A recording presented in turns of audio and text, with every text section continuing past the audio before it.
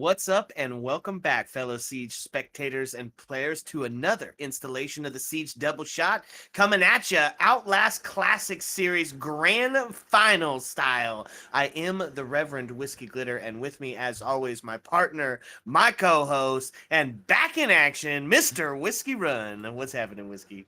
It was a long break and appreciate all the thoughts during the recovery. So much appreciated. And we are here with the Outlast Classic Series Season 4 Grand Final. You called it Outlast versus the Finance Gurus. And this is the number 3 team versus the number 2. And really, the only time that they had a chance to play was back in week 7. We saw Outlast beat the Finance Gurus 7-4 on Clubhouse, which is going to be a theme coming up a little bit later. But even though the Finance Gurus had a worse record overall, they beat their opponents by a higher margin on basically every map that they played, so they got that higher seed. They were the number 2. So I want to quick take a look at the playoff bracket so everyone can see what it took for them to get to this point. And you can see taking on the Sons of Ares, which was a team that made it all the way through in the Blast Open qualifiers to Phase 2 before losing out to the T2, eventually MKers, which made it very far in the LCQ as well. So a great team that they were able to take down and put themselves up in the semifinals, and then beat the army of Jibos there, which was a collection of a lot of the SSG ACAD players under a new name to get to this grand finals. On the other side, Finance Gurus, sort of a little bit of that Aerial Arise team, taking down SBL in what was a great quarterfinal match. And then what was a recap of the Season 2 Grand Finals was Aerial Arise v Wildcard in the semis, which took place earlier this week. Finance Gurus, though, coming out ahead, setting up this Grand Final. That's right. So that's how we got there. Let's see who made it, as we'll take a quick look at who is going to be on the teams. For Outlast, we'll be looking at Zonky, Austin, Floofs, Doug, and Rai, all names you're very familiar with. And on the side of Finance Gurus, Inrio, Candle, Moses, Skunky, and Mike W. Also, a bunch of names that you know and love, so you know it's going to be a great match. It's going to go back and forth, probably going to hit that decider map. Speaking of decider maps, let's take a look at where we're headed. Yeah, that's right. So, unfortunately, losing your favorite map right off the bat, we are not going to see Nighthaven. I think that's a map that Finance Gurus they had lost to SBL on. It didn't want to play that. Outlast not wanting to play Sky, so we were going to start off on Oregon, and we talked about Clubhouse being that important map. That's the one map that Outlast did win against this team in week 7, so it's going to make an appearance as the second map tonight. Order and Chalet done. But we're going to get to see the other new map, Consulate, make an appearance, and then finishing out with Bank and Cafe if required. This is a best of 5, so good chance that we're going to get to see probably at least 4 of these. Yeah. I imagine. If ever a game could go the distance, this is definitely it. Okay, so Oregon, first map. It will be the only map for the Whiskey Boys this evening, as we are sharing this cast. And so with special guests coming up a little bit later in the show, and we'll let you know a little bit more about that as we get a little closer. So buckle up, baby, because it's Oregon and it's coming at you, and it's coming at you right now. Let's get into those bands, baby. Oregon, it's a classic map. You've heard us say it a million times. If you've ever played a match of Siege, you have probably played it on Oregon. So going to be a lot of potential default stuff going on, as this is the first map. Start to kind of just feel each other out. What kind of pace you're going to be setting on the other side of the ball. Is it going to be early aggressions? Are we going to be seeing those one-off trick plays? But right out the gate, a little bit of a off pick is going to be the Blitz getting banned out. Yeah, Blitz going down there. He's going to be off. And also, one of the players crashed as well. They just couldn't handle the Blitz being the one banned off. So Dokkaebi going to be the other to fall. Dokkaebi banned out almost 50% of the time. The interesting one, Ying is there. So even though she was banned at almost 80% in the Outlast Classic Series, she's going to survive. And we are going to see Fenrir is the next, also extremely high. And if you had to bet, I'd probably go Soulless there because she's been banned 70% of the time. Yeah, I'd probably have to agree with you. That or the Valkyrie, which we've seen a couple of times. But it is going to be the Soulless. So good call on that. For the most part, fairly standard bans outside of the Blitz. So Jeff definitely not wanting to deal with that incredibly aggressive shield play, especially after the new shield switch, which has just made them incredibly viable operators, especially in the 1vx situation. So maybe might be relying on some of that Monty play instead, and I could be here for that. I think it's very likely. We've seen finance gurus play the Monty previously. We've seen them do it very effectively. So luckily we didn't have to wait long. Didn't even have to take a break. There's Zonky getting that computer restarted, game restarted. Gonna send us in those last 10 seconds. Everybody getting their last options. Ying is gonna be on the board though there. Mike W bringing her out, or at least showing initially. Attackers need to locate Let's and go. defuse We bombs. hardly ever get to see the Ying play, so I'm here for it. Oh, there we go. Okay, so on the side of the defenses, we're going to head down into the Bunker Wars for this first match. It's going to be a bit of a standard setup here, as we are going to be bringing some area denial with the Goyo on the board. You really try to stop that quick entry into the basement area and potentially guarding, I think, the freezer most likely, or maybe that laundry area. A zombie to really set up that trench warfare, Whiskey. She's going to be really digging in, making sure that push down the back stair and, of course, into the bunker is non-existent. Couple it up with some of that intel. Actually, they doubled up on that area now because they got the smoke out as well. Does that mean one of them's going to run? Because I could be cool with that. Right now, both showing that they're playing downstairs there in the basement. So the interesting thing, not seeing the Mira on the board, she's not banned out, was available. And we usually see, at least at the high competitive level, a lot of time spent on Mira here for the basement. That first Goyo is going to go down early, so only a brief bit of denial. Going to clear out some of the utility here, but that's a zombie playing up in the tower. Hearing some of the attackers make that push in to clear out the cam, and she's going to try and find, is there an option? They're going to use a can opener there to open in security, finding their way first to start with. They don't have the Hibana available, so relying on can openers and the MAV to open up those hatches. Yeah, it looks like it mostly is a bunker down strat, right? Everybody kind of pretty close to side, except for the shallow roam of the zombie here.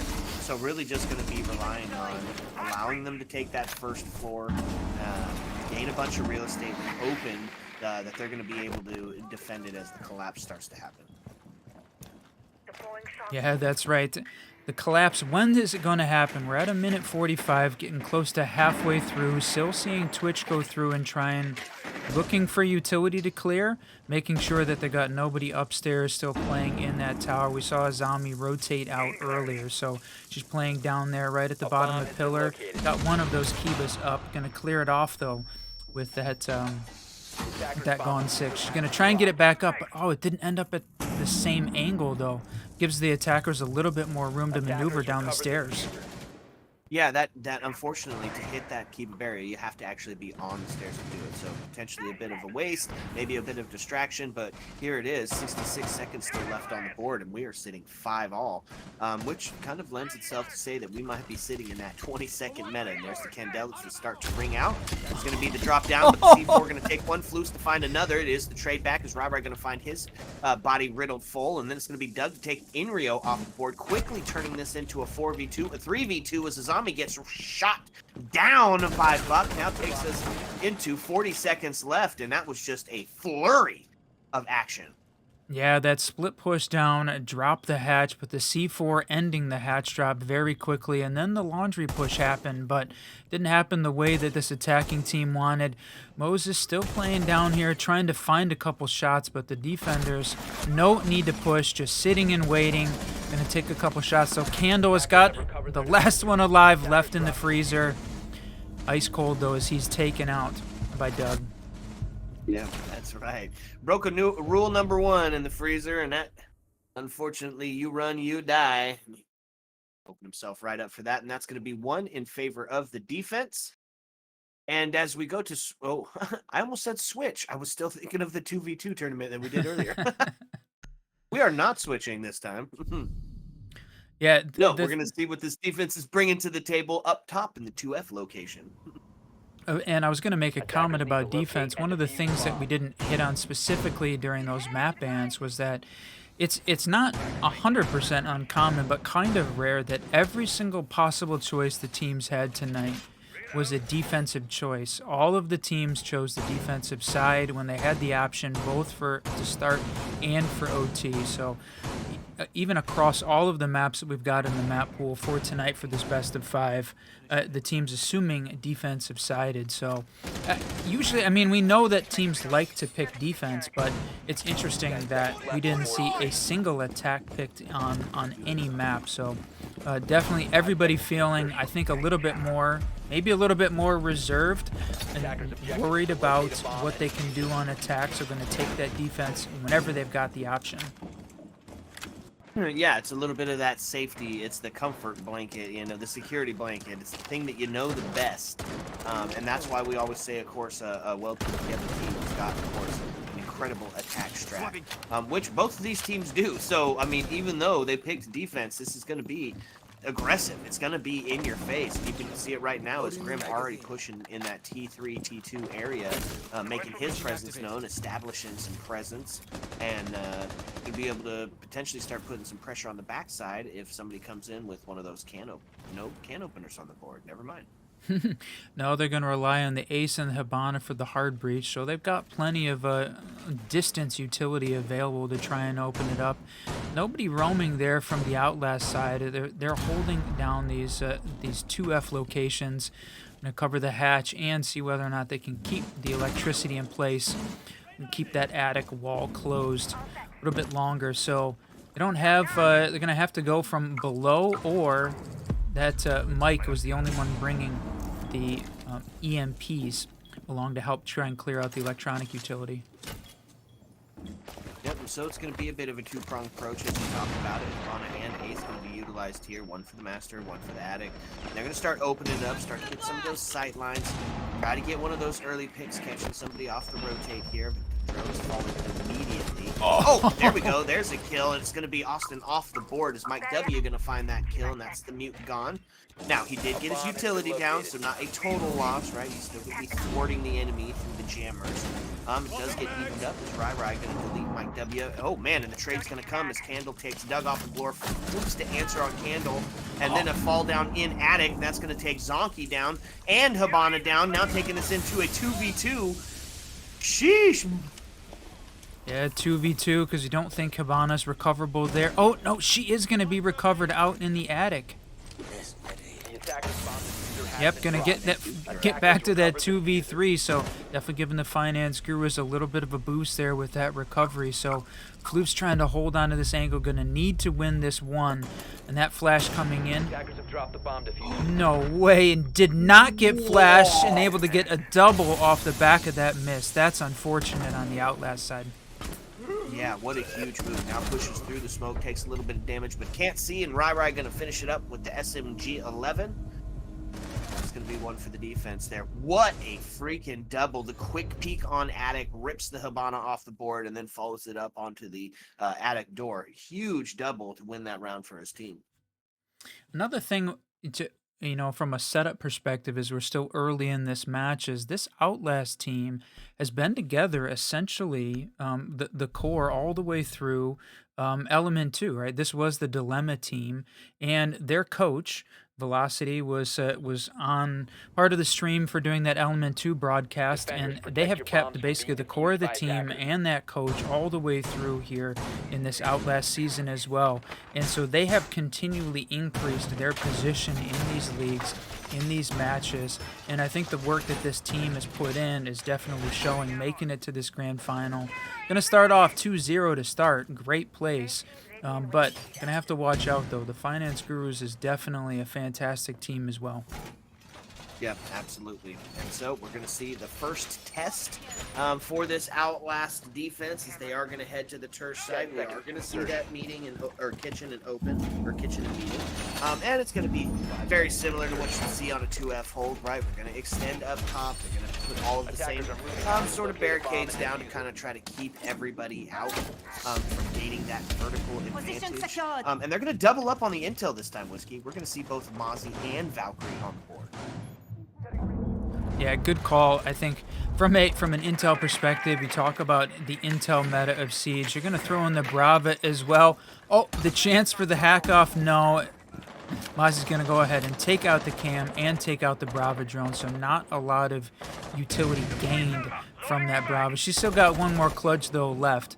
But when you throw her in, for sure on Chalet, we had seen a dramatic rise in the Brava play because of all the electronic utility and gaining some of those angles. So seeing Mozzie, seeing Valkyrie on the board, I think definitely helps drive her as a choice from an attacking perspective. Plus, she brings along the power 308, so excellent operator. Yeah, absolutely. Yep, agreed with you 100%. Now we do have, just gonna say, look Lou at sitting that down in the basement, but she is going to get taken off the board. Ace quickly to follow, but he did his job. He got the main breach open on the Master, so not a lot of love lost there. But we do have a minute and 46, so that was kind of look a at this bit of an early flank trade from there. Doug. Oh, the siege timing. There we go. Does able to find the Nomad, and Flo's able to take Candle off the board as well. Now puts us into a 3v2 as Austin gets taken down by Mr. Moses. Yeah, got that breach open, though, but I mean, losing the ace, and then Mike W. just having to fight in between two of those defenders, loses his life. He's able to take down one, but they managed to get this diffuser down.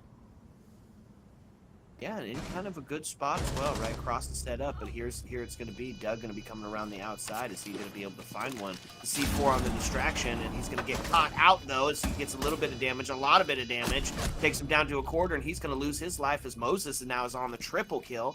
Still in that post plant, got to have 7 seconds on the board to get that defuse. So a little over half, and it's going to be Moses to clean it up on a quad piece. It may have been, and you called it, great positioning there on the diffuser in the corner of the room behind that hard wall. So the defense had to try and push back through their own pinch point there in the main hallway. So great play by the Finance Gurus, making it 2-1 as we head into round 4. You know, that's the more difficult. It's the tertiary site for a reason. Attacking team coming up with the win there and going to send us down to the basement as we start the round rotation. Attackers need to locate and defuse as That's many bombs right. as they First can. round rotate. The first half of the first map, and it's going to see us back down onto Bunker Wars. And we're going to see a very similar setup. You know, and if it ain't broke, don't fix it. I love that kind of sticking a little bit to what we had. They really relied on that area denial. The smoke was huge in stopping that late round push. I think this is going to be another good setup. What's going to be the adaptation on the side of Finance Guru is the question. We are going to see some of that intel still being brought out as the Grim is switched onto for the pick. Buck also going to be utilized here. A little bit of that, you know, soft breach potential, more clearing out that 2F location to get down to the first floor verticality potentially, but it looks like almost everybody getting back down inside. Yeah, I was going to say, we had not seen this defensive team play very aggressively. We saw a little bit of the shallow roam, a little bit of that tower play from Azami in one of the previous rounds, a little bit of first floor. But they're not taking the extra chances that sometimes we see teams take, like runouts out on the construction side. Well, we're going to Floofs take a little bit of a push there. Going to lose that fight, though. Yep. Unfortunate loss there. That is going to give the body bounce tipped over into the Finance Gurus. Just a little bit better here for this Bunker Wars start. So we can start opening up the sight lines up top, establishing their presence there on the first floor. Did bring along the can openers, but they also, of course, with the Maverick. I like the Maverick call because, of course, it's that silent entry. Doesn't matter if you bring the Cade to the table or not. It's going to get that hatch open and create a little bit A of, bomb has been located. you know, a little bit of a peek hole as he's getting it done as well. We've seen many kills as somebody gets caught slipping under a partially opened hatch. Yeah, and you know, he's been a vital part of the Nighthaven attack. We've seen a dramatic increase in Maverick play on Nighthaven, and I think likely as we head into Clubhouse too, a lot of usage on Clubhouse. So he's making his appearance here for the hatches. Flash is coming out here from the attacking team. They're trying to push in from this the laundry side, but Austin holding down that spot.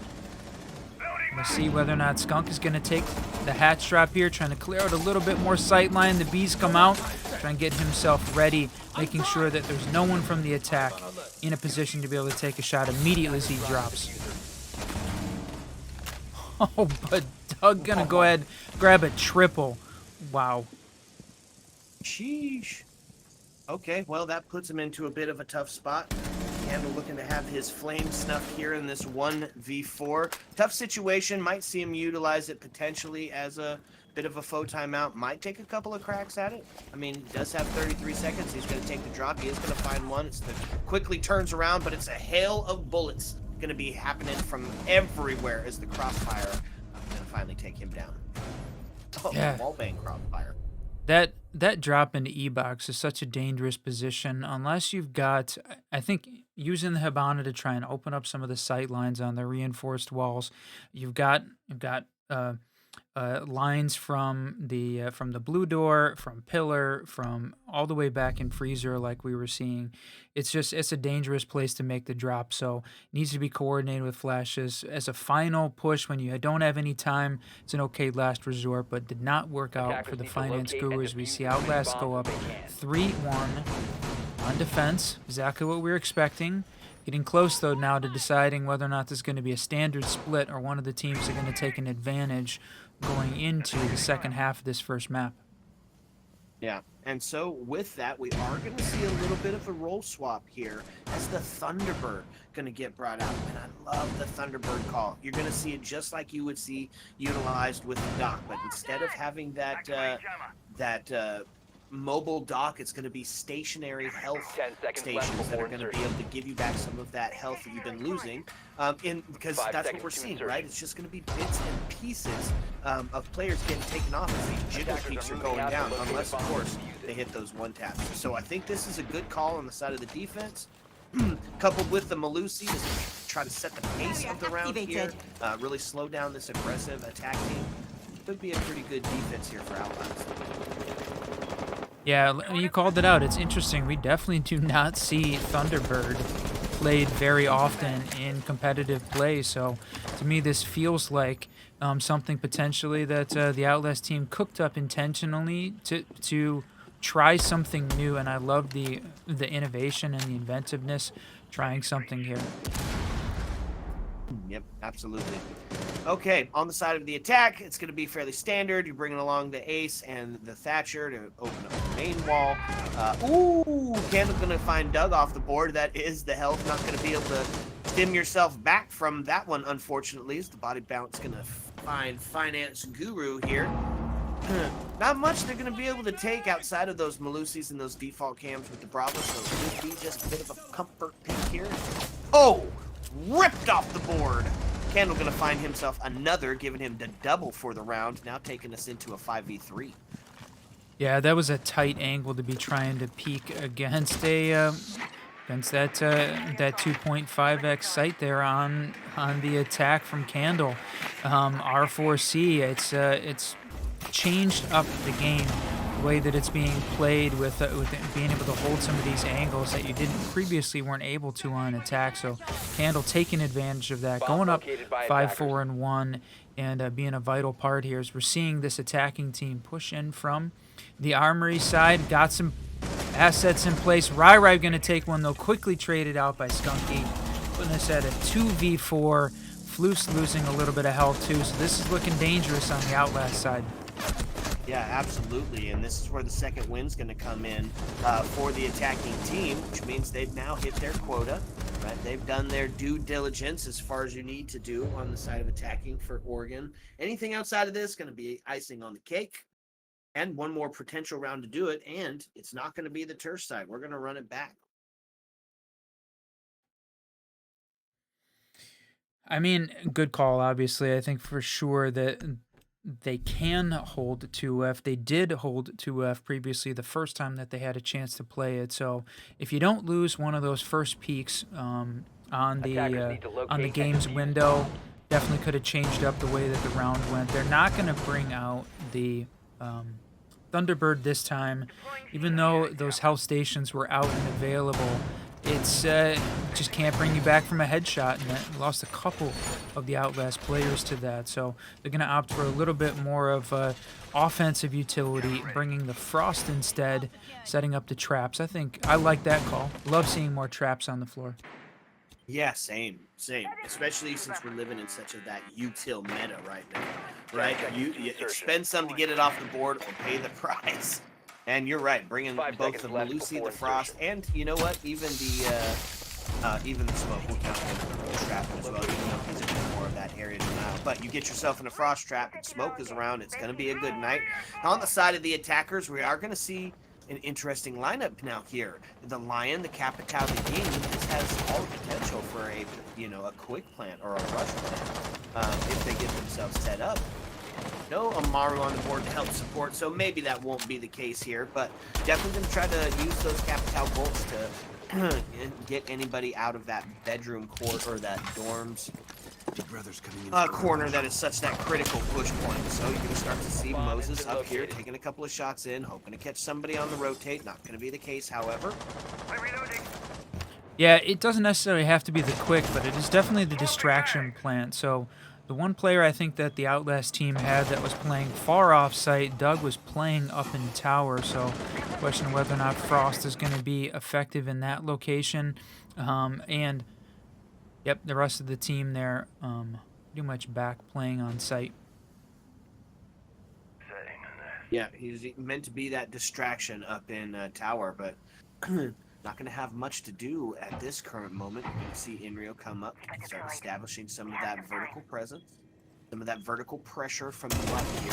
Open it up with the skeleton key, hit a couple of those default spots, dislodge some of these attackers from their positions of safety. Now, Rai playing on top of that reinforced hatch can be protected there as long as a Buck's not going to get a long angle on him, but it can go both ways, so holding, going to see who's going to be able to take that vertical play. I guess, like you said, plenty of times previously, Buck, a great operator there for both vertical and the up and down vertical play here. So hearing that skeleton key go off, trying to open up more of those sight lines. Rai, though, is going to win that battle. We saw him playing on top of the hatch, going to take down Buck, though. Yeah, that's the two of them ringing out, giving the body bounce tipped back in favor of Outlast, and there's going to be the Capital. Start to try to dislodge any players that are hidden behind that bunk bed area.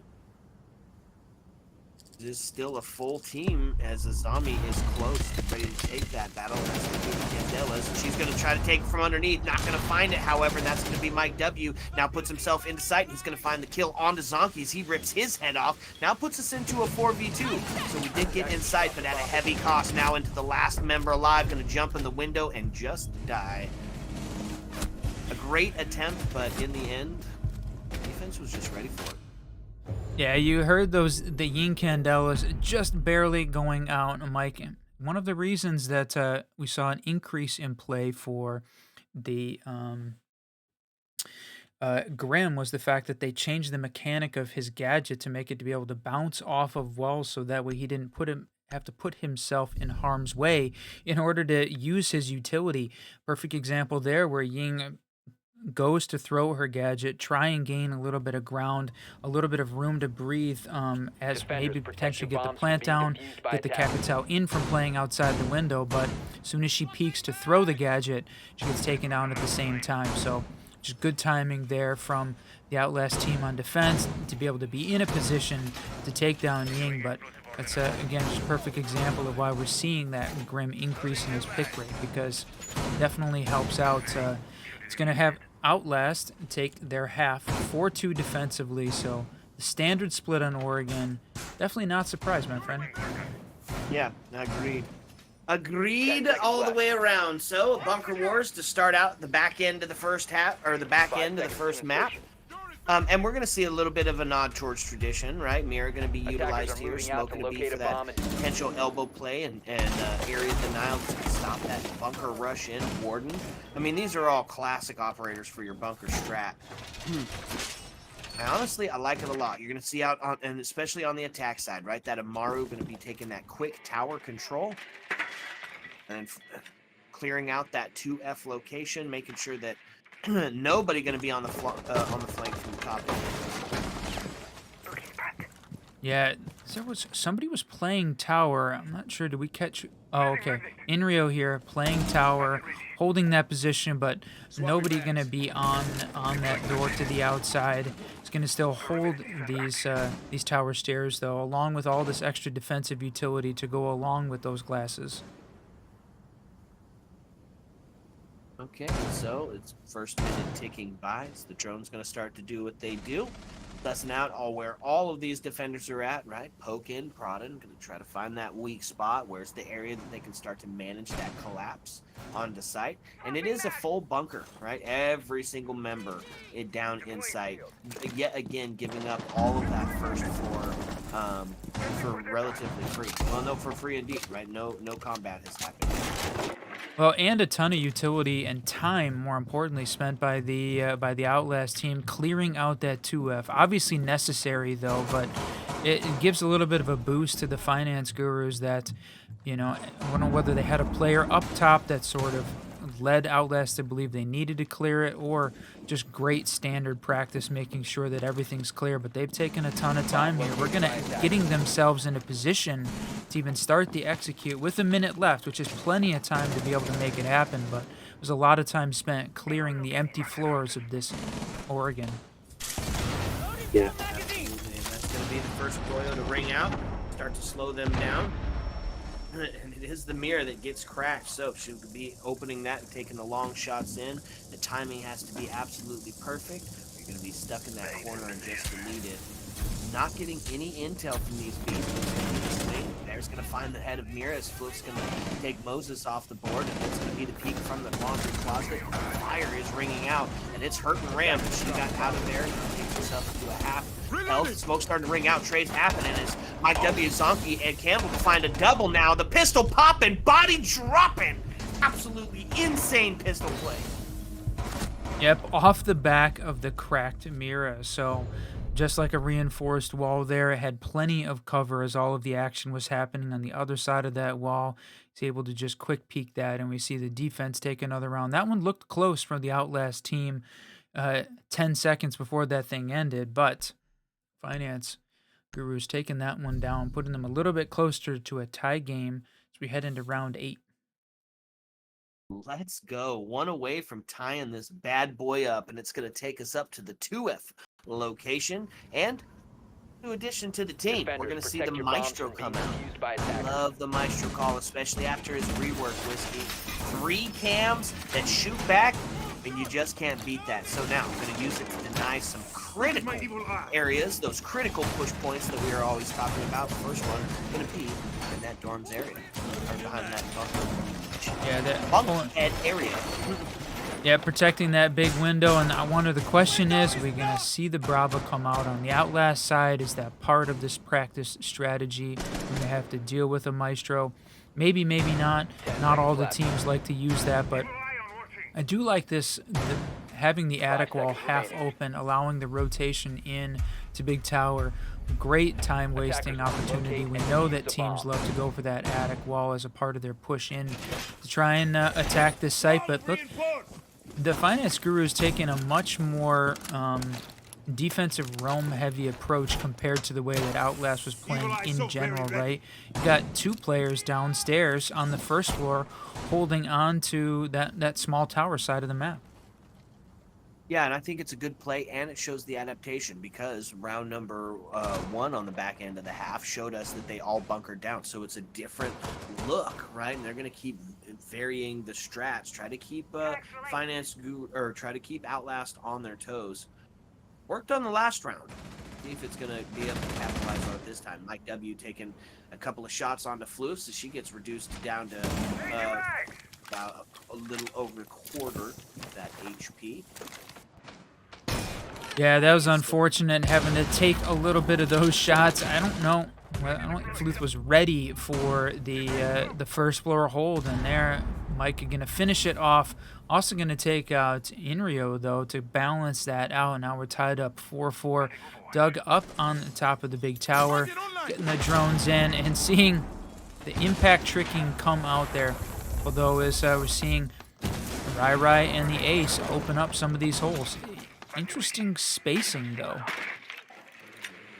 Did you catch that there was a Maestro cam on that wall? I don't know whether or not he... Oh, yeah, pinged it out.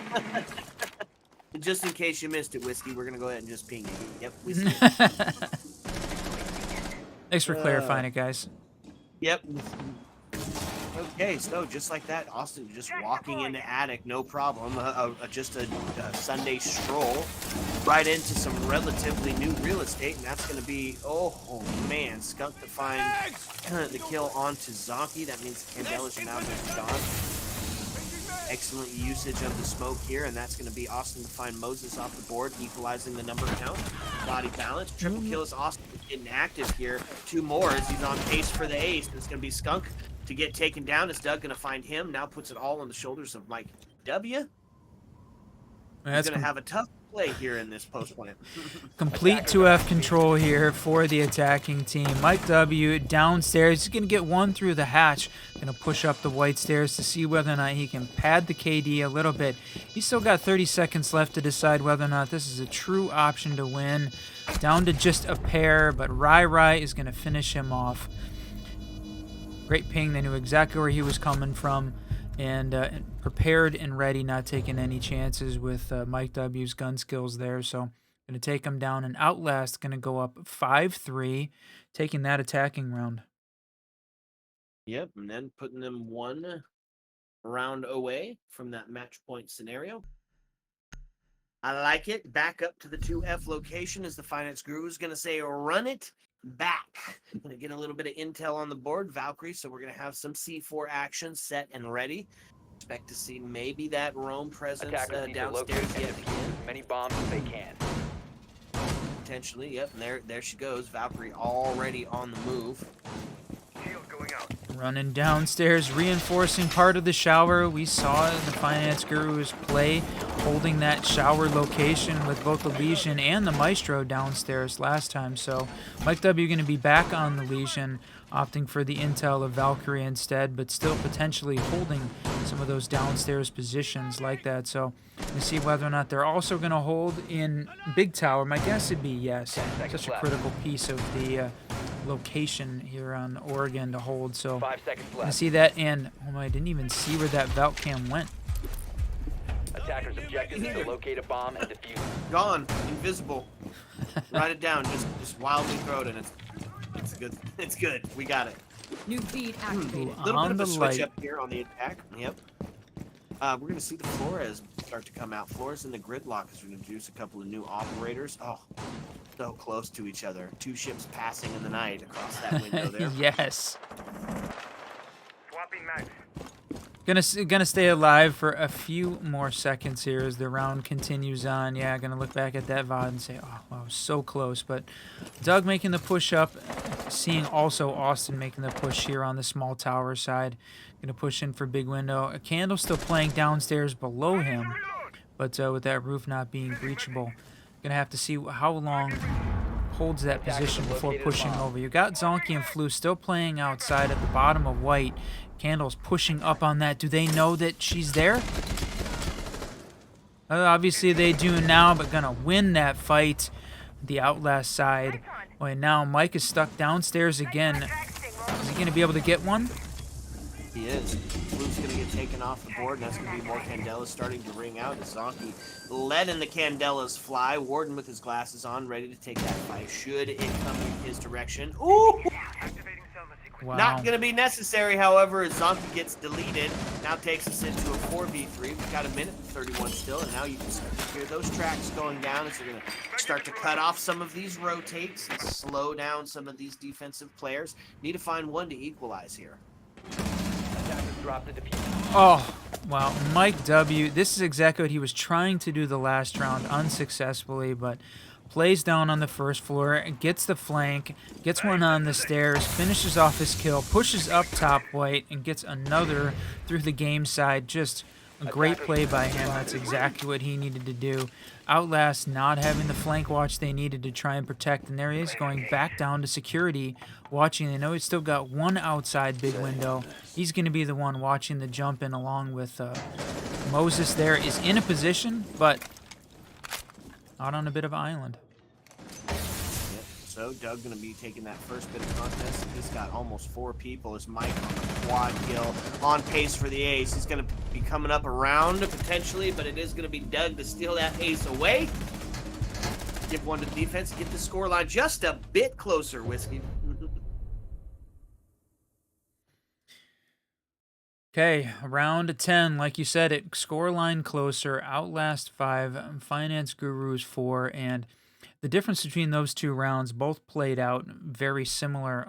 Operator choices, the intel, but the big change was Mike connecting on those engagements at the bottom of the white stairs window, playing in, and along with Candle as well, supporting that.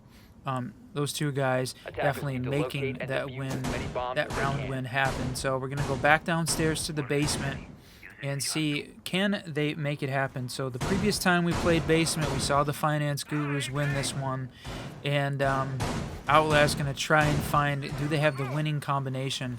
They've got a lineup that suggests like a first or second floor kind of play. Interesting to have the Amaru in that lineup. Well, yeah, well, it's still going to be utilized to get that tower control, I believe. Right, it's still going to be vital for getting in and taking care of that that extension upstairs, that investment. Get quickly into tower, take that space, and then allow the homies to push on below. I think it's still a pretty good call here. Yeah, true. And we talked about Outlast not playing the Mira during their defensive half very often there for the basement, but Finance Gurus opting for it almost every time they've played, I believe. Or, well, I guess every time since the second time we're seeing it from this squad. So, choosing to play that Mira, and worked for them. They won that first basement. All right, so we're going to start to let those drones get to work, right? Seeing a really effective use of the drone economy here, which you do start to see at the higher level of gameplay, especially with the caliber players we have here in the OCS. So lots of drone work going on, really trying to suss out who is up top, and they've got everybody. Is that everybody? Everybody's bunkered back down. So they already have done their job. They faked like they were going to be up top, did a little bit of action, really made the attack team slow down and suss them out. Now, first minute gone, and they're still trying to get into that first floor. Yep, and one of the attackers all the way still back in spawn. That was a minute's worth of droning to make sure they had it on lockdown. So they had, like you said, it's all bunkered back down now. Imagine they're going to start working on getting these hatches open. They've got the can openers from Rai and Austin. Don't have a Cade on the board. Try and deny that. So just a matter of getting all the utility in place. Yep, and speaking of utility, there's quite a bit of it on the field for the attackers. We're going to see that Capitao back again. I love the Capitao for a basement push, right? Great at dislodging those players, specifically that mirror. Deploying that would just be so worrisome, sitting behind that mirror. And effectively doing that right now on the freezing, ready to take that engagement. Yep, holding that double mirror, right? One from the small closet into the window that's on freezer. The flash is coming out. Seeing Austin and Doug push in from the laundry side, clear out some of that utility, but see Doug rotate back up those stairs.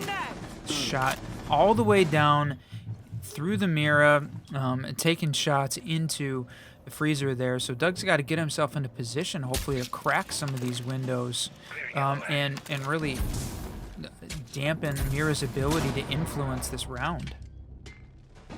Special little glasses on, and it's going to be the push-up, so hoping to lose that life. Oh, my lord, but the trade comes.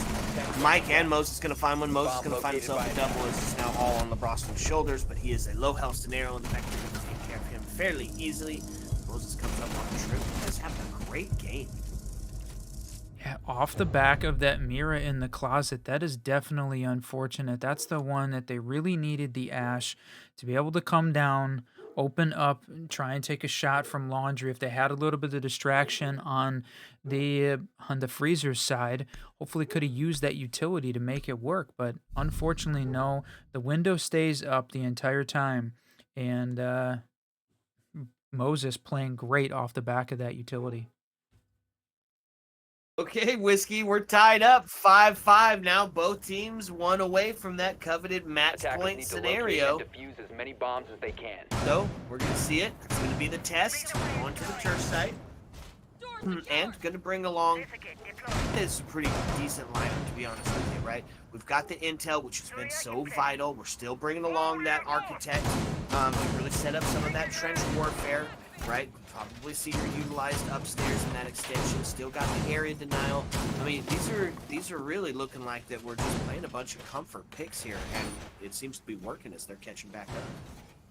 Defensive-sided map, right? We had a 4-2 standard split in the first half, so for us to see this come back around, here we've got the tertiary site, so it's the first time we're getting to see how Finance Gurus are setting up and whether or not they're going to be hold it the same way that they were able to on the basement and 2F location. So right now they've been able to win basement both times they played. They split on 2F. So we'll see whether or not this first floor site is going to be the one that Outlast needs to put themselves on match point and really hold on to the possibility for OT. But I know we talked about it during the setup. Both of these teams are great teams to make it to this OCS Grand Final.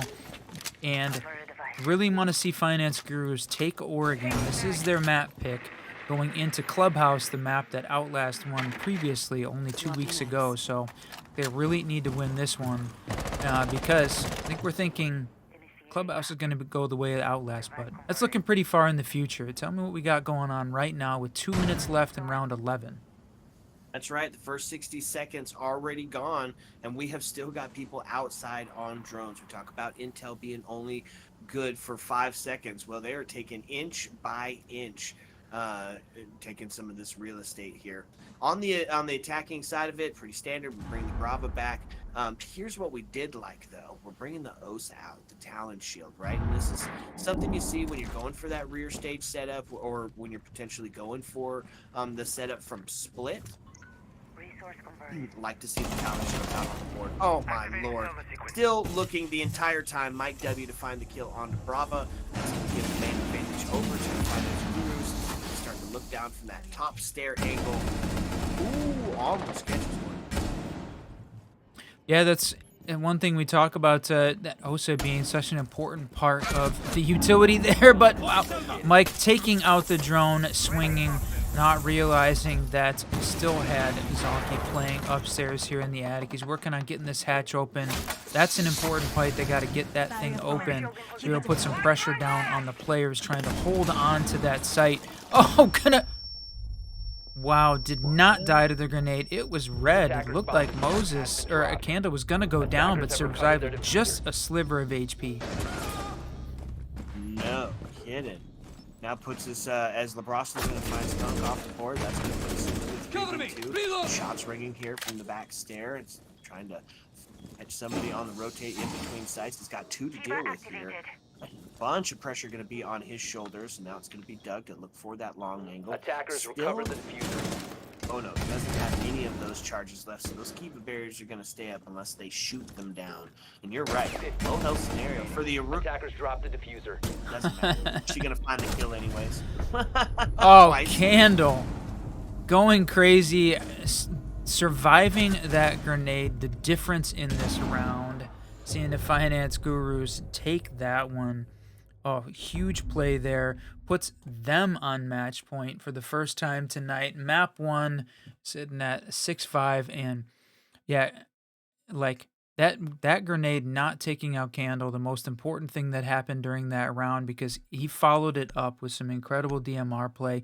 Even though we knew that getting that hatch open was important for the attackers to put pressure down, Candle was ready for it, holding that tight angle with that DMR and able to delete a couple of the Outlast players to Defenders, hold protect your on, bombs from being push defused by themselves into attackers. the lead for the first time. So now Outlast a bit on the back foot, on attack on Oregon.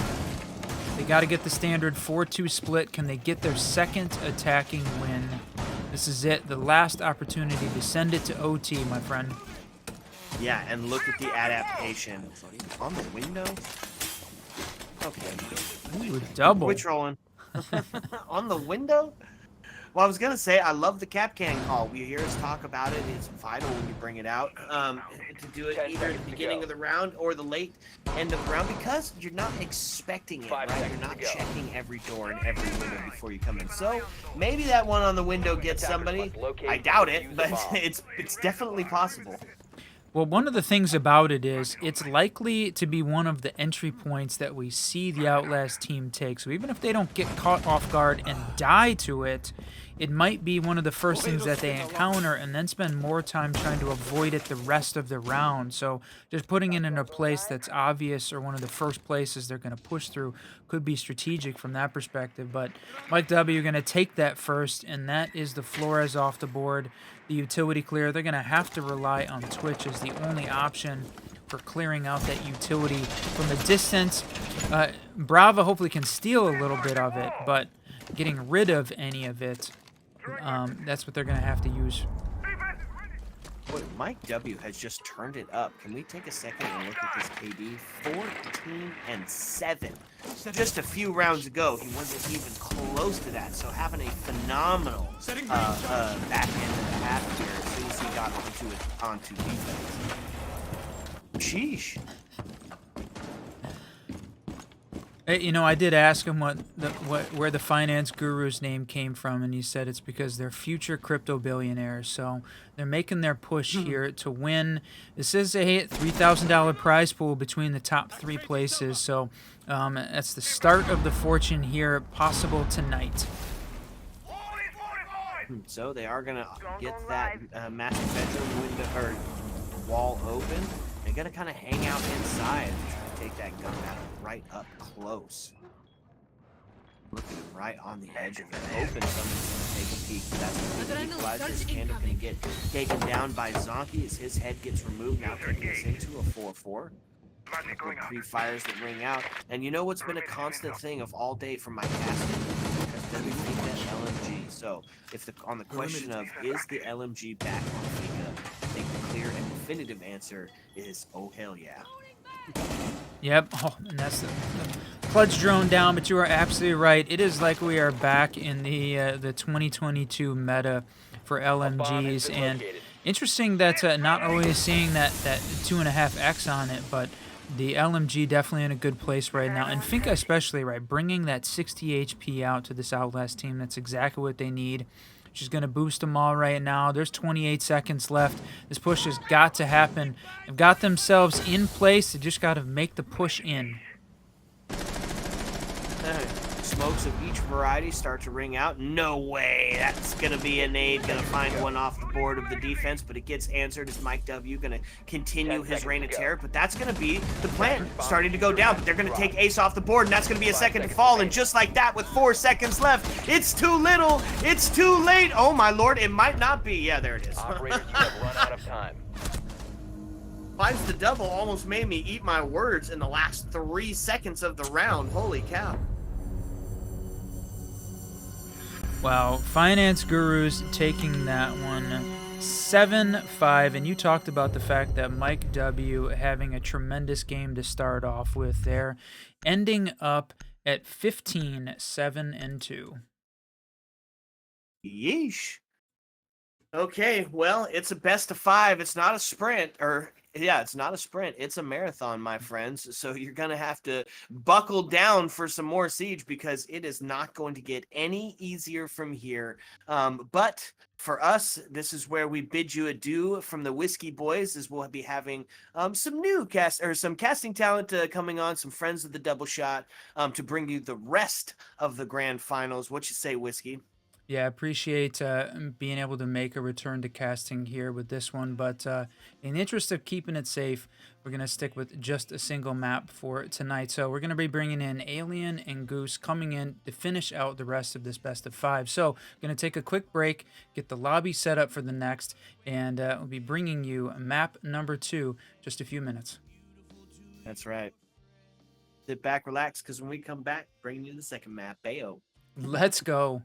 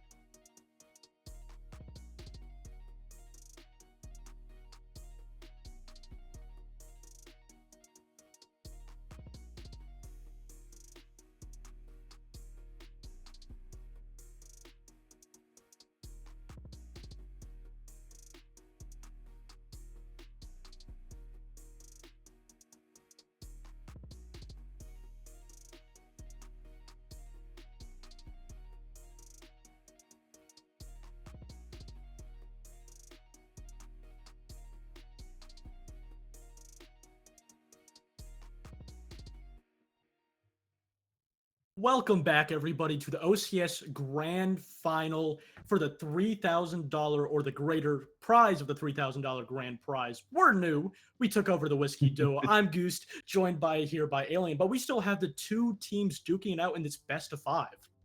Yeah, I definitely agree. And, wonderful first map that we got to witness. They were going back and forth, regardless if it was a 4-2 split in the first half, leading by OUTLAST. Financial Gurus really stepped it in the defensive half, closed it out in round number 12. And I've got to say, just the way that both of these teams were playing, they were reading each other for the first couple of rounds. I honestly thought that OUTLAST was going to start picking up the pace once they had, I think, what was like a 2 or 3 round lead. But Financial Gurus really kept themselves. They really ensured that their mental was there. And regardless, at the end of the day, they won it out. It's a best of 5, like you mentioned before. And Clubhouse, it seems, is where we're going to be going to next. The German bar and motorcycle gang is going to be all there for Financial Gurus. They're going to be looking at a 2-0 lead. OUTLAST, they really want to tie the series up. 100% being tying up. And last time that we saw this map for not only OUTLAST but Financial Gurus, both teams played each other in OUTLAST 1-7-4. And previously, before that matchup, OUTLAST had some difficulties on not only winning the map, but also overall attacking Clubhouse. So not only getting that win, but us being taken back here is a really good sign. And then you have OUTLAST ban Blackbeard, which is kind of questionable. I don't really know what that, maybe it's like a pocket strat they're trying to counter, because you don't ban Blackbeard for, a blanketed strat, but nonetheless, Solus also coming out. She was also banned. Both Dokkaebi and Solus banned on the last map, so those two bans coming out, not a surprise whatsoever. Yeah, I definitely agree. I definitely do agree with the fact that that Blackbeard ban is a target ban towards one of the Financial Gurus attacking setups. Defender, the last operator to be banned out for this map. And I've got to say, outside of that Blackbeard being the anomaly, it's very standard bans for the current meta. Like what Glitter and Run were saying in the last map, is a very LMG style meta back in 2022 when the LMGs were pretty much all you wanted to run. But regardless, the Montaigne, we were having a few moments about the Montaigne being a nuisance towards Financial Guru. He's available, and OUTLAST, I think they've done their due diligence, they've done their homework. They're bringing it out right off the gate. 100%, and also paired with a blitz. And it's not just a Monty that Financial Gurus have had a problem with. Notoriously, when they faced SPL, even though they won out of the 6 rounds that Monty was brought by SPL, Financial Gurus lost all 6. So it's a problem that they're going to need to fix. And especially Monty is going to be traded out for a Finko for that LMG. Players are starting to realize that that LMG is really coming back. You can just be a blanket of bullets with Cali coming out. It just really goes to show that, OUTLAST, sure, the past couple of months they have been, that more structured team, but they have become a little bit more fluid versus Financial Gurus. They're mostly a fluid team. All players can really play all roles, especially Mike W. When he heats up, he can play pretty much any role, any operator that he wants. And for OUTLAST, they're going to be sticking that blitz. I don't think we're going to see a, really 30-second, 45-second rush here. I think it's just going to be used to take space, so they don't really have to use either drone utility or maybe push in a player and maybe risk that one. Yeah, I definitely do agree with you. I think the blitz is going to be utilized to really get those first entry engagement. Now, of course, you can still shoot the legs off of them. If you're a Jackal, you love that idea. But regardless, it's going to be interesting to see how OUTLAST plans on utilizing the blitz. Of course, within the first 30 seconds, all 5 players of Financial Guru already back into site Zonky, taking control over right above the blue hatch. And I've got to say, a lot of pacing is being done by OUTLAST, ensuring that they've got the droners, they've got the flank watching. But of course, Financial Guru, regardless of they give up the entire map control, they're going to be looking to taking space and taking away any sort of opportunity. Now, the first encounter is going to be coming out of the Womai. LeBron C on the blitz, taking up a little bit of damage, but does recognize that the danger is not worth sacrificing just yet. Hit the Gumine, but Flus also be looking in through the bar entry point. He's going to try and see if he can cancel out Cand, who I believe is still playing over by the main staircase. Yeah, so far, overall, great one clear on the top 2 floors from OUTLAST. Austin using that blitz, kind of in a solo play, not too much utility or drones behind him. So it's kind of, a risk versus reward. If you die, then you lose your life. But if you somehow get a kill, you don't have to waste any utility for it. And so far, all the players from Financial Gurus have just Attackers really have fallen located a all the way bomb. back to site. And that's what really is good about this site. If you can contain and retain all 5 players and force the attackers to actually hit site in a 5v5 man count, it favors the defense immensely more. So Financial Gurus early on in the series and in this round, not giving a pick away, and it's actually in Rio to get the very first pick, inching his way up blue stairs. Yeah, the Blitz is going to try and counter him my very way, and the blinding might have occurred, but regardless, the support is definitely there. Bronstein down to just a tick of health. He's going to need some assistance. He's going to try and take out blue. 45 seconds left. Outlast really starting to hit a thorn with Doug now down for the count. Oh my, this is going to try and cancel out that flashbang. Does not blind in Europe, but does fall back. And look at this, Outlast forcing themselves away from the blue staircase, recognizing that that's not the entryway. And Little Moses on drone, just sitting in a corner, but 2 instantaneous kill by Outlast, gets the refrag. Zonky making the man count now in favor of Outlast with 20 seconds left. The angle from Mike, he's gonna be a big player like you mentioned. He's gonna try and see if he can deny the plant, but right. There goes the plant. Does he have C4? No, he's not available. Gets 1 kill. Can he get the swing? Can he cancel out the defuse? No, he cannot. The swing comes out from Armory. Zonky on a U-mine and a Dream takes out the player. It's all down to Nero, a phenomenal player who's already got 1 for his name. But can he win out this 2v1? Plant is also already planted out. 23 seconds left is all he's got left to take out these 2 players, but he's not given any sort of space. Takes out 1 swing, does not hit the shot. Right cleans it up after Zonky goes down, and Outlast takes the first round. That was a great read from Outlast, realizing that 2 players from Financial Gurus were pushing up that blue stairs from Oil Pit, and they just threw a bunch of utility, and they understood that how Financial Gurus were playing, which is very aggressive, retaking as much space as they can when given. They realized if they give that space, they will take it and enable Outlast to actually do a take all the way over. So basically what they did is they just draw those 2 players away from site so they could actually hit site in essentially what was a 5v3, which was favored. They did get the site open. They even got one of those blue players with it, and then they got the bomb down and put themselves in a 2v1 post plant. And it was so fast and so instantaneous that Financial Gurus, as you saw in Mike W, they had no idea where they were planting, and it really goes to show that Outlast, they're not going to always rely on the gun skill, but they have a great understanding of what they want to bring to this game, and they also have a great understanding on how they want to counter their opponents. Yeah, I definitely agree. And I think once LeBronson made that call that going down into Oil Pit from the blue staircase was not an option, Outlast instantly read that play and opted to go for the Moto hatch drop. Now, of course, Moses on drone sitting in the corner injury between Moto and Morton 5 Church seconds left before really insertion. could have been a hindrance, and he could have gone either way. But the fact that that Attackers objective is to refrag locate a came in bomb and almost defuse it. instantaneously, and then Zonky, and I believe it was Rai as well, picking up 2 other kills and balancing out into the favor of Outlast.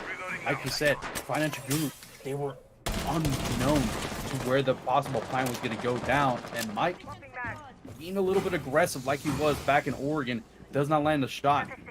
Outlast fading away scot-free. Yeah, you know, Mike W is really that aggressive player that's always on the forefront of the battleground. He's always going to be your entry player. It doesn't matter if it's defense. It doesn't matter if you're attacking. Mike W will be that player that will always be the first to swing, that always goes for the first entry pick. And when he actually does start to falter and die off and lose those entry picks, you can see Financial Gurus losing it. But when he does heat up and he is the main entry player, which he usually is, and he does get rewarded in quite a bit of kills, usually a lot of the time when they do get the very first entry pick, it results in a round win. But as we saw last time, again, you know, they were forced, or rather Financial Gurus actually tried to force Outlast into a 5v5, but eventually they were just completely outread. Financial Gurus understanding that their overall strat, their idea of what they wanted to do in this was not go as long as how they played it, so they're going to bring us back down. And Outlast not changing a whole lot, still going to go for that vertical, but actually sending Austin Bomb located by down attackers. bottom central stairs, just trying to get any intel, just trying to be a pest, trying to draw a lot of attention. That does really seem like what Outlast wants to do, is draw attention from the actual push. And yet again, in row, the very first pick, Zonky getting yet another.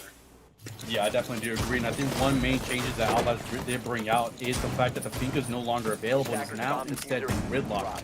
Now, when it comes to the comparison between Gridlock and Nomad, I would much rather have the Nomad. But the Gridlock and the Stings, they can be a nuisance, and it gives out audio cue that you're trying to push him through an entry point that Outlast has already closed off. Moses taking up a lot of damage, and Kendall, the second body to go down in favor of Outlast, and a 5v2 now as Flute gets Mike off the board. Skunk tries to get the refrag onto Doug, but the Blitz is there, and LeBronstein cleaning it up.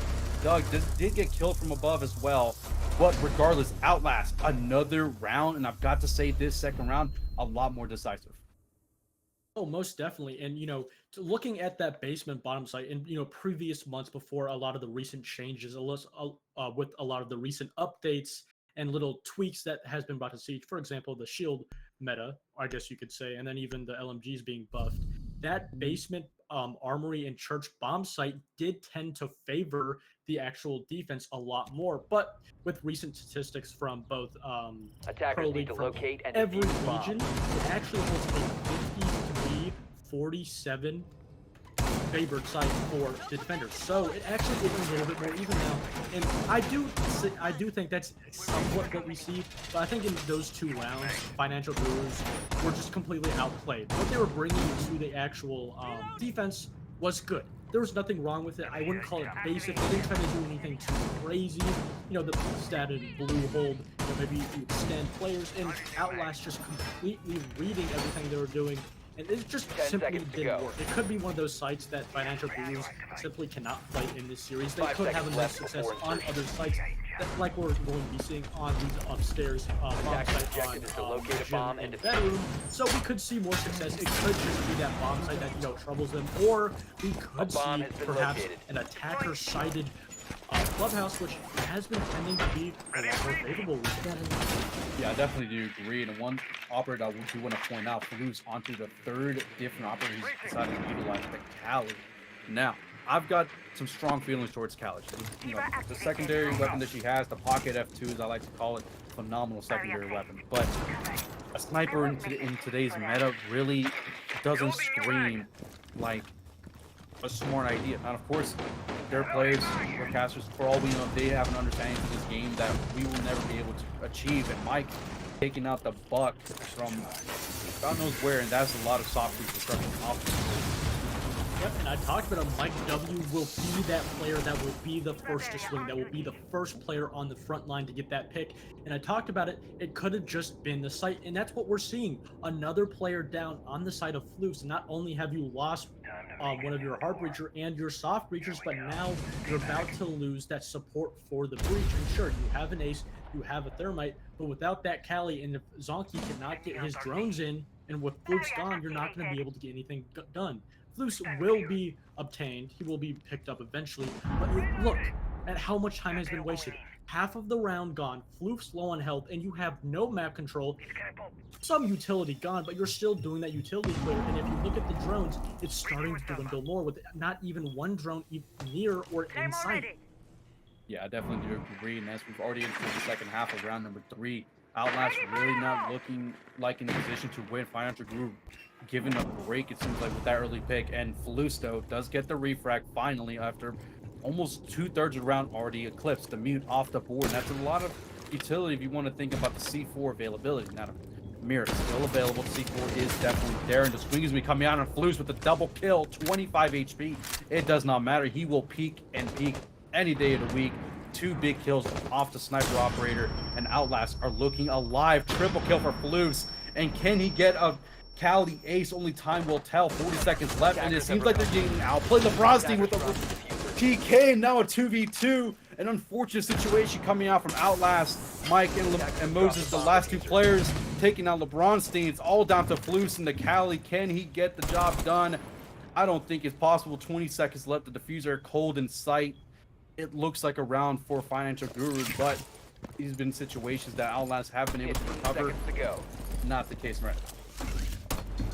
It's just a really difficult place to play. He doesn't even know where they are, and Moses is going to eventually finish him off. And Grant Financial Gurus, their very first round went on the defense, going into this map.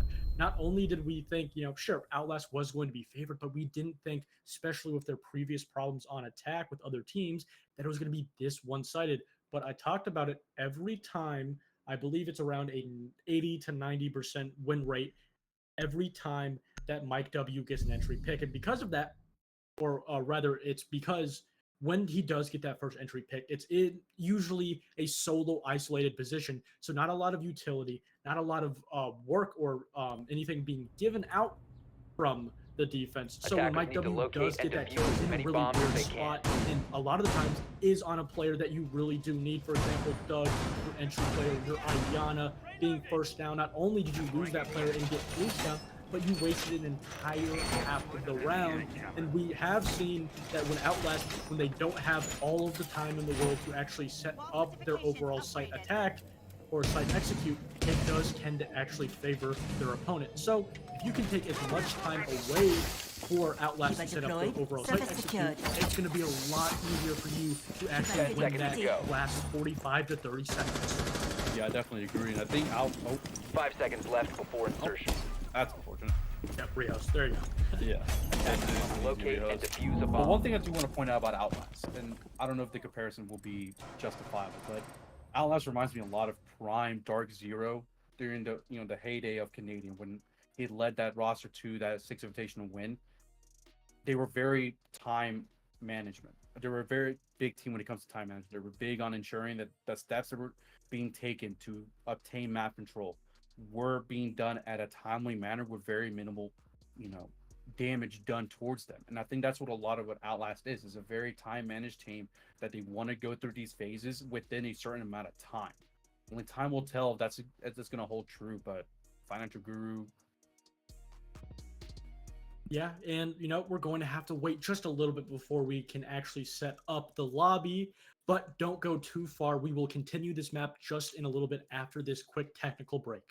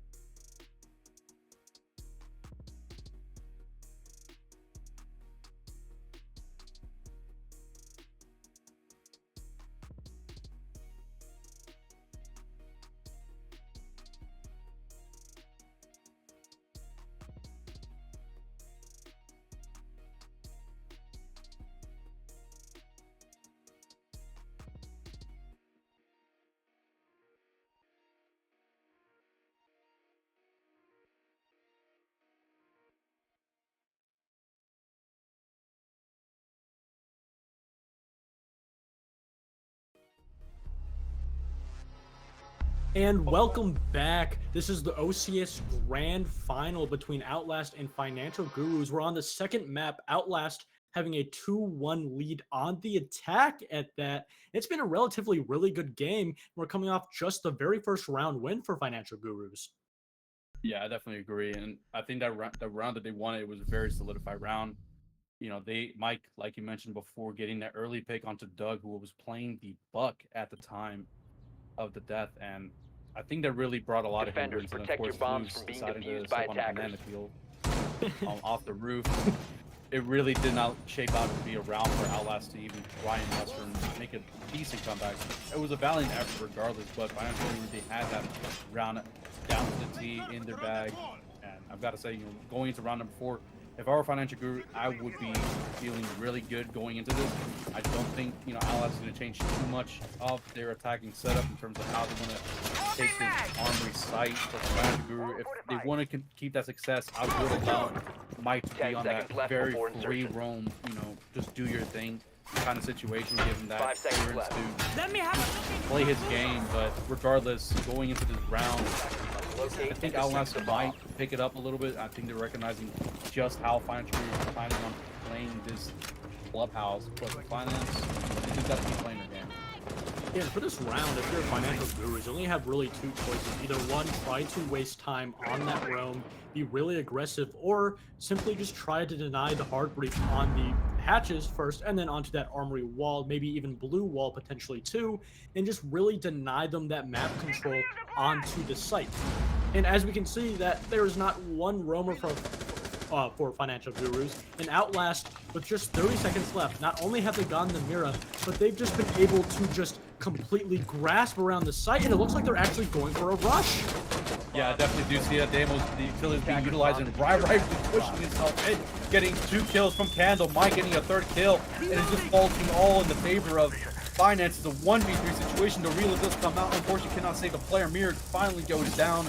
Right, all by himself. Turbolone now seemingly all by himself in church. Candle got clear sight of the defuse all the way top of Logi. The easy kill comes out. There it is. And Finance Guru, another round in the books for them.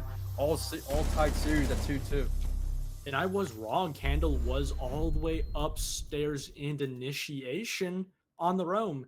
And I don't even think Outlast even knew he was there. And honestly, a great read. I don't think they directly knew that Outlast was going to go for that rush. But once they actually started to feel the pressure, they realized, okay, they're going for a rush. And even before that, they knew if they stuck one roamer all the way upstairs simply to try to deny Hatch or maybe get a vertical kill above, which he eventually did, that Outlast was not going to expect it, because the 2 rounds previously that they played on this site, they just fell back within, Attackers need to the first locate and 30 defuse seconds to a bombs. minute. In Outlast, as you saw, they just completely took over bar, took over main stairs, and they got that, okay, well, there's no roamers, there's no pressure. It's exactly what we've seen before. So what Financial Gurus did, not only did they put Outlast into, a false sense of security, but they also had so much utility on the site, and because it wasn't clear, it was really easy for them to deny that rush from Outlast.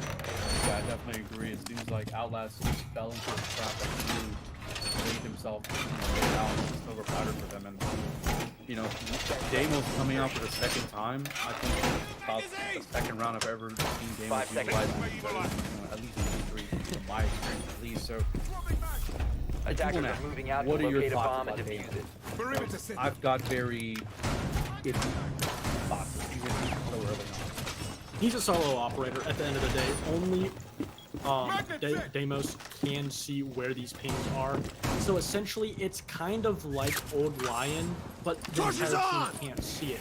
But it's like a drone. If you can use this intel, if you can maybe potentially ping a player, but it doesn't matter because Enrico runs out for a huge double, and Floofs will follow soon. Oh no, Outlast just getting caught into a blender. Finance Guru, a phenomenal way to start round number 5, a 2v5 within the first minute. I've got to say that Claymore not, activating at the right time to deny that run out by the Aruni really did give Finance Guru everything they need to win this Attackers round have dropped the out. bomb diffuser. Hero a triple kill into the round. Right, dead and gone. It's all down to Doug. And honestly, at this point, it really does not matter what Doug does. He can become Superman. He he can take over the world, but it seems like he's just left all alone by himself, and the ego is definitely there. Finance Guru seems to be getting one round up above, but another kill does come out from Doug. Can he get an ace clutch? No, he cannot. Mike cleaning it up, and what a round for Finance Guru.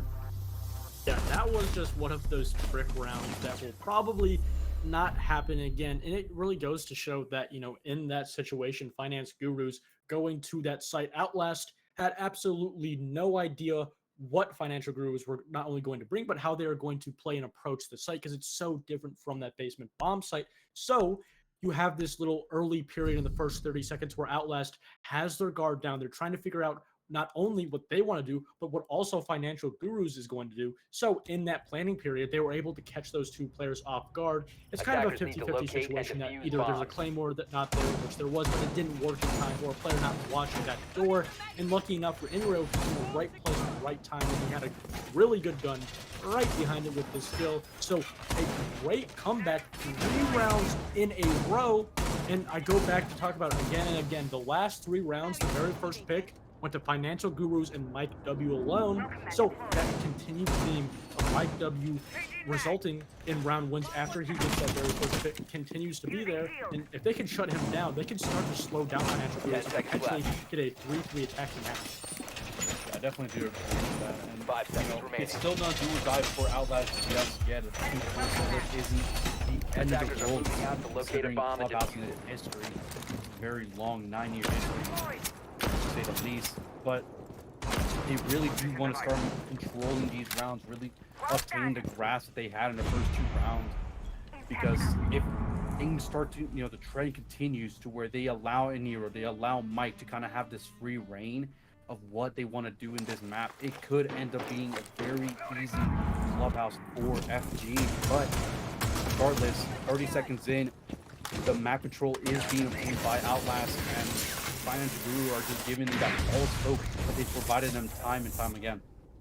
You know, we talked about this fluidity that Financial Guru brings to their overall, style of play in Siege, and we can see Inreal all the way over. He did put his mirror charges down, so he's not over there with a mirror, keep in mind, but he is over there with a C4, potentially to maybe draw attention, but Outlast not paying any attention, not even sending one drone, so he's going to realize it's a kind of waste of space, but yet again, Floof on these windows trying to strike again, but not going to get anything so far. And last time we saw Outlast attack the site, they did lose, and they're going to have to attack the site with a plethora of utility, a plethora of, those shields, 2 shields on Candle's side even. So a really good hold here, and you still have Inro below, who has not been drawn out with that C4. So any time that Outlast makes a strike on that highway position, Financial Gurus will be ready to strike right back. Yeah, I definitely do agree with less than 90 seconds to go. There goes the C4 from Iniro, down from below, clean out Loose, and that's another big hit coming out from Finance Guru.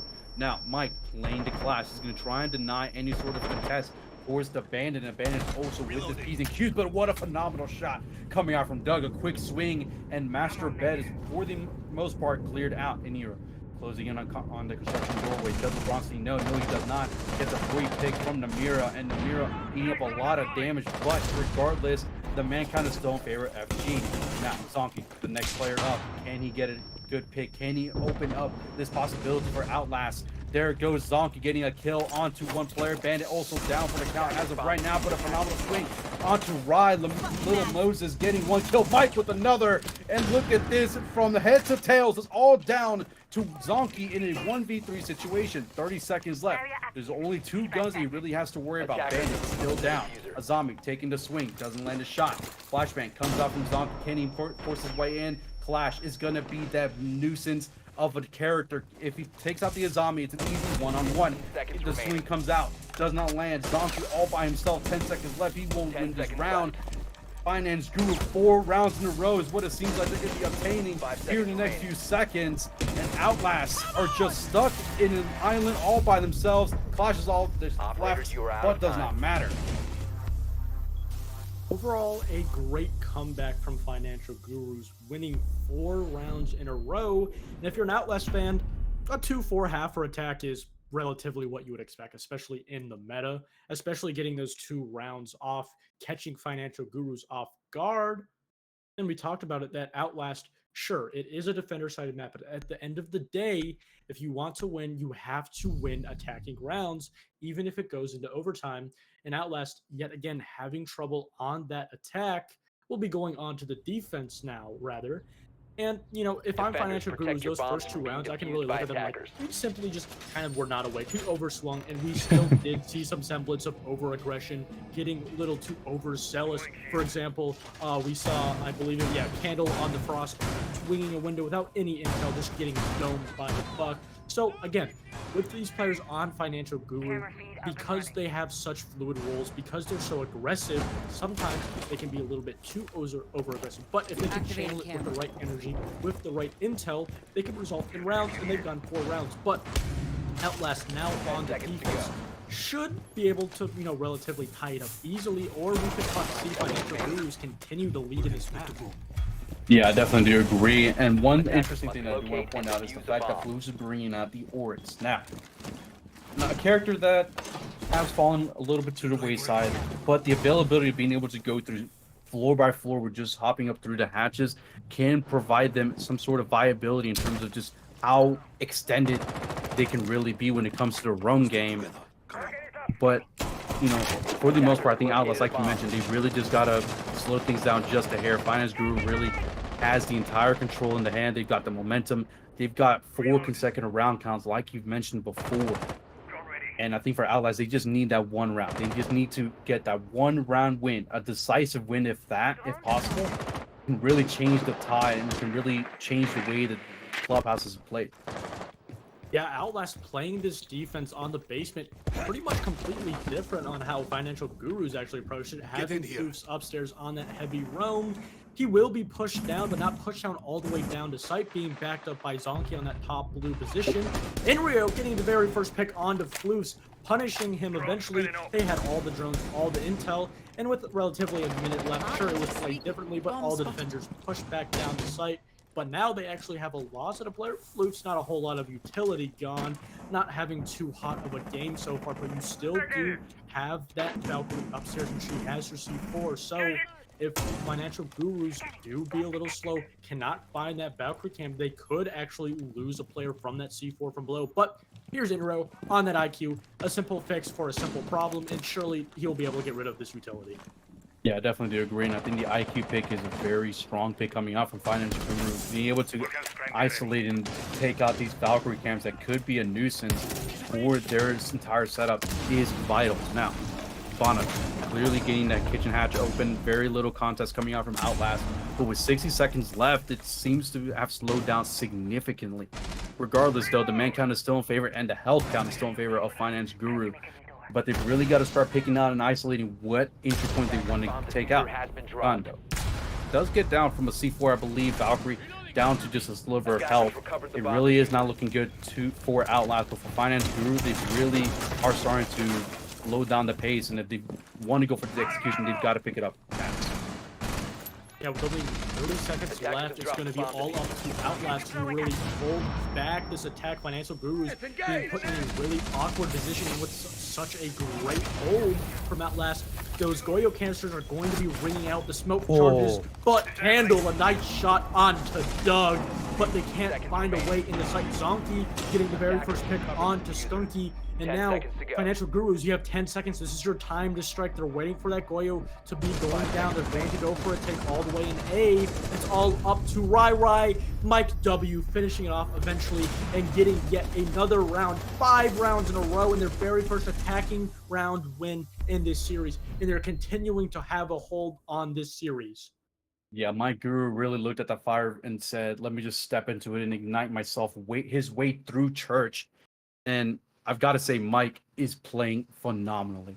He is really ensuring that Finance Guru are in a position to win. And in a moment, in a round where it seemed like Finance Guru could not make their way in, they had no reason to be able to entry in and even go for an execution. They had to go for the frags. Mike once again stepped up to the plate, swung his way through, got one player over behind Generator, and the last player behind Black Box, all by himself, hoping and praying that he can survive by a miracle, unfortunately, it does not pan out that way. And for Outlast, a 3-round deficit, 4 rounds or 5 rounds in a row, in fact, that they have lost. And I've got to say, Outlast, I think they're starting to lose their grasp in this grand final.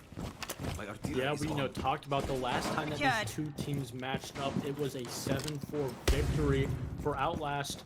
And sure, a victory is still possible, but you're going to have to either get a 7-5 5 rounds in a row, or you're gonna have to push it into overtime. Financial Gurus, they still have to win 2 rounds, but they're on Attackers' objective is to locate a bomb. It's going to be a and lot defuse harder, it. but they do win the very first round. And we talked about how that basement bomb site has been trending more towards the attack.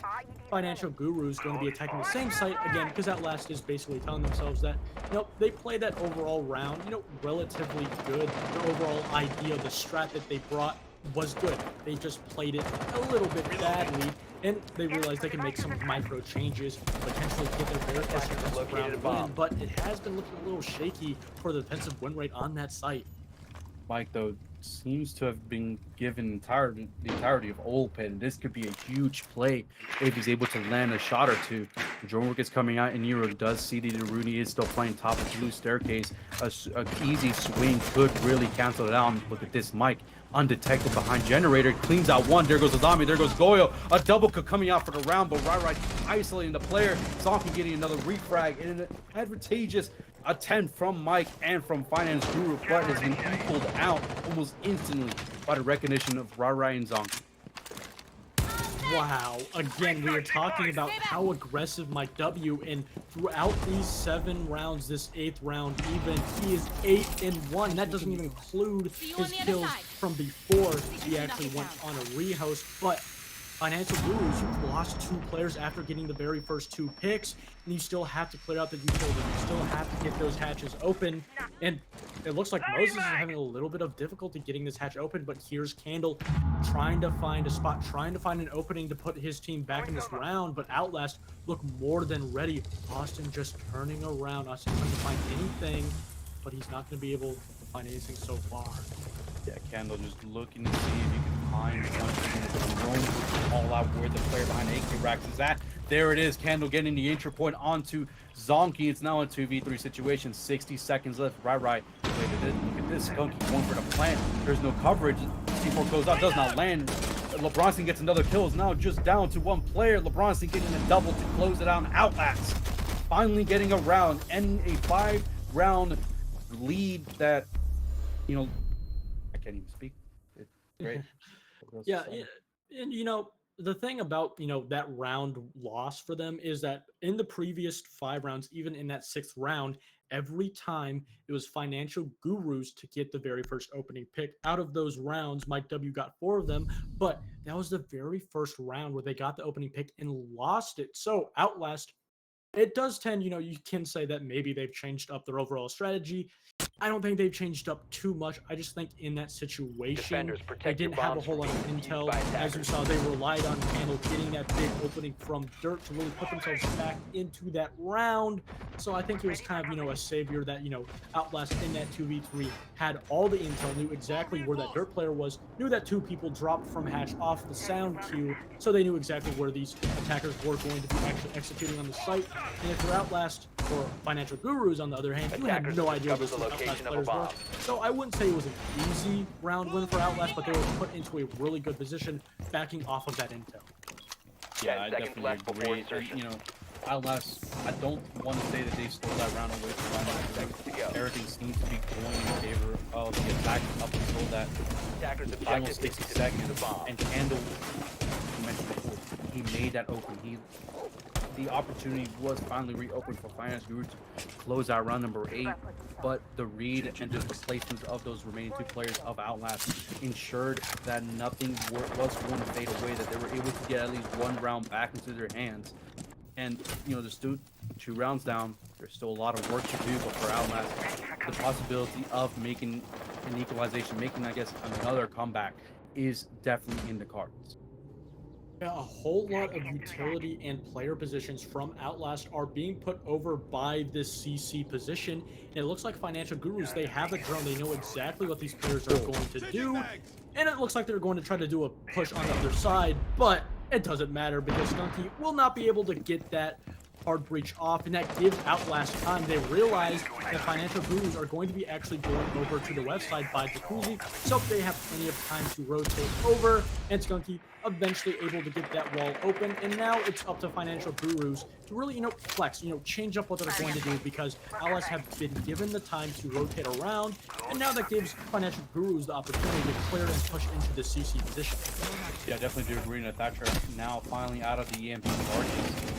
Wall is going to be opened up over by CCTV. The ace being available for Finance Gurus has allowed them to kind of expend a little bit in terms of the external charges.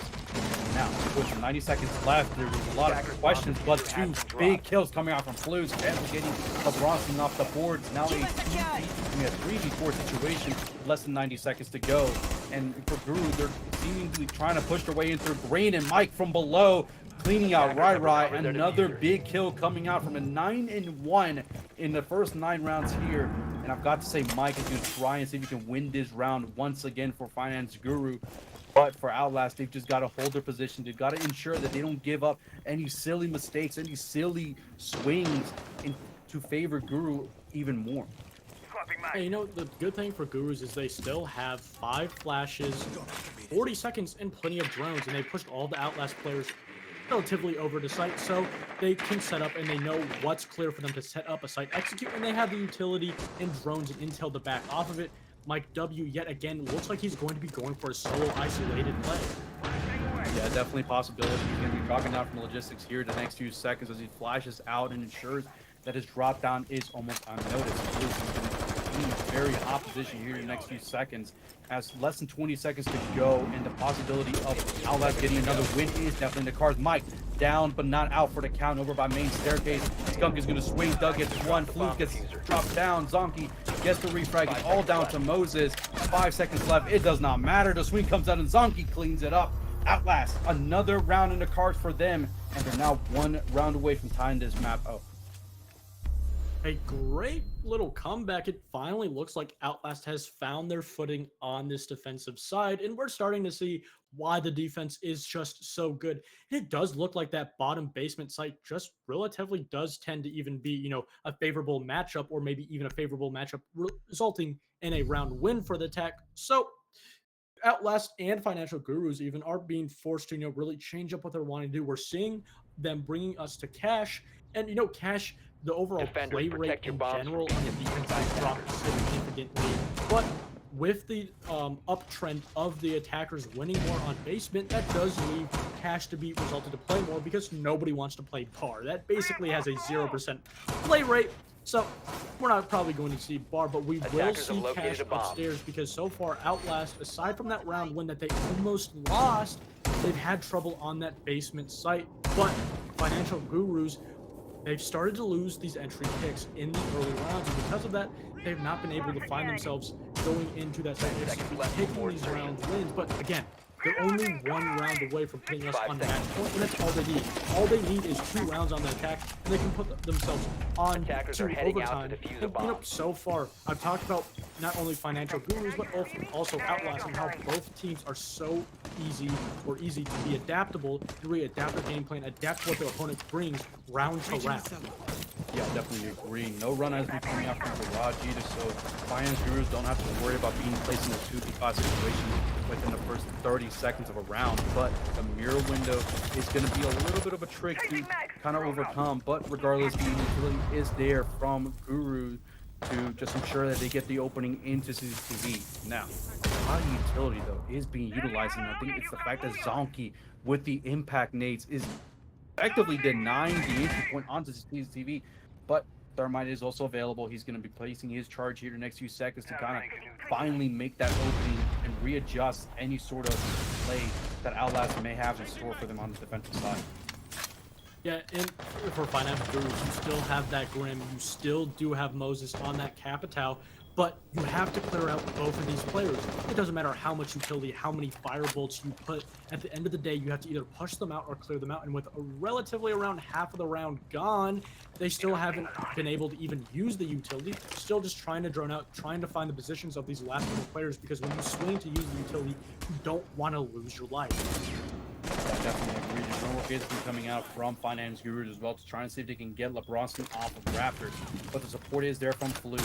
Sophia charge does come out, trying to see if he can sort of push LeBronson towards the 90 side. But look at this, the Beast pinging out the Azami.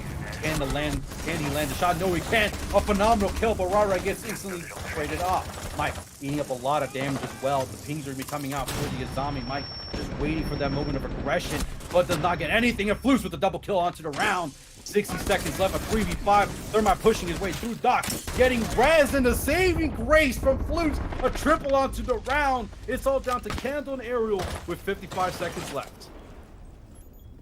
That was just a horrible play by Financial Gurus. I'm just going to be completely honest. They just played that horribly. And, to the result of Outlast, that was a great position, a great use of the utility and the zombie charges, and they just were never able to clear it. And the thing is, you have Candle, you can clear it, but they never did get rid of those zombie charges and the barbed wire being wrung out. That's all the sound you need to know that Candle was going to be there. And now it's all up to Indro in this 1v4, which for 24 seconds is unwinnable. And there it is, Floops shutting it down, and Outlast after 3 rounds in a row, tying it up with Financial Gurus on the defense. Yeah, definitely agree. I think Flus is really going to be patting himself on the back for that one of 4 kills in that one round. Yazami effectively just saving the Doc, ensuring that Raptors was still in the control of Outlast, and Finance Guru, who were 5 rounds in a row winning it. They were in a 5-2 lead, now dropping 3 rounds in a row, calling the first time out of, I think, of playoffs even. I don't remember a single game a team calling a timeout. Finance Guru are recognizing the momentum that Outlast has developed, and they're really going to try and slow them down. And, it really just goes to show that, Financial Gurus, they are that team that a lot of the time will not care. I don't like saying that a lot, but with players like Mike W, there's a lot of the times where they just simply won't put that extra leg of effort. But now we're seeing with this timeout that they're trying to put that extra leg. They're trying to put that extra intel out. And that, tactical timeout really goes to show that what Financial Gurus has been bringing simply has not been working whatsoever. That first round, I wouldn't call it a fluke per se, but you did catch Outlast off guard. And now that Outlast has all of the wheels turning, they're just completely shutting down everything you're bringing to the attack. So that tactical timeout is, a breather, saying, okay, we need to reassess things. I don't believe they're going to completely change up how they're playing, but as I say that, it looks like they're going for a completely utility-based clear, bringing out that IQ, bringing out that Thatcher, making sure they can get the hatches open, not relatively worrying about, those Grim Bees or that Capitao, not trying to be too flashy, making sure they do their basics. Getting that wall open, getting both of the hatches open, and potentially maybe even getting that mirror wall in blue that Rai has set up. It has been such dire. And this time around, we saw that when they did go for that trick play going into dirt, that saving grace, it simply didn't work out. So they do have to apply pressure. They do have to go for a relatively, I wouldn't say basic take, but they do have to go back to their basics, make sure they get those first steps down before they can actually try to adapt and really do something different. Yeah, I definitely agree. I think that tactical timeout, not only is it making it slow down Outlast, but I think it's also a sign of respect towards the fact that Outlast is not a team to be pushed to the wayside. Finance Gurus, they've been, I wouldn't say they've been steamrolling their way through OCS Season 4, but they've definitely been in positions where, like you mentioned, they don't necessarily have to put in the amount of effort that's required from some teams. And I think right now, Finance Guru, another map that seems to be going all the way at regulation, is recognizing that Outlast is not one of those teams they can, do silly plays on. They've got to respect their opponents, and I think that tactical timeout was another sign of that respect.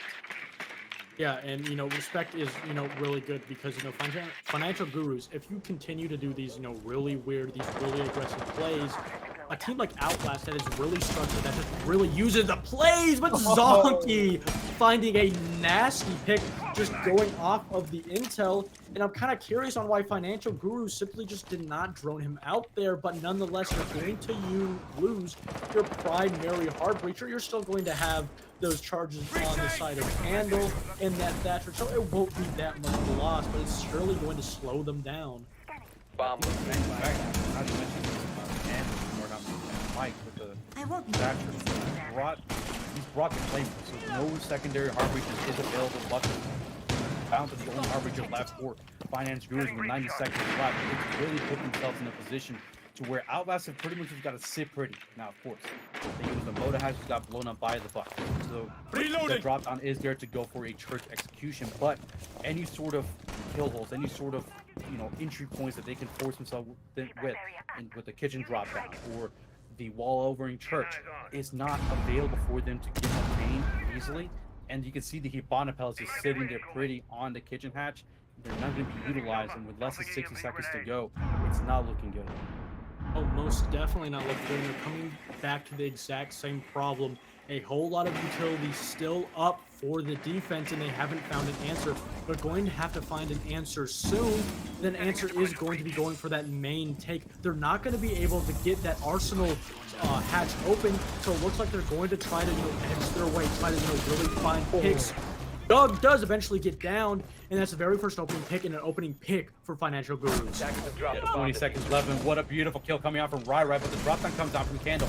Can he make an opening? Gets one kill, does not get the other. A double kill, a triple kill for Rai. A C4 to clean up Mike, and another round going into the favor of Outlast. They are now on map point in a map that would have seemed like Financial Guru had it all. They had the 3-round lead. They were 1 round away from going to match point. Now Outlast bringing it back 4 rounds in a row, and now looking themselves at a possible closeout here in Gym Bedroom.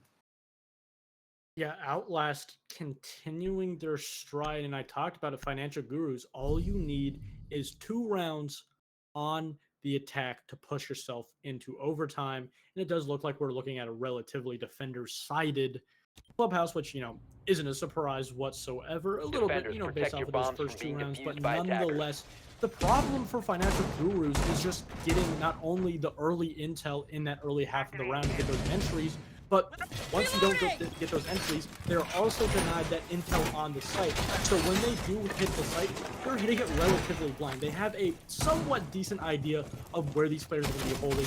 Example, they knew exactly that there was going to be a mirror playing in blue. That buck dropped, eventually going for the kill, but did not expect 2 players to be playing there, just not getting the timing right in Outlast. They've been winning these rounds because they've not only been denying the entry picks for Financial Gurus, but they've been denying the intel and denying the knowledge of where they're playing. Attackers are moving out to locate a bomb and Counter defuse intel it. that's coming off from Outlast, regardless, they're not necessarily bringing them. They're not bringing them on 2 operators that are big when it comes to counterintelligence for the defensive side. They're simply just recognizing these pre-place drones. They're recognizing these pushes that Finance Guru are trying to develop, and they're taking away the intelligence so early on and wasting the time as well. Where, like you mentioned, involved towards the last 50 seconds of the round, 2 sides to try to go for some sort of execute. Phenomenal work coming out from Outlast. Keep it deployed. Don't think that zombie barricade was supposed to be thrown that way, but regardless, it's been done. It could have been to cover up that, drone hole potentially stopping an EMP or a grenade, but Financial Gurus will not be over on that Jacuzzi side. They'll be focusing their overall utility game and attack all the way over on CC, but Rai getting the very first pick onto Candle. Not only is that your entry player gone, but also a whole lot of utility. Not only that, they haven't cleared out Rai. They know where he is, but he's going to be wasting so much time. But Mike W getting the very first entry pick for Financial Gurus yet again, and that is on to that player on the side of Valkyrie. And it's, a little start for a nice shot onto that C4 rather, and now Financial Gurus need to actually push on, really need to push these players on the defense over by the CC side out. Yeah, Zonky there, top of red staircase, trying to provide any sort of support for LeBron. He's down to just a slither of health. And look at this, the run out does not land. And Mike with a double kill onto the round. And Guru are just forcing themselves in, trying to ensure they can go to overtime. But the hop out from Flus, trying to bring the round back into the hands of Outlast. Not less than 90 seconds to go into this round. In a 2v3 situation, Mike, a slither of health, 25 HP roughly. The pick swing from Toulouse trying to ensure that the slowdown is coming from Guru, but the possibility is there for them to steal this round away from Outlast. 50 seconds left. We talked about that. No intel on the site on the last couple of positions from these Outlast players. So Financial Gurus, Attackers they're have forced located to a not only bomb. push the site, but kind of relatively guess where these players are. And you have both Doug and Floofs hiding in these positions, waiting for Financial Gurus to strike first, and Floofs getting the very first pick on this site, execute onto Mike W. 2v2 situation, 35 seconds left. Both players outside of gym and bedroom. I mean, the gym window. Doug trying to ensure that no construction push is available. The Guman does go out onto the A's. And now Moses trying to swing, trying to provide coverage. But a beautiful triple for Floofs is all down to him. And yes, a quad to close it out here in Clubhouse. A 7-5 victory coming out from Outlast. A map where they were down 5-2 at one point, bringing it back with 5 straight rounds of their own. We're going to map 3, and we're at least guaranteed 4 maps here in the grand finals. That's gotta hurt if you're Financial Gurus. That's just a game that should not have slipped away. But Outlast doing a great job of not only countering the plays coming out from Financial Gurus, but also finding their footing, making sure that they were playing the game, forcing Financial Gurus to play the Outlast way of playing Siege. And because of that, Financial Gurus, even after that tactical timeout, losing two back-to-back rounds after it, could not find their footing. Yeah, I definitely agree. Outlast really recovered towards the beginning of the second half, and rightfully so. I mean, Financial Guru, they were just 1 round away from going to map point. They were 1 round away from going to a 2-0 series lead, and Outlast really recognized that and brought back the demons and the ghosts of week 7, flipping it over. And at the end of the day, Financial Guru only managed to get 1 round more than what their 7-4 counterpart was back in week 7. Phenomenal work coming out from Outlast. And for Financial Guru, I wouldn't break my head too much. It's an understandable map to lose, especially if you're going into the second half as the attackers. But regardless, we're going to be taking a few moments to kind of take a quick break. Don't go anywhere. Get some water. Maybe grab a beer. Who knows? Consulate is the next map in the docket. We'll be here soon.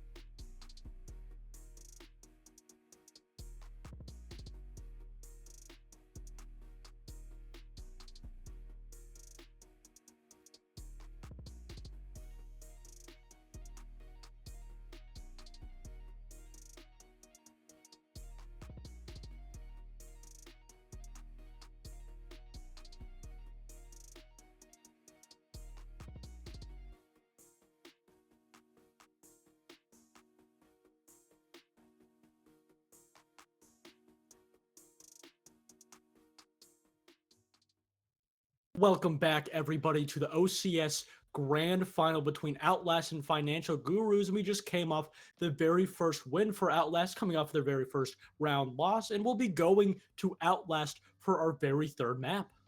Yeah, I definitely agree. A 7-5 victory in map 1 back in Oregon for Financial Guru, and then a 7-5 comeback victory coming out of Outlast to respond back in Clubhouse. Consulate map 3 is in the docket. And just the way that last round ended, Floosh with a 4K of his life to seal the win for Outlast. A very big response and a very explosive way to kind of getting us into Consulate. And, you know, I want to take a few moments to kind of talk about what we were talking about in production in the transition to map 3 is the fact that Financial Guru, towards the end of Clubhouse, they were struggling a lot of obtaining the intel, especially in those last 50 seconds. And Consulate, a very methodical, very analytical map to play in. I'm really curious to see on how Financial Guru is going to try and adapt their way through. You know, and a little special fun fact for y'all for Financial Gurus, throughout the 5 rounds that they won, out of those 5 rounds, I believe they got 4 entry picks in 4 of those rounds. 4 of those entry picks, or 5 rather, and 4 of those entry picks being Mike W. And every single round that Outlast won, they were the one to get the first pick. So going into this third map, the trend is going to be whatever team gets the very first pick in the round will statistically win the entire round going forward. And if we're looking at Blitz and Dokkaebi, those bans coming out, nothing a whole lot has been changed. Both of these bans coming out very consistently. Fenrir also being banned. All 3 of these operators being banned aside from last map throughout 3 of these maps so far. And again, it really goes to show that both Financial Gurus and Outlast, sure, they're flexing a little bit into that round around their micro decisions, their micro plays, where they put certain players, but they're sticking to their overall play style going deeper into the series.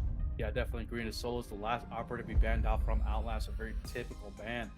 And I've got to say, like you mentioned, the injury kills, in terms of just how fast you can kind of pull that trigger, is going to ensure the round win for regardless of your Guru or Outlast.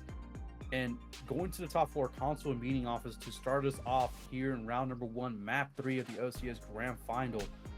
And Outlast, I don't think they're going to be doing anything too different. I remember back in the semifinals, they brought out the Clash and was a big nuisance when they played up against, I can't remember who they played in the semifinals. Attackers need to locate and defuse Army bombs. of Jivos. Army of Jivos really struggled up against Clash. So I'm interested to see if Financial Guru really looked at that bot and said, okay, this is how we can kind of counter him if we take it to Consulate. Yeah, and if you're Financial Gurus, especially going onto this attack, you have 2 choices. Either finding the support and finding a way to get your entry players those very first picks, or finding a way to really bounce off losing those first picks and potentially get to site quicker without having to deal with those roamers or those off-site players. And the thing for Consulate, which is going to be, I believe, Financial Guru's map pick, it's very defender side. So Outlast being brought to this map, understanding that, going to be taking the defense first, but that does mean if we do go into overtime, most likely statistically, Financial Gurus will choose to actually start on the defense 2 out of 3 rounds in overtime, but it's going to be up to them to win these attacking rounds. And going off the last map, they only won 1 attacking round on Clubhouse. Not what you want to see, and I've talked about it again and again. Sure, it is a defender-sided meta, but at the end of the day, if you want to be the better team, if you want to be a really aggressive team like Financial Gurus is approaching the game, you need to win your attacks. Yeah, and I think it seems like Outlast is being I guess Financial Guru is targeting the Clash down to very minimal HP. I guess the Mute is the one down to minimal HP. The target is definitely going to be to try and cancel out this Clash and ensure that they can push their way in through sight. Now, with 60 seconds left, or 6 seconds into the first round, Financial Guru are putting themselves with a lot of good pacing, and Outlast are trying to kind of hold the storm. Yeah, Rai on this Clash is just a definitive answer to this aggressive play style. And they realize if they can force Financial Gurus to play off of that aggression, change up their plan, a lot of the time they will lose. So early on in this series, oh no, that Goyo, or the Flores rather, is not going to get that shield. That's a whole lot of utility. That's not going to be getting Austin getting the very first pick. and that shield will stay up, but Inrio does answer back. And again, we're seeing Financial Gurus, they have lost that first pick, and they have yet again come into a difficulty of not only clearing this clash, but also clearing the utility. Doug getting another kill onto Candles. Now a 4v3 situation for the boys of Outlast and Financial Guru with about 90 seconds left in the round. It's really coming down to just how does Guru break down this clash setup. The amount of utility being utilized to just take out one portion of the map is being expended, and another floor zone utilized and destroyed. Flu's going to be the first line of defense up against this Flores in the clash, all by herself, but it does not matter. That shock string of a shield really is a detriment to any sort of attack. Yeah, only 50 seconds left. Oh no, Moses does eventually find one, but he's answered back. But oh no, what's happened? It's all up to Rai now in a 1v2. He gets one kill onto Floofs. It's all up to Inrio. Now, he's trying to find his last player, but it's a clash. But he has 30 seconds to deal with it. Relatively, if he can get this time management right and not let Rai take his gun out, it should be easy. Yeah, the IQ is just rushing towards the clash, and there goes the melee. Can he land the shots? No. Another melee. The foot goes off, and look at this! Inrio stealing the round away from Outlast. And what a phenomenal response to the 5th round in a row, and a little questionable control key to start off Consulate. Financial Guru taking the first round. And, you know, again, I talked about, you know, in the last map that Financial Gurus getting that very first attack somewhat found Outlast off guard. And in that round, Financial Gurus, how they were approaching that site on the top floor, it was very one-dimensional, very one-sided. You had 4 players over on the side of Office and only 1 player on the side Attackers of Flores need to locate on the and top of defuse Spiral. as Not many one bombs as they player not can. only had utility, but not even a body on the opposite side over by Yellow Stairs. And because of that, Outlast relatively new had to deal with it, but Financial Gurus, that utility dump eventually working. I'm not sure how those last 2 players out of the 3 were down, but that definitely opened up the round for Financial Gurus, but they're not going to be able to do that yet. A round like that, especially a very one-dimensional push like that, will not be allowed to happen whatsoever, because Outlast, they were pushing up. They were somewhat over-pushing, being over-aggressive, but they didn't want to give that map control away. But eventually, it did lead to an opening for Financial Gurus, and I do think this time around, they're going to be able to slow down, really, you know, bring a different approach and really, you know, offset Financial Gurus. Yeah, one thing I will say is I was expecting Ryu as soon as she got back into the meeting office to switch to her pocket F2, her secondary weapon, and take on that one against the IQ. But I guess you recognize the time she was kind of hoping and baking that you could kind of keep the IQ at bay. But unfortunately, a round win coming out from Finance Guru.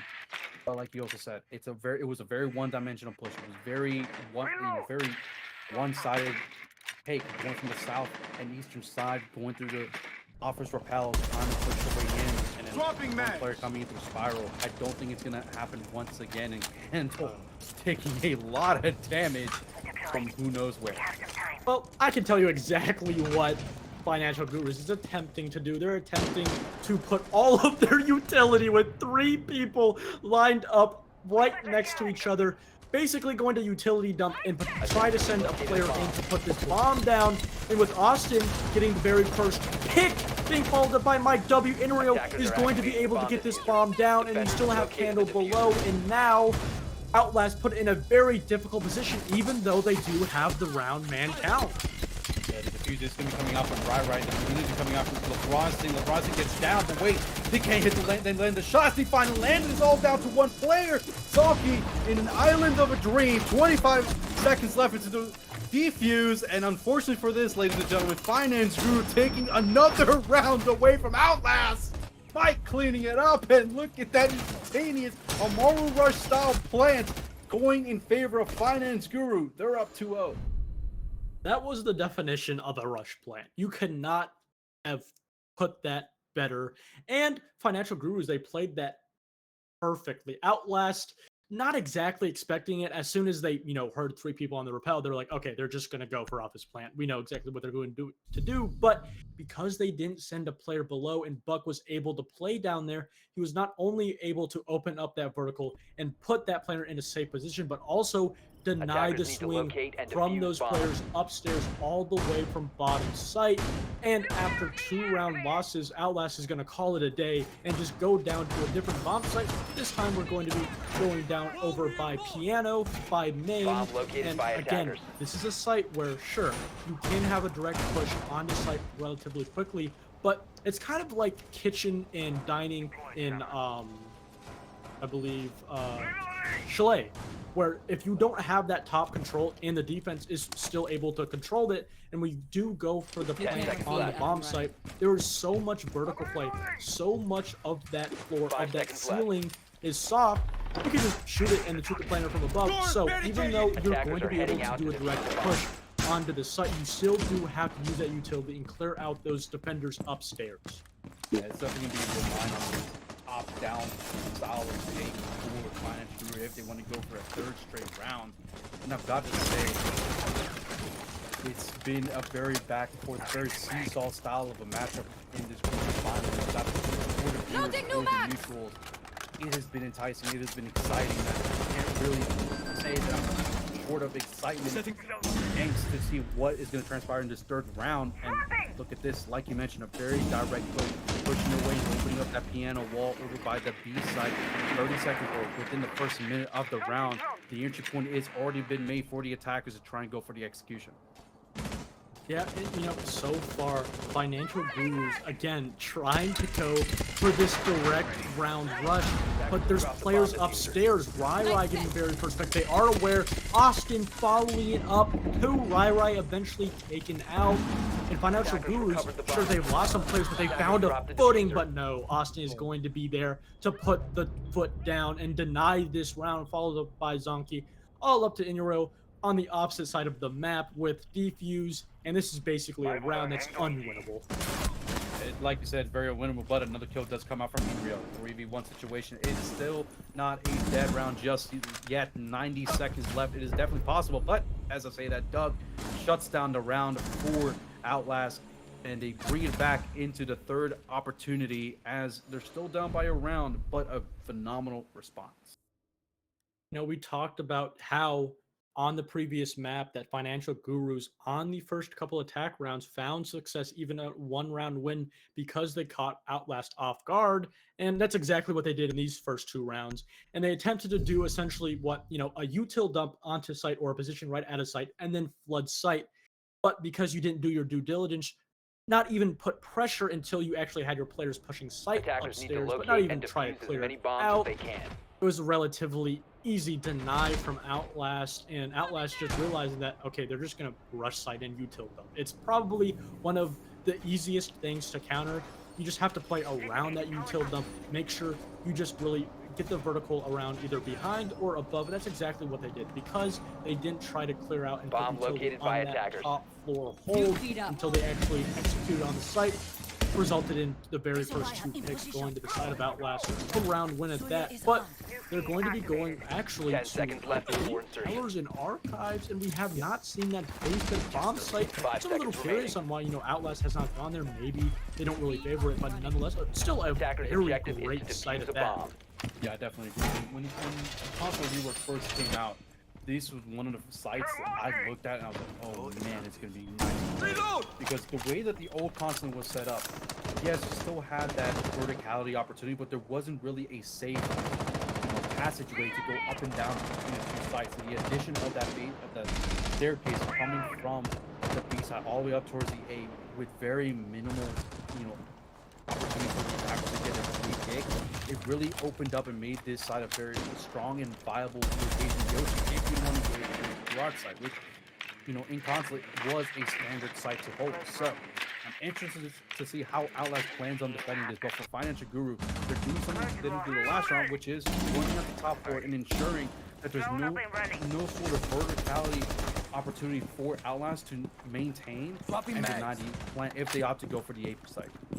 Yeah, I'm really curious to see what Financial Gurus does to deal with not only this roam clear, but taking control of this top floor vertical play. And that option or answer back is going to be Candle. But if you haven't seen the site, it hasn't changed up a whole lot. Bruce is going to be down below. So even if you do clear up the vertical and get your way into Tellers, you're still going to have to deal with those players below. You're going to have two C4s backed up by the intel from the flutes. So it's going to be yet another problem. It's kind of like a three-layered onion. First, you have to actually drone out the roam, clear the roam, and then you have to deal with the utility below. This is what makes this site so different and so hard. And, Austin playing in such a good position. Again, I talked about it. Even if they do clear these offside positions, get complete control. If they don't clear out that utility, or at least have an idea of where that player is going to be playing, it's going to be really hard to push onto the side. Yeah, one kill does come out from Inrio onto Doug, but Zonky with the quick refrag onto Mike, who's 3-3 as of right now. Had a very hot clubhouse, but still a little timid here into the third map. But with less than 60 seconds, Outlast have still got a strong hold. But look at this, Skunky going for the plant. Does the C4 come out? Does it land? No, it does not. LeBronstein down to a minimal HP. The second C4 comes out, the swing comes out, but does not land. Right gets the C4 down onto the player who's landing, and Inrio trying to deny the push-up. LeBronstein getting another kill. 3v2 situation. Moses and Inrio, all that is left. LeBronstein with a double kill onto the round. It's all down to the Brava in an island with the diffuser cold in sight. 25 seconds left. Does not have any sort of opportunity. It seems like Outlast is tying this series up as they should here in Consulate.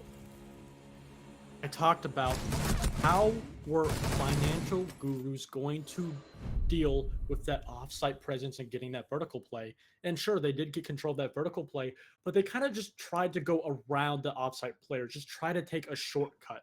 You saw them edge their way. They had relatively good control right outside of that, I believe, Teller's site, but they didn't clear out that Azami all the way over by main in meeting. And because of that, not only did they not clear out below, eventually resulting in a C4 kill, getting that down player, but that a Rudy player that was all the way over in meeting was able to rotate back because there was no flank drones, because there was no flank players. He's able to backstab. And essentially, you kind of put Financial Gurus in this kind of trap. You have one player below and one player coming from behind and around your attack onto that Teller's site. And basically, Financial Gurus had no room to move whatsoever, and they were kind of just, put into this corner that they could not get out of. Yeah, it honestly reminded me of that one scene back in, I think it was season 2 of Game of Thrones, where Jon Snow 10 seconds remaining. Was surrounded by all those Nightwalkers. Now, of course, Jon Snow ended up being saved 5 by, seconds left. The Dragon Queen, but regardless, they were in that same position. Attackers must they had locate no and saving defuse grace. the bomb. They had no third-party interference to try and salvage that round and put themselves in a 3-1 lead. Phenomenal response from Outlast, taking 2 rounds back-to-back on the defensive side. Now opting to go back to the top floor, which they have lost twice. But I think, Finance Group, they've already brought out the trick play with the rush plan. They've already, countered the clash. So I'm interested to see in how Outlast decides to respond and how this Financial Group bringing this a third different style to a tent and redoing this. Does look like they're testing the water, seeing if they could perhaps get a plant. Not a whole lot of utility. They're not going to utility them. They're most likely going to only have the Grim Bees followed up by Inrio, but you have a player all the way downstairs, and then you have one in this position with an Azami barricade. So they're more than prepared for this rush plant, and Financial Gurus are not going to be able to get away with it yet again. And it really goes to show that so far Financial Gurus, they haven't changed anything up, and here they go, going for the exact same plant, baiting out that C4, so it will be gone, but you still have Austin below. They're droning him out, but there's no utility to clear him out, so if they do want to go for this, it's going to be really hard, and I'm not really seeing a really good split push from Financial Gurus so far. Yeah, now, as what it was shown by the phenomenal work of Unnamed, they do have that balcony completely Attackers opened have up. located the bomb. Down towards base in yellow, so the opportunity is definitely there, but there goes Mike, finally recognizing that there is a player to kind of deny this vertical take in the bucket and try and attempt his best to deal with it and clean up the hatch. But what a phenomenal shot coming up from Doug. There goes the bucket. That's a lot of soft reach off the board and effectively guaranteeing Austin a safety net down in the basement site. With 90 seconds left, Financial Guru are still trying to force their way in, but guys, you really got to start taking into consideration a different push. The player is going to be pushed out, and again, it's just financial gurus trying to fill out the site, trying to push out these players with single-use utility, not really pairing them up. And here comes Nero, but he's actually going to jump out yet again, trying to bait it. But all they're doing right now is just wasting time, not even trying to send one player outside on the opposite side of the map. And if you're Outlast, you know exactly what they're going to do, exactly where they're going to do it. And again, he's just baiting, just trying to waste time. FINANACE attempted to go for the run-up, but the Claymore is definitely set in stone there for Financial Guru to still have that safety net. But there it goes, Yamaru popping in. But look at this. Frosty Austin can't land the shot. The pings are coming out the screen. Mosey does take out Rara, but Dog does clean up Inrio once again. The 3v3. The future is cold. Mike cleans up another player. Moses now into safety net and is going to go for the plant once again. 10 seconds left. Zonky trying to get the swing. Does he have the safety net? Swing comes out. Yes, he does. Denies the plant. And look at this. Outlast has stolen the round away from Guru. The C4 comes out, landing it, and Austin ending the round in a bang as Outlast a third round in a row and finally taking that top 4 site. It's just frustrating.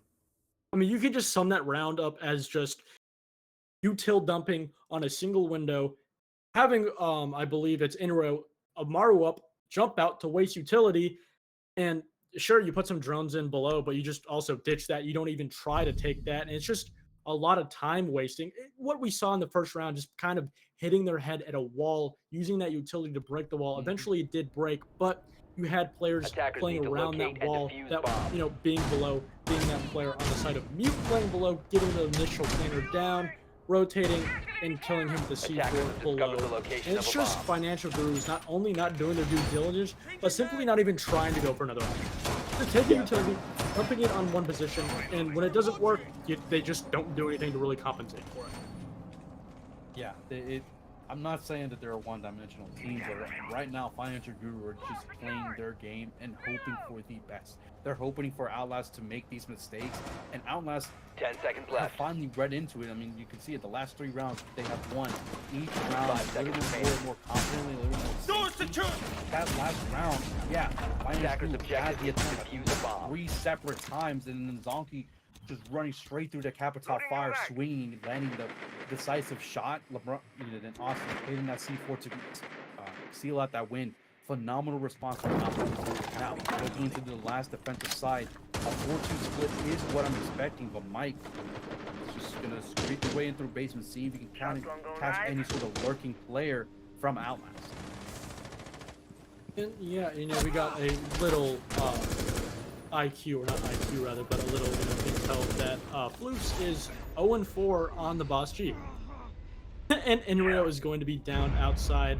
And FINANACE getting his very first kill, probably actually got the down with that Boss G, so a nice kill right after I talked about it. And now, not only is that your primary entry and fragger gone, but also your flash is gone, and your scan's gone, and pretty much, you know, what you're going to use to really draw the attention and really help you on the push.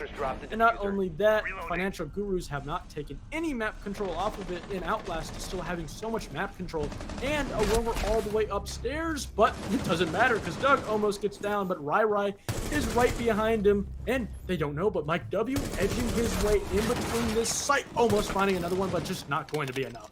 Yeah, Moses, though, does get down from Lebrossi, and there goes the Boss G once again. A 2v4 situation in favor of Outlast with 90 seconds still left for the round. Rai, though, about 65, 70 HP. She is going to be a vital character, especially with that C4 on hand. Austin still has a C4 on hand as well as Zonky and FINANACE with them Pokeballs. Mike, he can pretty much breathe on him, kiss him, and he will fade away into the abyss. And there he goes, Rai cleaning up a double kill into the round. It's all down to Candle the Buck.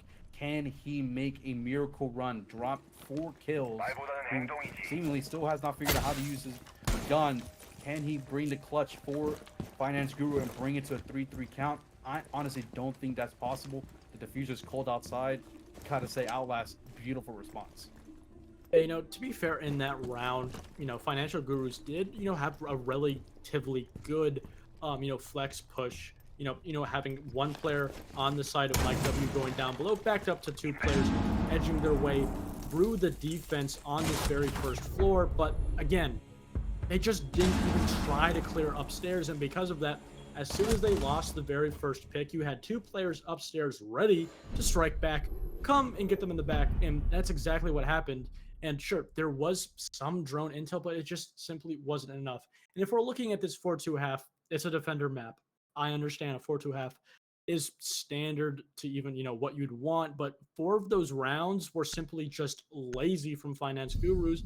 But the good thing is they're going to go on to defense, and I don't think we're going to see that same laziness. I do think they just simply didn't have a lot of ideas of what they wanted to bring to this defense, or whether what they wanted to counter what Outlast was bringing to the defense. So going on to this defense, it is not only Attackers need to favored for them, locate and defuse but I as think, many bombs with their as they play can. style, it's going to be good. And I talked about it before we even casted the very first map, that Outlast, not only do they love playing Monty for taking space and making up for those entry picks, but Financial Gurus, when they played SBL, 6 rounds, SBL played Monty. You know how many rounds Financial Gurus won those? 0. Not 1 round against Monty. It has been a huge problem, and this is a glaring red alert if I'm Financial Gurus. The alarm should definitely be ringing. The DEFCON should be going to DEFCON 1 back at the Pentagon if you're Financial Guru. But 5 seconds regardless, to insertion. like you mentioned before, it is a very defensive map. Unfortunately, Split, if you're Attackers starting must on the locate attack, and going defuse into the the bomb. defense, you've done your diligence, you've done the bare minimum. But I've got to say, across those 6 rounds, the laziness, like you mentioned before, from Financial Guru, I still believe that Outlast still played a slightly better game Attackers dropped than the Guru did. diffuser. 2 rounds Attackers they won, recovered the it came diffuser. down to a rush plant and a 1v1, 30 seconds left against a flash. Sure, you got those round wins regardless at the end of the day. They matter. But the way that they won it wasn't really, focused on, players. It was just a matter of, okay, let's hit them quickly one time and see if it works. And then the second time was by a Hail Mary of a 1v1. And you just lucked out by having to face off against Defense is ready! Located a bomb. So far, Outlast just opting to take this complete first floor control. Candle playing in a relatively weird position. He's going to be a solo player, and you have Moses being that stone hedge at the top of yellow stairs. So far, Financial Gurus have wasted a lot of time, but Outlast, they've done a relatively good job at clearing some utility, opening walls, getting the windows open, making sure they're not only setting up the map, but also setting up the overall site execute. Rai going to be going all the way over to offices, clearing the map only with his shield, and without a whole lot of utility, no smokes, only 1 C4 potentially on that side. You won't have a problem, and now you have Austin clearing out down below. I really like this overall take from Outlast. Yeah, I definitely do agree with this. Something that Finance Guru really never managed to accomplish.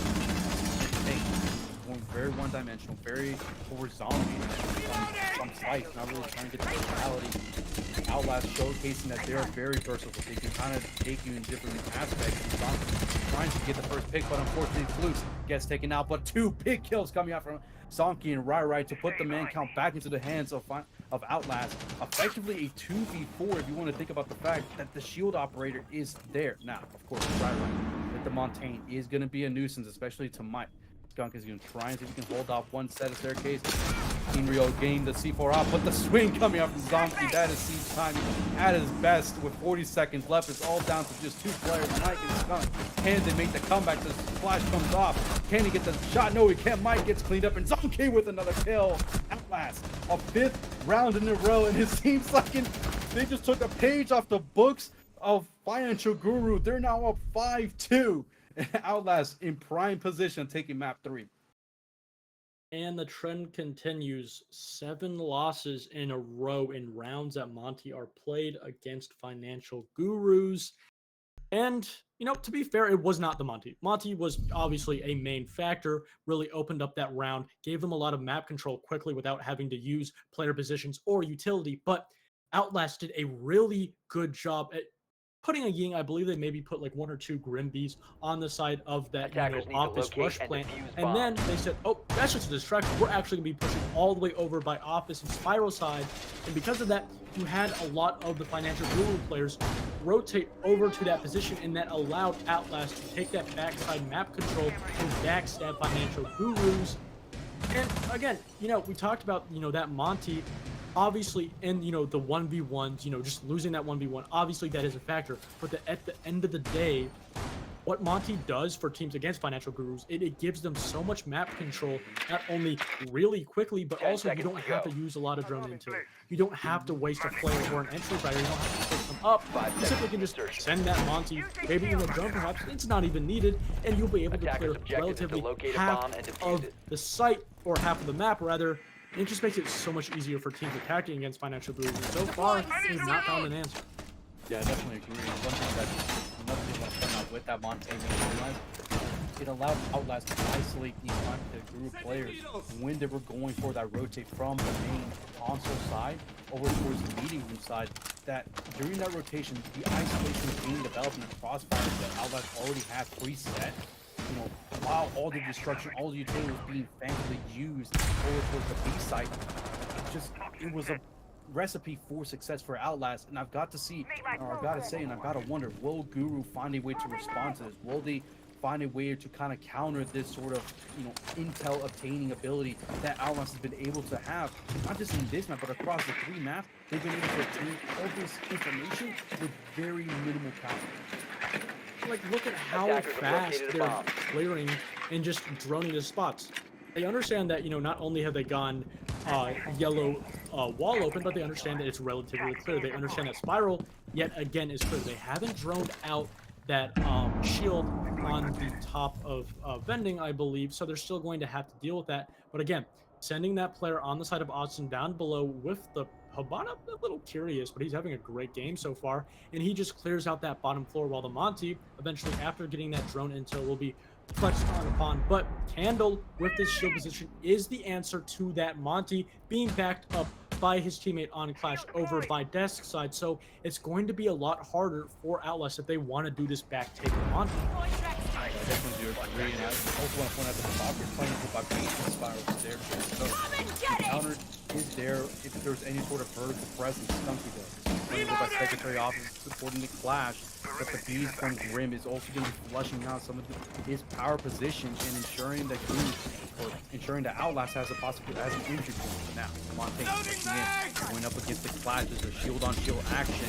Game Candela is finally singing away, and Inrio eating up a little bit of damage, but the yellow staircase swing from the Valkyrie opens up the kill count for Finance Guru. C4 comes out from the Montaigne, does not land, but does take away a little bit of HP. But the drop down from Doug is definitely watched. Moses now by himself, and look at this! Outlast are just steamrolling their way into sight. Candle trying to bring support. Austin bringing another kill into the count, but it's a 1v3.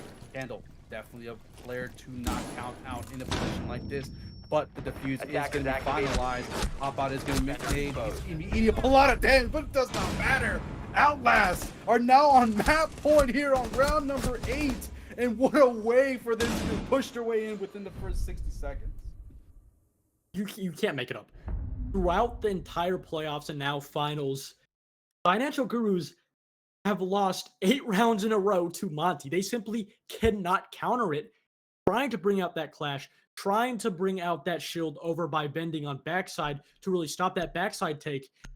And Outlast said, all right, we'll just push on the complete opposite side.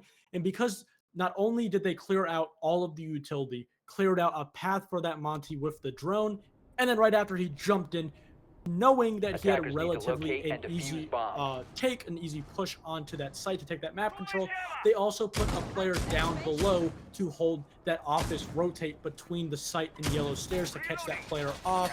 And that completely, as soon as they got that hatch drop kill, dismantled the entire defense, because before that, Financial Gurus had no idea that they had a player in Piano.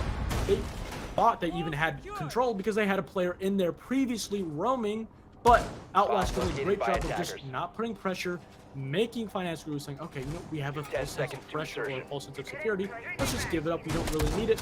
Outlast taking advantage of that, taking it right back.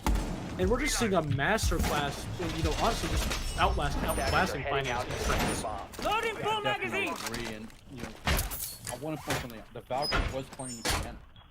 The Valkyrie came up the other chase and kind of killed the support that was on the Montaigne, and that sort of gave, like you said, the false sense of security from Finance Guru. Then when the Valkyrie dropped down, Doug had already taken that position. And like you said, that was the opening that Outlast needed. Feet up and running. Just steamrolled their way in with the French train, just going in for the plan, going in for the execution. They left Finance Guru in an island in which they thought that they were in mainland. Yeah, I could have said it better in Outlast. Finally, they lose the entry pick, Mike W. Finally striking back after having a relatively slow map so far. And that's the first step you need. And not only that, you got it onto your primary hard breacher. The only hard breaching devices left will be on Austin with those 2 can openers, but you still do have that Monty.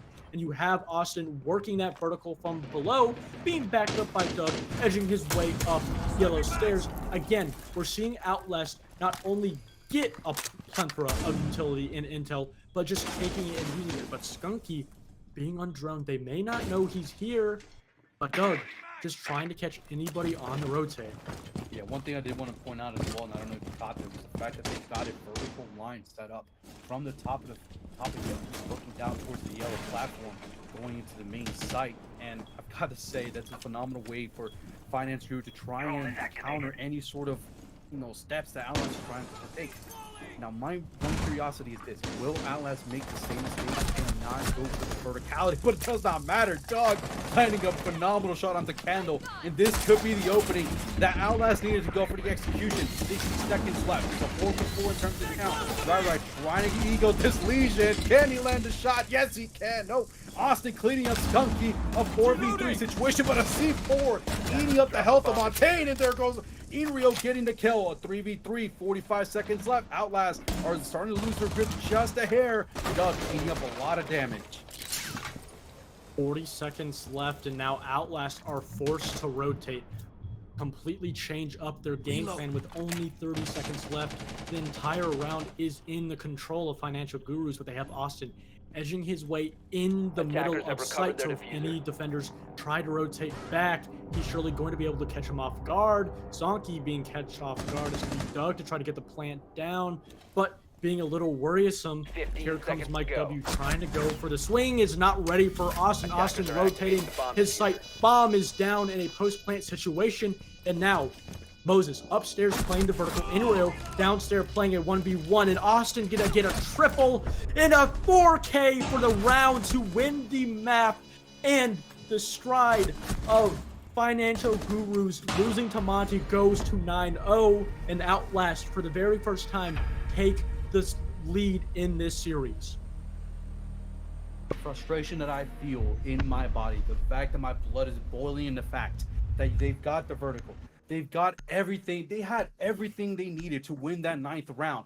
And I'm going to say it, the intelligence that Outlast had in that final round, the fact that they read the play, the fact that Outlast were able to plant with very minimal knowledge of Financial Guru, that really set Austin up to get that quad, to get that 4K for the round, to seal that win for them in Consulate, in a map that Finance Guru picked. This was Finance Guru's map. Now going into Bank, you're down 2-1. This is do or die. This is a do or die moment for the guys of Finance Guru. But for Outlast, 7 rounds in a row. Like you mentioned, 9 rounds now for Finance Guru up against a Montaigne. They can't beat the French tank.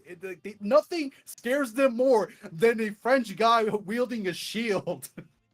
There's no words to put it, dude. It's simple as that. But before we get on to Bank, potentially our very last map of this series, we're going to go to a short break. We'll be back soon, and we'll see you on Clubhouse. Bank. There we go.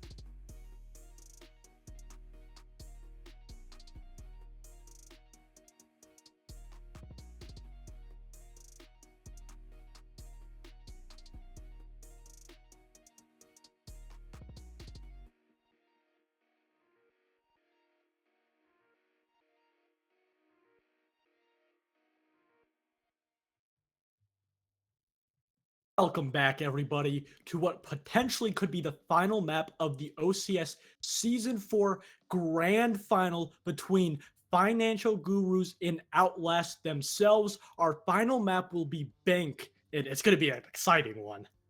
Yeah, the potential of the fact that we're going to be closing it out in Bank is definitely enticing. Now, for my own personal ego, for my own personal record, I am hoping for a map 5. I'm hoping for the prolonged stream, but for others, we're kind of hoping that it ends here and ends now, especially if you're a fan of Outlast. Outlast, a phenomenal response after going 2 rounds down back in Consulate, bringing it back 7 straight and 7 definitive rounds to close it out. We're now looking at a potential game ender. This is our do or die moment. This is do or go home for Financial Guru, but for Outlast, they're just 7 rounds away from destiny. They're 7 rounds away from victory. Only time will tell. And this is a map that Outlast has picked. This is their map pick. And before I say anything, Monty will be banned right here. I am manifesting it. Let's go. I do it. And it really just goes to show not only how, simply, 9 rounds throughout the entire playoffs that Financial Gurus have lost to Monty, but how Bank itself is played. It is such a disconnected and big map. So many big hallways. It completely favors the play style for Outlast. So for this final map, it's going to be a tough one for Financial Gurus. And not only for this series, but this map right here in the very first couple rounds, Financial Gurus are either going to have to completely change it up or really find their footing, because what they brought in the second half of Clubhouse going into Consulate simply did not work. And every time they made a move, it was simply outclassed and countered by Outlast. Yeah, definitely. And like you pointed out, Montaigne finally banned out from Finance Guru, an 0-9 record against them. At this point, they're looking like the opposite of Mayweather.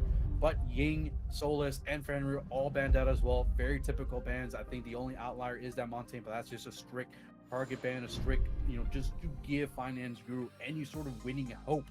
But as we going into this first round, Finance Guru often go to the locker site, typically the secondary site when you go through the defensive rotation. Outlast, I'm interested to see if they're going to pick it up how they ended it back in Consulate, or if Finance Guru are going to finally wake up in the surface. Yeah, and a map like Bank, there's always, it does not matter what site you play, there's always going to be off-site Attackers need to locate and it defuse just as matters many up to the bombs as they defense can. if they're going to choose to actually put a lot of pressure on that roam or fall back down. But if Financial Gurus, or if Outlast does rather, we're going to need to see what Financial Gurus have had a problem this entire series, even all the way back on Clubhouse, and that's finding a way to clear out these rubbers, clear out this off-site presence, not only quickly, but in a consistent fashion, because so far they've not found a consistent answer, and that is why they're down a map, and this is a map 10 that they seconds to need to insertion. win. Bomb located by Definitely agree, attackers. But we still got to wait 6 rounds for Finance 5 Guru to seconds to really go. see if they got an answer to the roam game. Outlast starting on the attack. I'm interested to see how Attacker's they want objective to is to defuse the bomb. take on this first round. They want to just go and run the lazy tempo early on into the favor of them, especially knowing that they already have they're on a series point. Or will Guru, bring back that aggression they brought back in map 1, even in the early stages of Clubhouse when they were on the defensive side, just allowing Mike to just go on this free roam, Drone ready. this deep line, let's just go on one-on-one encounters. Only time will tell in Austin. Calling them up. Brian, so we could take a pick early on in open area. Yeah, and it really goes to show that even the very first round, the tempo is being set. A lot of utility and a lot of off-site presence being pushed by Financial Gurus, and they understand that's how you need to play the map. Outlast, relatively so far, has had a decent job dealing with this, and the defense is the favored side, but Blues is just going to be going for solo tackle. Almost gets 2, but is eventually going to be traded out, but that is your smoke gun. That is a lot of site execute denial utility gun, and now you're going to have to simply rely on the guns and that single impact on the side of Moses. A great start, not only for Financial Gurus, but Outlast trading it back. Yeah, I definitely agree. In terms of utility, I think Outlast will definitely come out of it with the bigger hand, with the stronger card dealt. Just the fact that you're able to take off smoke off the board. the utility is pretty much already gone to the wayside for Financial Guru. Like you mentioned, the counter plant deniability is not there anymore. All they've really got to rely on, I can't even say C4s because they don't have a single C4 available to them. It's really going to come down to just the gun fights and just the way that Financial Guru is really going to be able to take the site. Right, though, does get another pick. Doug eating up a lot of damage. He's dropped down, but Zunk getting a candle, and Mike getting one kill right back. And it seems like Outlast had complete control of the site, but a good response coming off of Mike. The possibility is there, but Austin cleaning up Moses. It's all down to Malusi down in CCTV room. 45 seconds left. The diffuser back in the hands of Austin, in the hands of Outlast. All they've got to go is for the execution. Unknowingly, though, I do feel like they don't know where the last player is at. Mike does in a position in a 1v1 perhaps, but he just walks his way right into a crossfire. And it really does feel like that Outlast simply is just the better team right now. I don't like to say that a whole lot, but if we're looking at not only what Financial Gurus have done in the previous two maps, but what they've even done in that last map, not only does it look like they're not relatively bringing a whole lot, but we saw a lot of, or lack of, late round utility to deny that site execute. And it didn't even matter because, you know, the players just went all the way to hatch and just kind of backstabbed. And it really just goes to show that Financial Gurus, going into this bank map, it feels like they're trying to play a game that they're not used to playing. They're trying to play Outlast's game. And as soon as that happens, Outlast really won the war. Yeah, I definitely agree. You know, they've managed to reobtain the tempo back, when they developed all the way back in map 2 where Financial Group, they win 5 rounds in a row. Then Outlast responded back with 5 seconds, then flipping it to a 7-5 victory. Then, of course, leading on to CONSULATE. Financial Group off the step, 2 rounds in a row. We really thought that they were finally building with that momentum that they once had back in Clubhouse. And then 10 seconds in a row from Outlast that just seemingly came out of nowhere at one point. 5 seconds left. Financial Group were up the tempo. They was in their hands. They had Attackers are moving out to locate a bomb and entire defuse. place out of Consulate. Now going into bank rounds now. Since round number 2 back in map 3, that Outlast is single one in each round they're winning, becoming more and more decisive, and stronger. We're protected. Yeah, and you know, Financial Gurus, I talked about it, they're going to have to change up their game plan, but I don't want them to change up how they're approaching the game as a whole. I want them to play their own game. I want them to put their players in really awkward positions to get aggressive and get these first picks early. But again, I'm talking about, if we look at the utility we have here, there is no breach now. So that single wall and hallway by elevator is just going to get open for free. And on top of that, even if there was utility, Outlast was already prepared, not only with a Cali, but a Flores drone on top of that. And it just goes to show that, the Financial Gurus, they're trying to put themselves back in this series. They have an idea of how they want to change up, how they want to approach this defense. But because they're not used to it, they're not bringing the right utility. And yet again, in row, on the Azami at that, losing his life to a rappel kill from Floofs and Outlast. Even in the early micro plays, they just have all the control over the rounds in this series. Definitely agree. It seems like ever since the time I was made by Financial Guru all the way back in Clubhouse, they have just lost control of the entire Doug from below, trying to creep one down and take away Moses over by Janitor Closet. Unfortunately, does not land a single shot, or maybe very minimal shot. And Sonky cleaning up the one line. That's a lot of utility being wasted to the side for the boys of Finance Guru, and Outlast just position himself once again for the execution. 90 seconds left, though.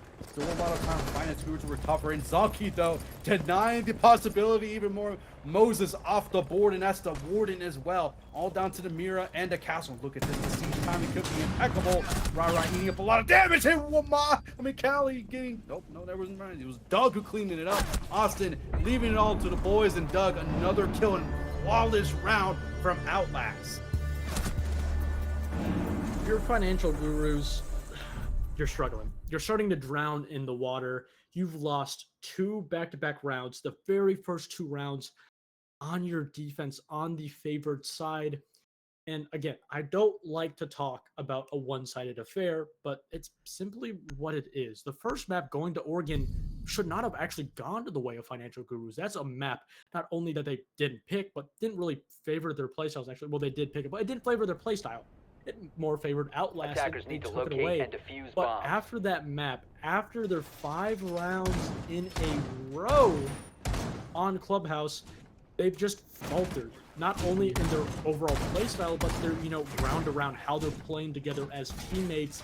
It doesn't look like they're on the same page and they know exactly what they all want to do. And Outlast is a team. If you start to struggle, if you start to show cracks in your gameplay, they will take advantage of it tenfold. Attackers and have that's what we're discovered the seeing with every round. And honestly, it really just feels like they're just 10 falling seconds to go. Definitely agree to that statement, honestly. Like, 5 seconds left before insertion. we were watching, well, at least I was watching the first map back in Attackers the are moving to defuse the every bomb. round that Outlast were losing, Finance game Guru was winning.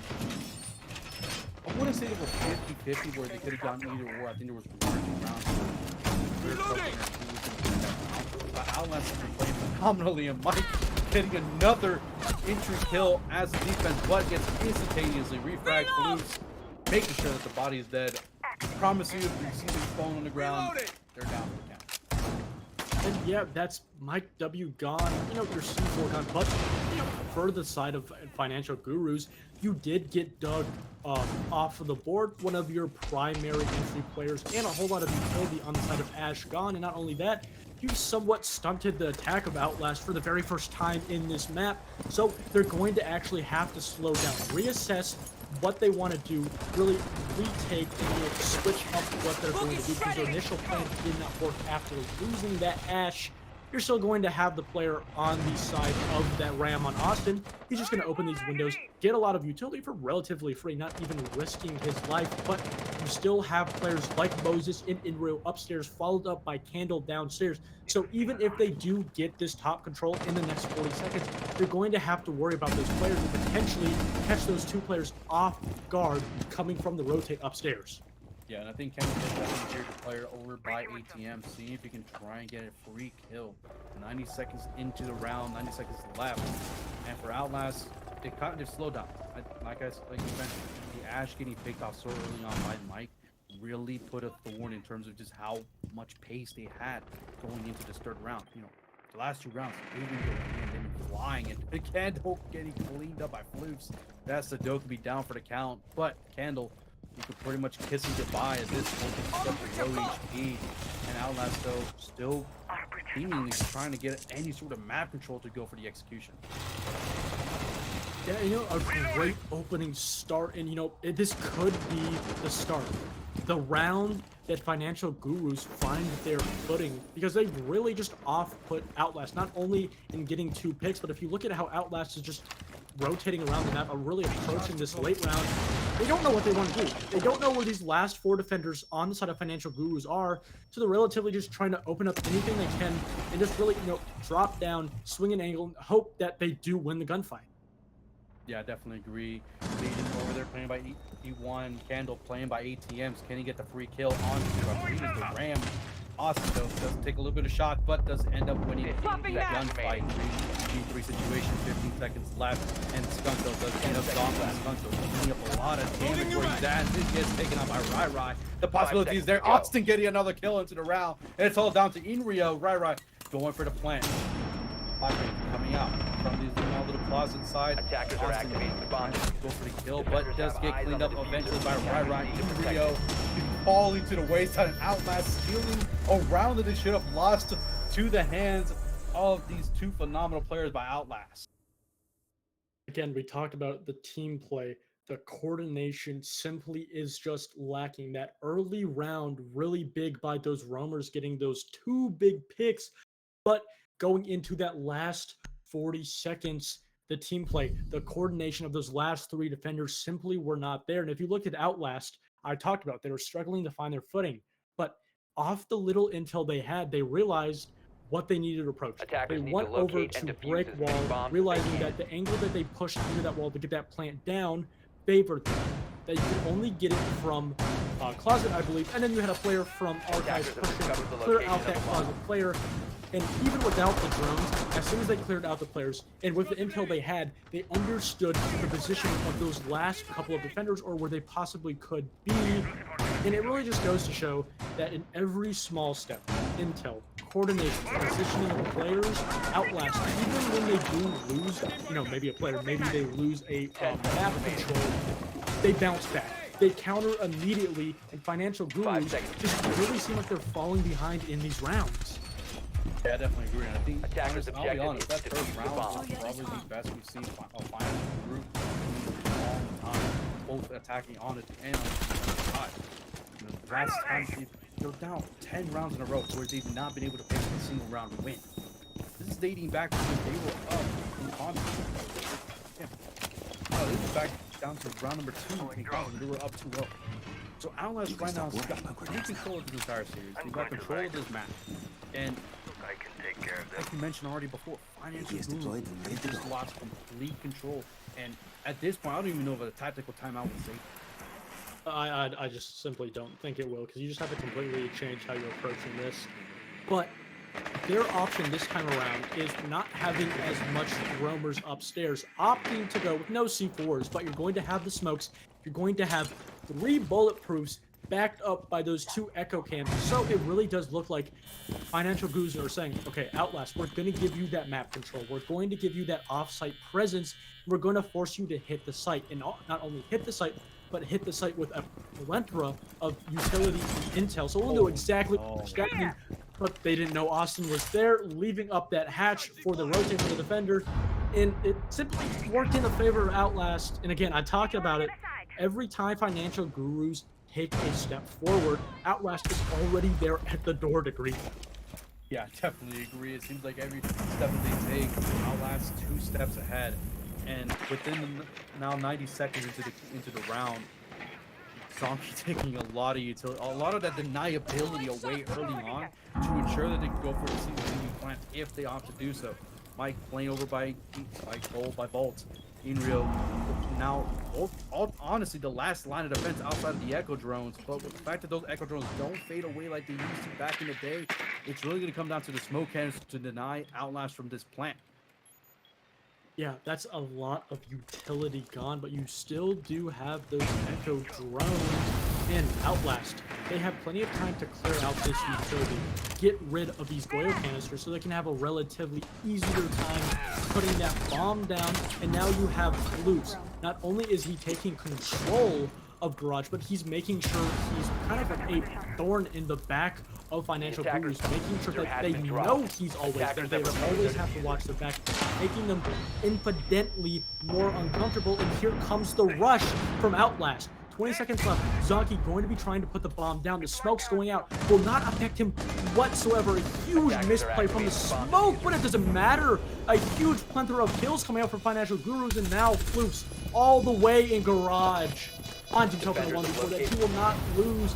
And Financial Gurus, after 4 grueling rounds, will find their very first round win on this big defense. Finally, after 10 rounds, they finally get around to the board. They dating back to round 2 of Consulate. And I've got to say, it looked like Outlast had the control. They had the entire opportunity to go for this plant, but just the utility and the fact that the smoke canisters, the smoke, the player that died, what was it, first? And back in round number 1, finally able to make his utility utilize down to the T, getting, I believe, 2 kills at the end of it through the smoke canisters alone. A phenomenal response from Guru. They still have a long way to go. They've got to claw their way back into an equalized 3-3, which in Bank, starting on the defensive side, not attackers need to locate and defuse as many bombs as they can. Side. But regardless, they want to start to build this momentum if they want to force us into a map 5. Yeah, it's such a long road to go, not only in the round count, and the thing for Financial Gurus, and in that round, Outlast's overall strategy simply did not work. Financial Gurus just outplayed them in that situation. And it goes to show that, you know, not only was that not a throwaway round, but it really shows that Financial Gurus have found their footing. And if they can get these 2 rounds and get a 3-3 half, that will make it infinitely easier for them. But they still have to worry about that attack, but we're not there yet. The next 2 rounds are one of those 2 rounds will be upstairs in that CO office, and will force Outlast to, you know, go for a relatively direct take. It will give Financial Gurus the opportunity to take the focus off that really extended roam hold that you would see on maps or sites like basement or open area or tellers.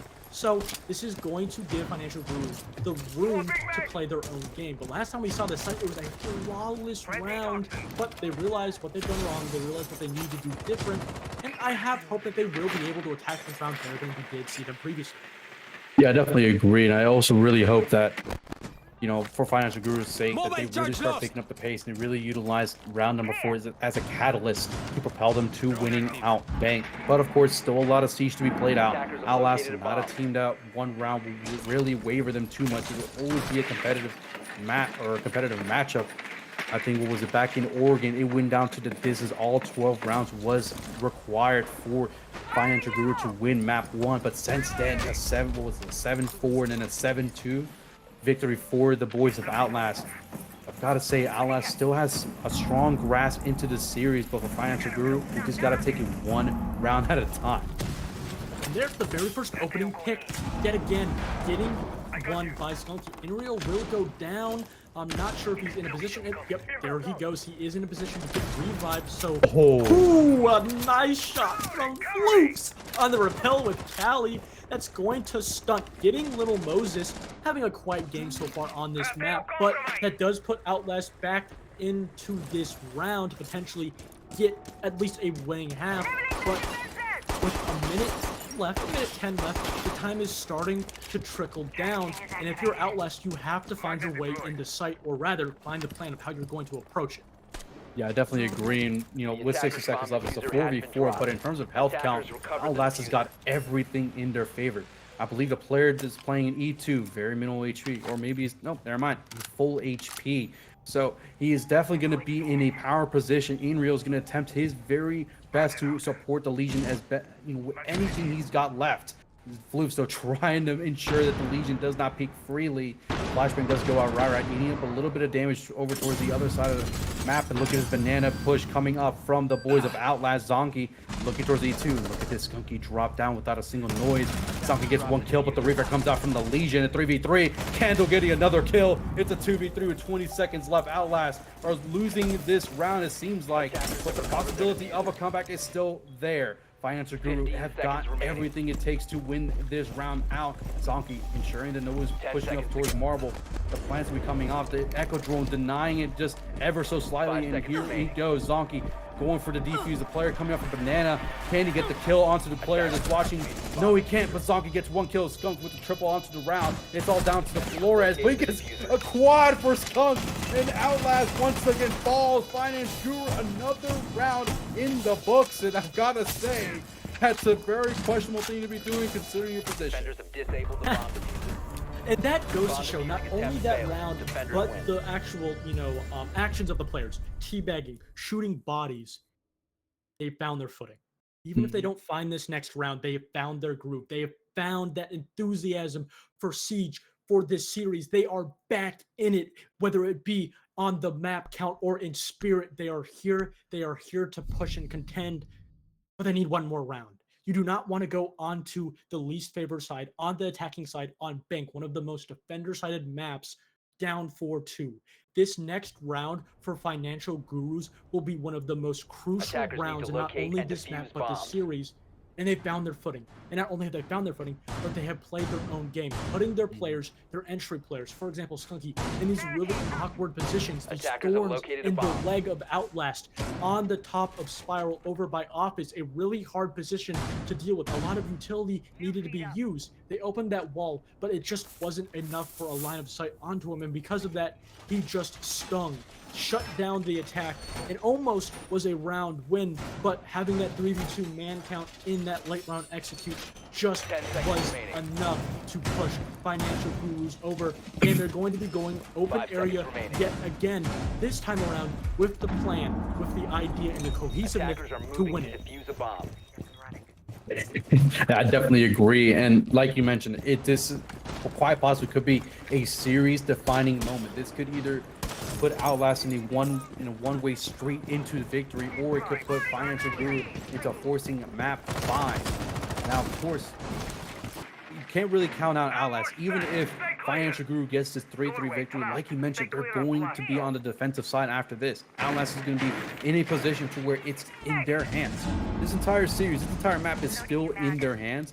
But with the momentum building, the enthusiasm, like you mentioned, the fact that the spirit of wanting to compete once again is finally reignited in the hands of Financial Guru, Outlast have really got to stop this momentum before it really starts picking up for the boys of Financial Guru. Yeah, and if you look at the overall player count of Financial Gurus, they only have one player in sight. Inrio playing the exact same position, backed up by Candle, but in a more precarious situation.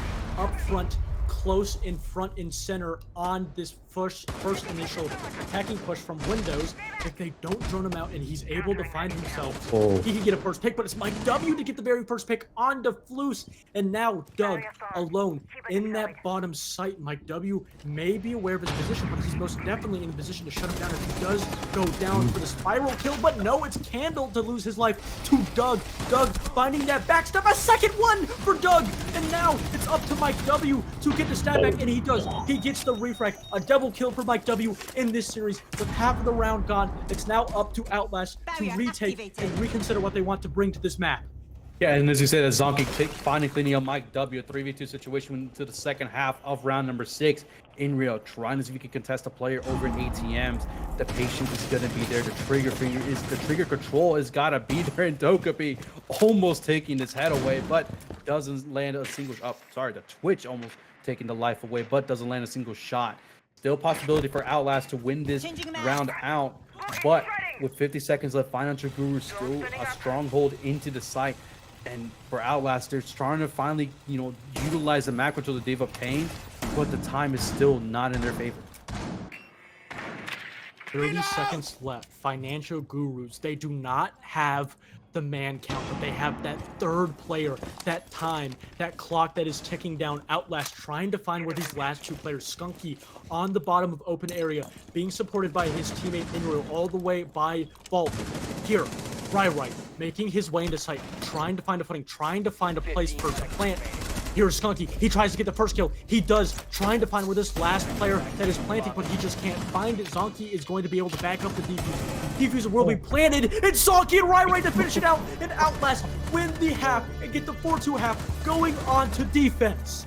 Oh no, Financial Guru had the positioning, but Rai was able to just slither in like Randy Orton and started attempting the final blow, and just like that, 2 RKOs out of nowhere. Outlast winning round number 6, putting themselves in prime position to seal this series out here in Bank.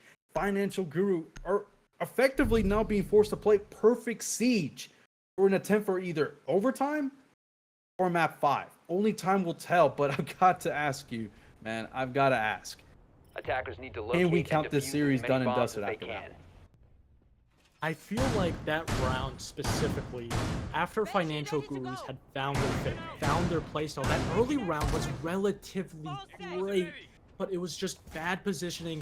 Those last 2 players on the side of Financial Gurus playing it bad. That is a downer, most definitely. But the problem is, not only are you down, not only are you down 2 rounds, but you're going up against Outlast on the defense of Bank. And considering Outlast one of the best and most structured teams, that does in turn make them one of the hardest teams to attack against. And not only that, but your attacks today have not been that good. So every single factor, every side of the coin is not in the favor of Financial Gurus. Not only do they have to win 4 rounds to not only send us into overtime, but they have to find them convincingly and not give any wiggle room for Outlast to take 3 rounds. Yeah, I definitely agree. And oh no, Outlast getting an entry kill. Austin cleaning up Turbine. That's a lot of utility gone and done for the wayside for at least round number 7. A phenomenal way for Outlast to start this 7th round. And for Guru, they really got to start slowing things down. A timeout at this point is just a prayer. And honestly, as the seconds tick away from the hands of Guru, as the seconds tick away for Outlast, and as they get closer and closer to winning that illustrious gold that they're yearning for, I want to take a look at something. I was looking at the brackets a little bit. Never mind, Mike, cleaning up. Austin, you'll have to wait for the next one. Ooh, followed up by yet another In Finance Gurus, they have found their footing on this opening round roam clear, but the problem is you still have Rai, you still have Floops with the C4 backed up by 3 gas canisters, and there's Floops still upstairs being undroned, unidentified, and he's allowed to run away with a pick. But not only that, you have Rai on elevator hatch. So, Financial Gurus, not only do they not have control of this upper map, but they're starting to lose players. Rai with a huge double. It's all up to Mike W. He does eventually get one, putting himself into a 1v2 against Doug and Rai with 1 minute and 15 seconds left. But I don't think they have got all the hatches left. Vault hatch will be open, but he's going to be forced to edge his way downside. But Rai going big in this round, finishes it off, and puts his team 1 round closer to map and series points. Rai with a big play, playing an E1 and just going undetected, going berserk, going nuclear onto the boys of Guru. Guru really had the tempo. They really, like you said, they found their footing. And then it was just the fact that Floof and Rai were undetected. They were just unannounced flying objects running around in the first and second floor of Bank, cleaning it all up, leaving the Twitch into a 1v2 situation, an unwinnable and unfavorable position to be in. But with 90 seconds left, you know, he could have really slowed things down. If he had, I believe he still had his drones available. He still had the time. He really could have dissected it out and seen, okay, which fight do I really want to go for? How can I minimize a cross angle, take on these one-on-ones? But Outlast, they did their job, and now, like we said, 1 round away from map and series 1. Yeah, and again, I talked about that, you know, Finance Gurus are in such a deep hole in a hole that has spikes. The spikes being Outlast on the defense. And, you know, that round, they had a great opening round, but they, again, the same problem that we saw in Consulate. They didn't do their due diligence in droning out. And Outlast on the other side did a great job of not only shooting, but denying the intel on the roamers. Sure, they shot a couple of drones, but he did have that player on the side of the upstairs play around the drones, making sure that he didn't get droned. So with the drones being shot in without the intel of him being where he was upstairs, Financial Gurus had a false sense of security and started to set up their site execute. But as soon as they did that, Rai came back in that position, getting 2 big kills, essentially shutting down the entire round, putting his last 2 players in a favorable position, a great crossfire. And Financial Gurus, every time they get a leg up, they have to deal with yet another obstacle, yet another hill that Outlast has put for them. Floofs, again, just diving that dagger deeper into the heart of Financial Gurus, getting the very first pick, but your main entry fragger in Ash with all of her utility gone, and now Financial Gurus, they have no response, no position to get that refrag, and again, just wasting players and potentially almost losing another one. Yeah, Flus is going absolutely insane these last couple of rounds, and really just, like you said, becoming that thorn in the wayside of Financial Guru as he decides to drop back through Banana. Now, of course, there's still a lot of round left, and Tug finally get cleaned up. But Flus almost taken on. Oh, but Austin going off, and Candle responds right back. 90 seconds is what we're nearing into the 8th round, and Financial Guru, they're just responding, but Flus again, a double kill into the round, a beautiful headshot onto Candle. Can he get a 3rd for his troubles, or will the response finally be there from Skunk? Unfortunately, does not land a single shot onto the Frost as she just walks away towards open area. Again, I talked about it every time that Financial Gurus finds an answer to what Outlast has done and they get the strike back, there's a player in position to just punish them immediately. They got that map control, but then Flus in a position to get that repick, to get that refrag right back onto them and give Outlast that man advantage yet again. And now Financial Gurus with relatively a decent amount of time, but they have not a whole lot of utility. The wall all the way in staff will be closed aside from that single wall. Some of the buttons will be ringing out, but you only have 1 flashbang and a 3-player defensive crosshold being held. It's a really difficult situation. You're going to have to find a hit. You're going to have to find a pick to put yourself back into this round. Yeah, I definitely agree. 30 seconds left into the round. The HP count still in the favor of Financial Guru. He sees the gun of a zombie, finally gets the cleanup. In real, getting another kill. It's all down to Zonky with 15 seconds left. Now, of course, Financial Guru in a winnable 15 position, but seconds the remaining. angle and the long angle that Zonky's holding could definitely be a detriment. Now, the crosshair 10 has to be seconds there. remaining. Oh no, Zonky was looking for the run-in. The defuse is going down, the impact flying away, 5 does seconds left. connect, but does not kill or down the Attackers are player. activating This week the comes out, Zonky getting one. Can he get the double? No, he can't! Gump winning the round for Financial Guru, and there's still life into the hearts of these boys. Bomb down. He got off the bomb, immediately rotated, knew where that defender was coming, and got the shot onto them. And an exclamation mark at that from Mike W sums it up perfectly. Yet another round that puts Financial Gurus into this map, into the series, not only on the round count, but also in their enthusiasm, in their mental. It gives them a little bit more gas in their tank to continue to drive up this hill that is Outlast on this Attackers need to bank locate and defuse defense. as many bombs And as they again, can. it's just putting those players in really awkward positions. Having a player prone behind a wall, eventually dealt with, but then you had two players over the side of the window and then all the way in open area. Got one kill, eventually actually was killed, and eventually traded back when that one player on the side of Legion crossed his way over. And again, I talk about this time and time again. If you're Financial Gurus going up against Outlast, you have to make them uncomfortable. Outlast is an oiled, fine machine. And if you can clog up just one little gear, it will 10 mess up seconds the left before entire insertion. round. But after that, Outlast adapted 5 seconds left before indefinitely insertion. well to those clogs, fixing them really quickly. But for Attackers Financial are Guru, moving not out to only do you locate a have bomb to and throw defuse it. a clog in the gears, but you also have to back that up with support. You have to get another pick. You have to find these refrags, and they're not putting themselves in a position to find these refrags after losing these opening Attackers have dropped picks. the bomb diffuser. Yeah, I definitely agree. And, you know, just Attackers testament recovered to the the bomb fact that diffuser. back into the first map of Oregon, where Financial Guru ended up winning it after 12 rounds. Most of those round wins weren't decisive rounds, and look at this, Loose once again with the entry onto Inrio. There goes the Capital. That's an insane amount of utility to be losing within the first minute. But Financial Guru, they're just struggling to win these rounds outright. They're winning these 50-50 rounds or stealing rounds away from Outlast that Outlast should be winning. Talked about those 50-50 rounds, just a round yet ago, coming down to that 1v2. Honestly, it really just did come up to that Legion, that last player, losing that gunfight to win.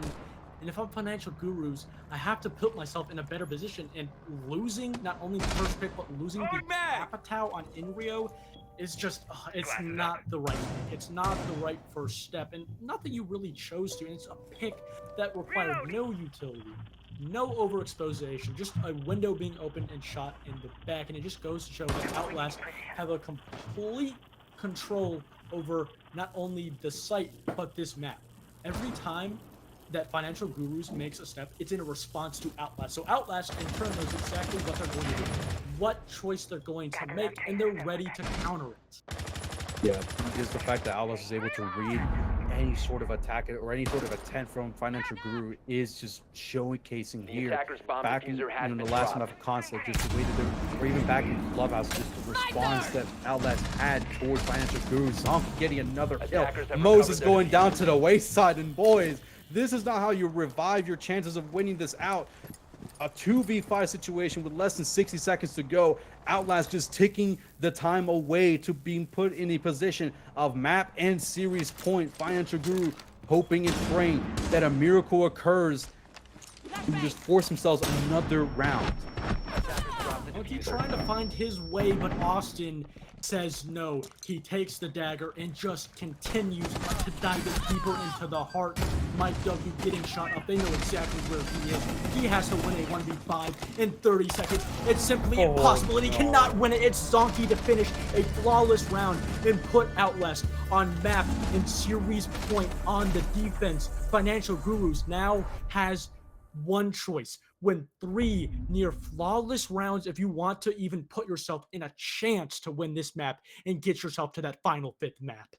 Yeah, perfection is what is going to be demanded from Financial Guru from here on out. Round number 10 is going in, and now Outlast 3 map and series point opportunities to close this out and finalize themselves and set themselves up to becoming the Season 4 champions. But Still a lot of siege left to be played. Financial Guru is not a team to be pushed to the wayside. They're still a capable team. Attackers need All to it takes is locate and just defuse one as many moment, one bombs as they opportunity can.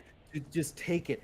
Will they allow it to just slip away and just allow their knees to just crumble into the pressure of perfection, or will Outlast just close it out here? It is a possibility.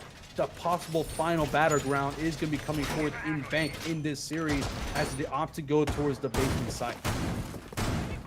If we look at the history of Siege, if we look at certain teams, most definitely I think the best case scenario is G2 versus Empire. 10 seconds G2, remaining. not only were they the better team, but they were the more experienced team and the 5 higher seconds to go. IQ team. And obviously I'm not comparing these two teams to them.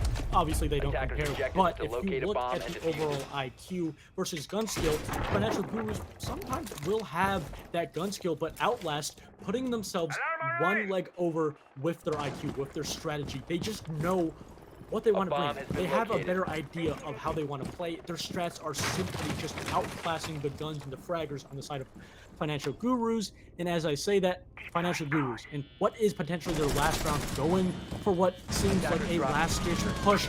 Moses being down by Austin, Candle being followed up. Fakey does get yet another one, followed up by Inrio, and the bleeding has stopped for now, and only 40 seconds left, and half of the lobby is dead. Yeah, a phenomenal way to start out this potentially map and series ender. Just the ATM attempt was definitely there. The Oso, I believe, was pushing Attackers into have recovered their Garage. Did diffuser. finally, nope, she still wasn't not even neutralized. Inrios was last played over by Blue Stairs, yet there he is. And look at this. Outlast, for the most part, just off the side, Mike getting another kill.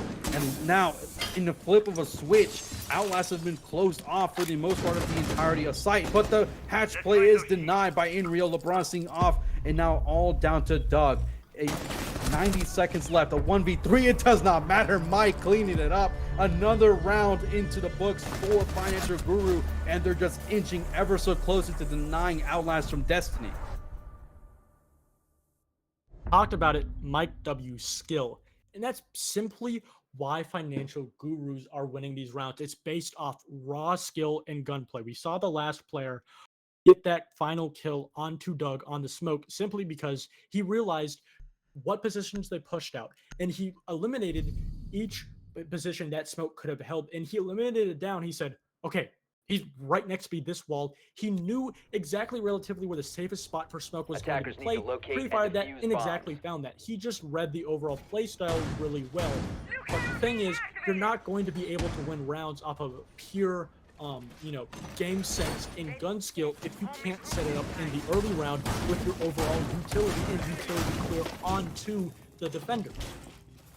2 rounds away from Financial Gurus, it is still more than possible. Not only that, Outlast will be taking them to the exact same site that they just won. And if I'm Financial Gurus right now, if you look at Outlast, they're not doing relatively a whole 10 lot seconds different. left What they're before going to do is insertion. change up some of the positions of their players, of their roamers, their overall 5 idea seconds of what left they want before to bring. insertion. Putting a lot of pressure on that roam will be the same, but where those roamers are, Attackers where are they'll be moving out to rotating will locate a be bomb and different, defuse and that's it. going to be up to Financial Gurus to not only drone these players out, but understand and find out where they're rotating and what map control they can take.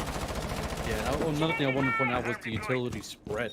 The Malusi gadget being placed over by the top of the police car in Garage to kind of give that sound key to ensure that the OSA doesn't have that sort of clearance to take control of Garage with little to no pressure. A phenomenal read coming out from Outlast to try and ensure that they end this series out right here, right now. But Financial Guru, I think that was a round that they definitely needed Attackers if they have were located a to bomb. bring it back. But Floof's denying the IQ. What a way to start off round number 11. And I've got to say, for Financial Guru, that's just another nail into a potential coffin that they're going to be sleeping in. Yeah, it's just such an annoying play to die to, because it's simple as, if I have just thrown that a little bit earlier, I could have potentially got the kill, and now not only have you lost Mike W, even though he's a little bit cold going in 9 and 8, still the second best fragger and the most aggressive player, or second most aggressive player, I guess you could say, in this map gone, and a whole lot of utility gone, so you're not going to be able to find those Malusis, you're not going to be able to find those Valkyrie teams. And it's a whole lot of utility and a whole lot of time being wasted for Financial Gurus. And with half the round gone, they pushed all of the 5 defenders down to the bomb site, but they still have to worry about not only clearing them, finding out that these players are no longer upstairs, but also getting these hatches open, setting up their site execute, setting up the intel, and then actually executing onto the site. It is such a long and fortuitous structure and situation that they find themselves in, and not with a relatively wealth of time.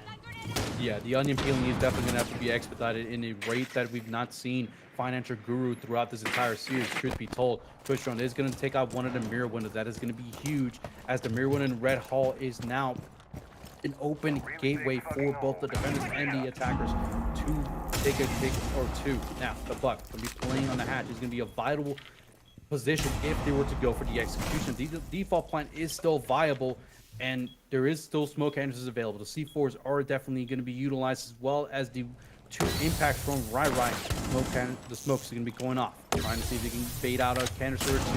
And in real, what a C4 from Blues! What a way to deny it. Skunky almost getting denied by the smoke canister. It is not looking good for for Financial Guru.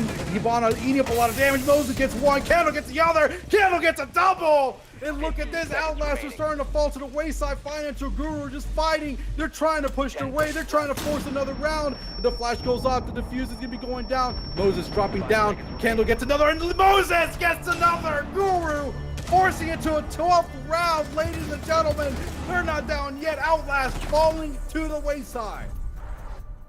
What a close round, coming down to that 4v5 wire in the last 20 seconds. Both teams scrambling in Outlast as warranted after losing such a close round and falling that 5 or 6-2 lead, finding themselves only 1 round away from going to overtime. They want to stop the bleeding here. They don't want to risk taking it to overtime. They want to stop it right here. They want to end the series right here. And this is a great timeout, because Financial Gurus, what they have done, not only have they found their place, not only have they found their mental, their cohesion in that late round, they found out what they need to do. They found out the counter to Outlast, and Outlast rather, realizing that, saying, let's take a step back, take a timeout, and change it up. Let's give them yet another obstacle that they have to face. Yeah, I definitely agree. This is a perfect time out to utilize coming out from Outlast. They not only get to decide, okay, this is the side we're going to be going to, which it seems like they're going to the open area staff room. That is going to be the final round of regulation. This is still a do or die moment for Financial Guru. This is a win or go moment. Could this potentially now be the new series catalyst? Could this be the tipping point for Outlast? This will either put them in a position to win it out. This will put Outlast in a position to finally close out the series. But Financial Guru, they win this round. I've got to say, not only is the series revitalized, stronger than it already is, but I've got to say, it'll almost, to me at least, I feel that'll guarantee this match. Because at that point, Financial Guru will be inside Outlast's head. Outlast is going to be realizing that the control they've had for the last 2.5 maps has gone away completely. 100%. And Outlast throwing out the lifeline, that being the tactical timeout. Flutes bringing out the, I believe, the Thorn, followed up by the Legion on the Luzi. This is the counter to Financial Gurus and their really fast jabs. Financial Gurus, when they find themselves slow, and when they even, approach, whether it be, the site execution or even attacking certain points offside of the map, they do it relatively quickly. Utility dump followed up by 2 to 3 bodies, and this is Outlast's answer to completely slow them down. On the other side, the Financial Gurus going to bring up that Brava to deny any utility, followed up by that Sledge and the Buck, making sure they have plenty of vertical play and getting those hatches open. One hatch will be already open, the other one soft. So if Outlast can, or Financial Gurus rather, can clear this top floor out relatively quickly and consistently, they'll have an easy time to set up their site execute. Yeah, I definitely agree. Time management is going to be one of the greatest, tests that is going to be utilized right now for the boys of Financial Gurus. They've got to ensure that they can not only get into the map, not only got to ensure that they utilize their equipment correctly and maybe get a pick or 2 as they clear out this top floor. They've got to make sure that they do it in a timely manner, and that is a phenomenal way to start off FLUBHOUSE off the board. Mike finally revitalizes himself. 10-8 into the count. And what a kill coming up from Inrio. Doug off the board as well. This is a way to start off the 12th round. Right, though. Trying to respond. Trying to bring balance to the order. The Empire does need to stand, and he falls off, and rightfully so. A 3v5 situation, and Bronstein gets one. Can he get the double onto the Brava? Only time will tell. What a big pick, though. Off the board is the Buck. Moses having trouble finding this player, being backed up by his support player on the side of Skunky. Austin in a really precarious situation, such a hard situation to deal with, but he just cannot be dealt with, eventually being dealt down by Little Moses. But the thing is, here comes Zonky inching his way upstairs, and this makes it followed up by Rai taking the control upstairs. The Financial Gurus are not going to be able to take it, but Inrio gets the fire back, gets the refrag, and now puts Zonky in a 1v3 with a plethora of time for the site execution for Financial Gurus. Racked up by that intel on Bravo, they know exactly where he's playing, they know exactly where he is, and they finish it off, and they send us to overtime to potentially send us to a 5th match. Ladies and gentlemen, another 3 rounds is going to be guaranteed here in the OCS Season 4 Match Point Series Point Round 13. Bank is still where we're going to be playing a Financial Guru, starting off on the attack. That is a surprise. Outlast getting the opportunity to play on the defense.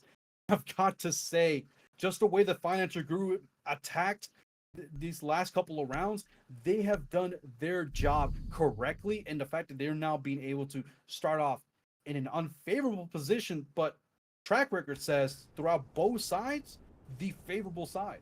Attackers need to locate and defuse as many bombs as they can. Financial Gurus, after inching their way, fighting tooth and nail to get this map back, they go to overtime and have to attack 2 times, which they have not been favored whatsoever. Even though they have inched their way back, they found 3 rounds in a row on the attack. OUTLAST, that timeout not working for that round. Sadly, will be sending themselves into overtime. They'll be taking us back down to that basement bomb site that we saw them lose, I believe, 2 rounds in a row. One was a nail biter, a 2v2, I believe. And if I'm Financial Gurus, I have all the intel. I have all the clues. All 5 players are playing on the same page. They know exactly what to do. They know exactly what their roles are. And if I'm Outlast, for the very first time in this series since Oregon, they need to answer back to Financial Gurus. Yeah, I definitely agree.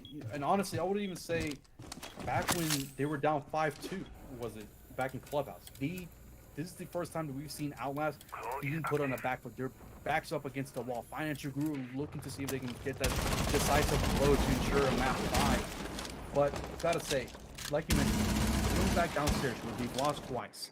And I'll be honest, I think both sides, both Financial Guru and Outlast, could not win the basement side. So a very questionable decision coming out from Outlast to see if they can, you know, put a staple and ensuring that they go back into serious point. But for Financial Guru, the revitalization is here, and I've got to say I am all here for it. As a neutral, I am hoping for map 5. I am urging that Financial Guru wins out bank and we go to a 5th match. Financial Gurus have had such a great time, an easy time at that, clearing out this road, getting this top 4 control with 2 minutes, 2.5 minutes you could say. And that's because Outlast have realized what they want to do. They want to fall back and let Financial Gurus waste their own time. And relatively in the past minute, what we've seen, they've started to, trend. They've started to walk back. They don't know exactly how they want to deal with these last couple of players. Candle trying to get aggressive, but will take some shots. And with 1:20 left, Financial Gurus, they're starting to struggle. They don't know how to answer back. And FLUBHOUSE in such a dire position. And if they drop Hatch, he'll be right there to shut it down. Yeah, I definitely agree. Just the fact that Outlast changed up their defensive setup here in the basement side really is putting in hindrance. FLUBHOUSE eating up a lot of damage. It finally gets cleaned up by Inrio. That's a phenomenal way to start, but with 60 seconds left into the round, they've really got to start picking up the pace if they want to go for the execution. Now, the bomb is now being switched off to the Thermite, so we definitely know that Inrio is going to be the player to go for this execute. LeBronstein over by Garage is going to be holding the longest angle known to mankind. Candle is going to try and deny any sort of defensive opposition if they go for this execution. And here it goes, Doug. Waiting for the moment, inching kind of hearing the sound call. There it goes, Mike going for the smoke canister, going for the defuse. Skunk so good. The cleanup onto Austin, and the defuse is down. Doug though does finally get cleanup onto Mike, and here we go. 40 seconds left, and now Outlast are now the aggressors. They're now the ones that have to retake the map, retake control, and ensure themselves a possibility of going to a series point. But Skunky though is going to be the first line of defense. Holding on to that hatch is going to be vital. Right. Taking up an angle, but does get cleaned up by Inreal. It's all down to just Doug in a single 1v4 situation, but does not matter. Finance Guru are now looking at themselves in a map point to force us to map 5. They have finally came back, and that is due simply to Financial Gurus not only finding their playstyle, finding their footing, getting that cohesiveness, all the players being on the same page back together, but on top of that, they finally figured out the game that Outlast is bringing onto them, and they've been countering it immensely every time, especially in that round. Every situation, every pick, every engagement, including the first entry engagement all the way down in servers onto that Azami, was not only activated by Financial Gurus, but they kept control that entire time. And Smoke having such a bad misplay. If he just placed that smoke a little quicker, he could have gotten that planter down, but because he didn't, they got the plant down. And not only that, when those Outlast players were rotating off of those holds, trying to push back, trying to progress, to play that post-plant situation, Financial Gurus had their players in position to cut those rotates off. Again, they find themselves on the favor side, winning one attack out of the 2 potentially that they would need to win to put themselves onto a 5th map. We talked about mood killers, but if you have a 6-2 lead, going to overtime, lose it onto the 5th map, not only are you going to be tired, that's going to be a real mood killer. I definitely agree, and honestly, at this point, both of these teams are definitely going to start feeling the wear and tear of a long best of 5. We've already been guaranteed 4 maps. We've already now guaranteed overtime in one of those 4 maps if it goes into a 5th map. I don't want to start the early predictions, but I've got to say Financial Guru, they might just steal it away from the hands of Outlast. But there's still a lot of time left. 2.5 minutes left to decide if we're going to a 5th map. And Candle, what a way to start it off. Loose off the board. A player who has been playing really well started to go to the wayside. 10 and 12 going into now the 14th round. And, you know, Financial Gurus have done a great job on both the defense and most definitely attack after winning 4 rounds in a row on the attack. They've done a great job of just completely shutting down these entry engagements and winning them in the early rounds. Even if it's not in the early round, if you're pushing on a server, say with only a minute left, they still win it. And it's because they've not only gone control, but they've also done all the intel. Mike W striking onto Austin. Outlast not having any clue how to deal with this rejuvenated Finance Gurus. And I'm getting worried because you're only 3 deaths away from getting on the 5th map. Yeah, I definitely do have a feeling that Financial Gurus got the control of this map. Now, the series is still up in the hands, and I still think that Outlast still has the stronger hold, just the way that they were able to close out map 2 and 3. But it goes by round by round. It does not matter what you've done in the past. It only matters what you're doing at the current moment. And as of right now, they found themselves. They've been reignited. They have accepted their ghosts of Montaigne's past. They banned them out, and it seems like it's paying them dividends. Outlast are just struggling to get any sort of intel. They're struggling to get any sort of footholding in these last couple of rounds. I've got to say, Guru, they're just deep inside. They're allowing Outlast expend everything they've got for the execution. 50 seconds left. You still do have those echo drones up. Outlast trying to find any player, any bit of edge to get themselves back into this round and push themselves onto a final round. It's going to be Doug on the hatch, trying to drop, trying to get this player. The smokes from Inrio comes out, the flash goes out. Rai trying to get the bomb down.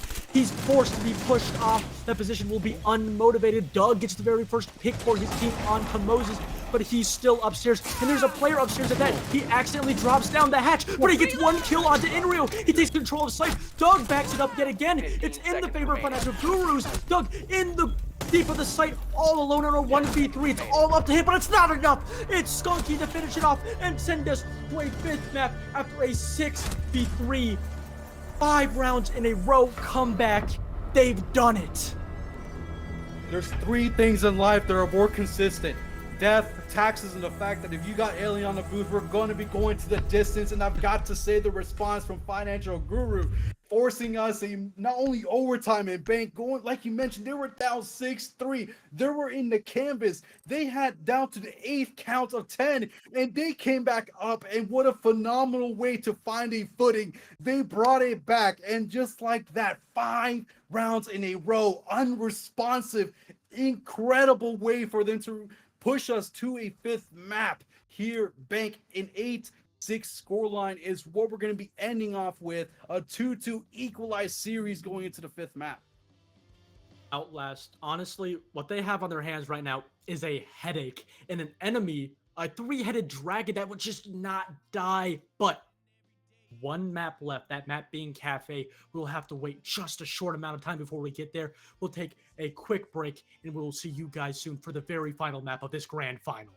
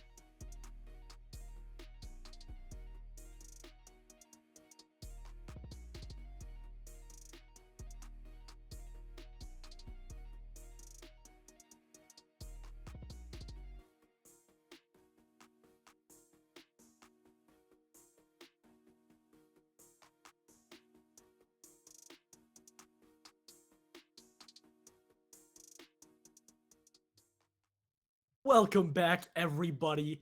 And we have found ourselves, due in part to Financial Gurus, on our 5th and final map after a 6-3, a 5-round in a row comeback from Financial Gurus. They have found their footing. They have knocked Outlast after 2 maps in a row. It all comes down to KAFE. It all comes down to the Russian hotel, Goose, and I've got to say it is no better place to end this series out. 4 maps have gone to the wayside, 2 and 2 apiece is the scoreline right now, and I've got to say, like you said, Financial Guru had no right to bring us to a 5th map. They were down 6-3. They were effectively done. But by the miracle of God, Jesus, the stars aligned perfectly for them to send us to KAFE, the final battleground here of OCS Season 4. Outlast, Financial Guru are going to duke it out one last time. A minimum of 7 rounds is all they need. But if we go to overtime, I've got to say, man, will I be excited. Okabe being the very first ban coming out for Financial Gurus, so that means one operator in particular. The stone hedge in the way of Financial Gurus, Montaigne, is still left up. And sure, it's KAFE. This is a more vertical play oriented. You know, the blitz coming out for Outlast, expected. They banned it 2 maps out of the 4 so far. No surprise there. Dokkaebi also not being a surprise, but operators like a Buck, or perhaps maybe even a Ram and an Ash will be prominent on the attack. Outlast starting on the attack in like pretty much every map of the map pool. This is a defender-sided map, but if we do find ourselves in overtime, Financial Gurus will be actually starting on the attack. Solus also being banned out. So again, going into this final map, nothing major coming out. Both teams have found their footing. Azami, a new ban, not being banned out yet, but a ban that is more towards this map. Yeah, I guess you could say, you know, one of her most useful sites or positions on this map is playing in piano when defending that upstairs bomb site. So Azami being banned out is not a surprise, but we didn't see her banned out in Clubhouse, so that's definitely a problem operator for Financial Gurus. I definitely agree, and the purple mist, or purple rain as I like to call it, is going to be available for both sides to utilize in Finance Guru, bringing him out. The Fenrir finally making his appearance after 4 grueling maps. It's going to come down to just KAFE. Attackers need to locate and defuse bombs. I want to say that Finance Guru have got the momentum in their favor, but I think that transition between map 4 going into map 5, Outlast, should really utilize that time to only, you know, slow things down, and control the heart rate, the breathing, but also formulate a plan. Because as of right now, Finance Guru is able to play their game. The entire series is now up in the air, but Outlast, they've got to pick themselves back up. Like you mentioned before, 5 rounds in a row that Finance Guru were able to steal away after being down 6-3. For Outlast, that's a grueling thing to deal with. But for Finance Guru, that's a lot of energy to be utilizing going in at best of 5. Attacker's objective is to locate a bomb and defuse it. I want to say Outlast are still the fresher side, and Mike gets cleaned off like there's no tomorrow. A phenomenal way to start off KAFE as Blues gets the entry kill. Mike W's life after the prep phase lasted 4 whole seconds.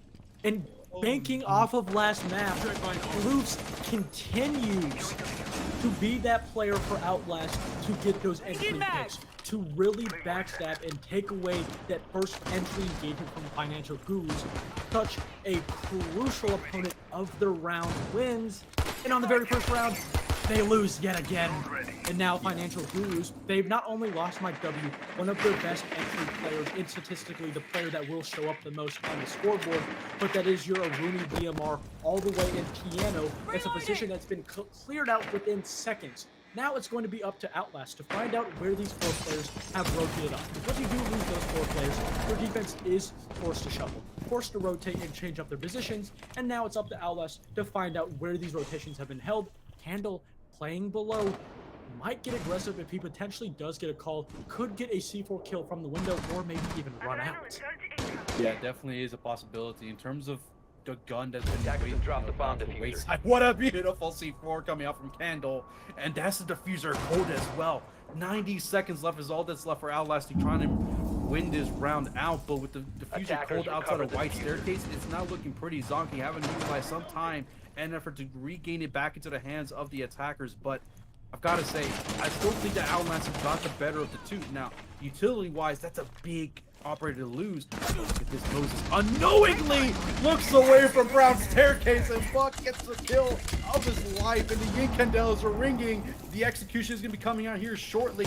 Skunk going for this sneaky play, but doesn't get thrown out, so the clearance is going to be coming out here shortly. He have a little bit of damage over the line frame, but Skunk gets one. Zonky gets the refrag, but Dean Rio gets the kill right afterward. It's now only 2v2, 45 seconds left. This game is going off crazy, and Candle gets another. That's a double for the round. It's all down to Bronstein, all by himself down in main corridor, and I've got to say, diffuser cold, 30 seconds left. This round is to lose for Finance Guru.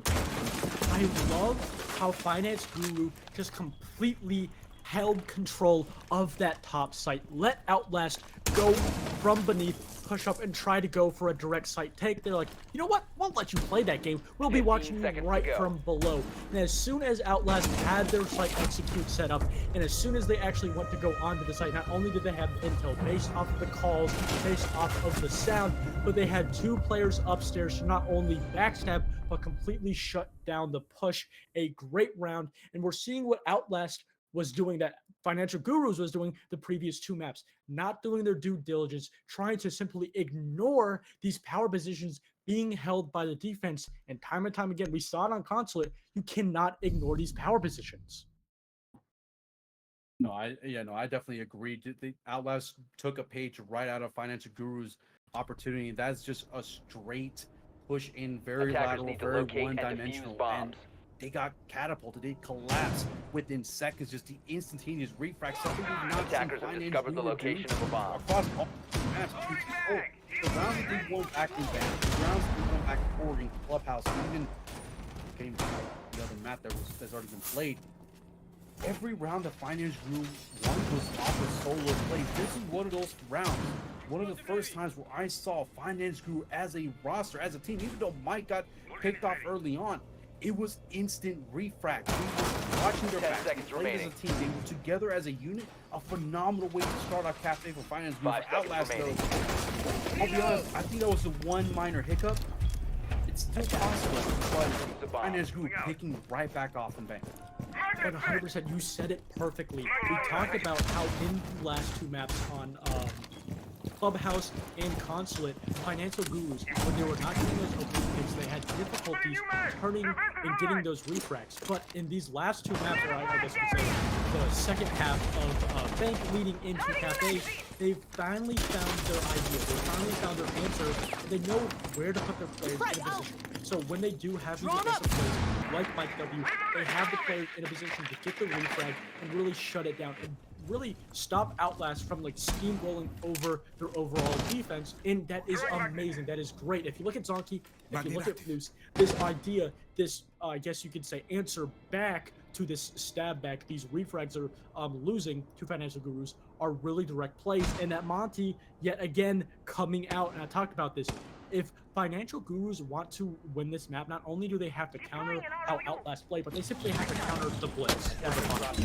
Oh, and look at this. Monte finally getting cleaned off, and what a beautiful response to getting the refrag, and instantly getting refragged by Inreal. The Warden coming out to play, but gets instantly taken out by Flukes. And this back and forth matchup is starting to become a rank stack masterclass. Both of these teams have thrown out the scrapbooks. They decided, screw all this. We're going to be going guns blazing. And with 90 seconds left into the round, I've got to say, Goose, this is going to be one of those matches, one of those maps where strats may be part of the game, but it's going to come down to the individual brilliances of these 10 players.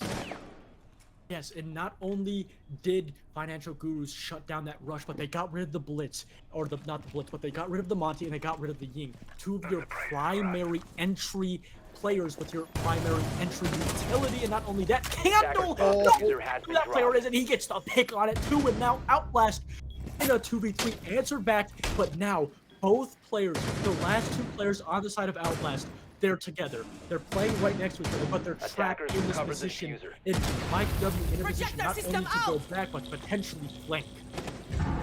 So the utilization is there, and the Claymore to save them. It's a 2v1 situation. Moses all by himself, the Wamai, trying to see if he can get any sort of slither of hope, any sort of free pick coming away from the hands of Outlast. The flanks are going to be positioned in. Outlast are going to be putting themselves in a spot of cross angles. They understand that the Wamai is playing close to Austin. Austin trying to get the quick peek, trying to fake the plant. Here's the movement of the Wamai. Blue swings up, but Brusty cleans it up, and Outlast says right back at you. A beautiful round win for the boys, and it's 1-all. Ended off of a nasty shot. And throughout the entire OCS Season 4 playoffs, Financial Gurus have not won one round. All 10 rounds where Monty is brought, whether he is a factor in the last 30 seconds of a round on the site execute, they have lost it. It has continued to be a problem they don't need to, or rather, a problem they cannot deal with. But I think it, instead of just simply Defenders, Monty, at the protect end your of the day, bombs. it is a very powerful operator, but it just goes to show on how Outlast is playing, and it's just a really difficult play style for Financial Gurus to really answer back and counter. It's 1-1 still, and honestly, this has probably felt like not only one of the closest maps, but both teams, it really feels like they're firing on all Attackers have cylinders. discovered the location of Every a bomb. player knows exactly what their position is. They know exactly what they want to do for the game plan. Both teams even somewhat changing it up. For example, Outlast bringing more of those, site execute utility operators like Zonky, bringing that Ying. Sure, things will fall off 5 seconds of left that, before insertion. Loading mag.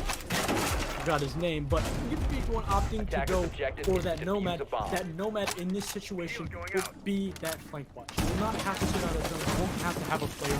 Those Nomad air jabs, if they do get control of top floor, will be the reliance, will be the main factor that will prevent Financial Gurus to get that backstab, to get that retake upstairs if they potentially choose to. Yeah, I definitely agree. And like you said, outside of the first map, all the way back in Oregon, where it ended up at 75, if my memory serves me correctly, this has been one of those maps where it has started off hot. None of these teams are going, 2 rounds ahead. They're going back and forth, a seesaw action in this final map. And I think both teams not only have realized that this is where perfection needs to be capitalized, but this is a best of one effectively. After Financial Group brought back Bank from a 6-3 deficit, this has become, instead of a best of 5, in terms of numerical standards, it is a best of 1. There's no coming back from. There's not another map. There's no more opportunities. This map is the final map to be played on. Now, mining and dining. Gotta say, I'm not a big fan of this site. Just the fact that you're as a defender, you're very spread. You gotta extend all the way to the end. You gotta hold so much of the map. And Candle is just getting caught into a crossfire, but squeezes away into White Staircase. A beautiful flush out from Outlast, but with 90 seconds to go, the time is starting to take away against him. Yeah, and look at that, half of the round gone, and no utility really lost from Financial Gurus, and not a lot of map utility either. And you still have Steve in this position, relatively with a questionable gun to get that long-range gunfight, but surely he does have the gun skill to back it up. And we talked about that top 4 backstab, and here is Mike W not being cleared out. But to be fair, Outlast have not really put a whole lot of preference or utility on that top 4 clear. So Mike W will be able to relatively stay up here safely. No Nomad jabs known to us, aside from those red stairs. Chunky still in a position, not being droned out whatsoever. Floofs is the very first pick in Rio, closely being fouled up. Yeah, the down does come down from on the board, and a lot of time is going to be utilized for the defenders. And look at this, Ryright won't be execution. Candle does get onto Austin, but Ryright gets one response right back. The player in train, but Wamai with the hop out does get one. Doug does get the refrag as a 2v2. Mike all by himself as Candle finally cleaned up and off the board, or I guess Enreal still on the board, still down inside the train, but 15 seconds left. 15 The seconds to position go. is not looking good for Mike. He's gonna have to fight an uphill battle. He seconds wants to to go. win this round out Attackers for are his activating the team, diffuser. but the plan is now down. 45 Defenders seconds left. have eyes on on the the aggressive side. Attackers need He does to not have protect it. minimal comms, but he does have a pretty good understanding, but doesn't check his left side. You gotta check both corners, my friend. Zonky cleaning up the round, and another win for the boys of Outlast. A great round played from Outlast and a really great answer back. I think that's one of the first definitive rounds where an attacking team has just simply played around and ignored what the defense was holding. We saw that one player on the basement on the side of, I believe it was, yeah, Candle roaming downstairs, was not eventually cleared out, being able to go upstairs. And then you had a player in Pillar who was never dealt with, and they simply just ran into sight, ignored those player positions, and just Defenders, protect your bombs from being trusted defused their by attackers. crossfires, and it worked. And it goes to show that, you know, we talked about this being a very close map in the series coming off of that last map on Bank, but that round did seem like it completely tipped to Outlast on their strategy at least, because Financial Gurus, for one of the first times we've seen in quite a while, their overall strategy simply just did not work out for them. Attackers have discovered the location of a I bomb. definitely agree, and I think the player was playing over in Pillar was being kind of kept at bay by the Ying outside of Hell Door. So the possibility of 10 that seconds to impact insertion. was very minimalized on just the simple fact that you know that there's an LNG 5 waiting seconds remaining. to get to the swing. Let's So get the red staircase popping was kind of that given as a clear guidance for Outlast to success. Now, getting down to the train was the next step. Was it completely pulled off until the end, until pretty much the execution was being done. So phenomenal, like you said, by Outlast, by Engineer. Just a little slip up here and there. I think if 1 or 2 gunfights go in their favor, we could be looking at a different score line. But regardless, we're going back down to reading and diving. What typically was the third sight prior to a lot of these operator and site changes and even sector changes. Now, being one of the most favorite sites in KAFE, and I love that change. And you know, for this Blood last online. map, you know, going into this fifth map, both of these teams have been playing for hours upon hours. And after all those maps, not only are they kind of but they start to really fall into a sense of comfortability. You know, they really are, you know, hoping that their opponent starts to show some of the signs, some of the plays, positionings that they've seen before. So, if you're a team, whether it be Outlast or Financial Gurus, Outlast in the last round, rather, you could say, you really need to change that. You need to make the team, that team being Financial Gurus, uncomfortable when they're in a position where they're kind of forced to be uncomfortable, because it's a long night. You're tired. You've played so much Siege. You've played 5 best of 7s, 1 going to overtime. So much Siege being played that you're going to kind of rely on a lot of these same plays, a lot of these same micro mechanics happening from your opponent. And when it doesn't happen, it's going to force Financial Gurus to really come up with a strategy, come up with an answer back, which notoriously they've had a problem with. Yeah, no, I definitely agree. It was a marathon, not a sprint. I think that 4th map is going to become a big factor as you go on round by round, learning to do how to utilize a lot of energy. And Skunky, though, does get 1 kill. Doug, that's instant refract, 60 seconds left. And the execution from Outlast is starting to come out from hell and heaven. And that's going to be in position. But Skunky gets another kill onto Doug. That's a double kill for the round, but he is completely neutralized by Blue over by White. Staircase and a double kill coming out. Mike gets cleaned up, and look at this, a 3v2 situation. The execution is definitely possible. Moses does get zonkey though, but the plan is going down. Those defenders know where it's being placed at. So Right gets a clear chance, and the Moses hitting an air jab, giving away his positioning, and now are having to go on the attack. Right playing in laundry room, knows that the lead is creeping up. Blue gets 1, Right gets the other, and Outlast another round into the books. That's 3 straight rounds going into round number 5. What Outlast have done in these previous couple of attacking rounds that they haven't relatively done is putting a lot of focus on these late site execute operators like the Ying, being followed up by flashes and smokes, and sometimes even, I believe, Sens, yeah, even followed up by a Sens. Operators and overall strats that we haven't seen. Outlast hasn't done a lot of late round executions followed up by utility dumping. And because of that, and because, again, I talked about it, it's a marathon, not a race. Not only Attackers are need to Financial locate and Gurus defuse bombs. facing something they have not had to deal with, but something that's a headache, Bomb something that located takes by every attackers. small attention to detail. And because it's been so long, because they're there's attention to detail, or the lack of, will create bigger cracks. And those really late round, or I guess you could say really quick rushes followed up by a lot of utility, really makes it a headache for Financial Gurus to respond. And not only a headache, but also it doesn't give them a whole lot of time to respond. And in the previous rounds, in the previous maps, when Financial Gurus are given little 10 time to seconds respond remaining. in the site execution, they tend to lose the round. Yeah, no, I definitely 5 agree. seconds left. And I do want to point another statistic out. Attackers are One heading thing out now to has defuse a the bomb. 10-0 round win rate against Financial Gurus. Now, there, of course, he wasn't really an impact operator, but as soon as he's trying to line going into the last round of Outlast's attack, and Mike might be more he doesn't see the player close to the window, and barely goes away with his life. Still full HP. Candle now going in through main corridor, trying to see if he can provide any sort of assistance. But 30 seconds into the round, Outlast still outside. Financial Guru trying to keep them at bay. Keeping it bay they have so far. Financial Gurus being somewhat forced to push back. Outlast kind of just testing the water so far, just trying to clear the utility close on to site.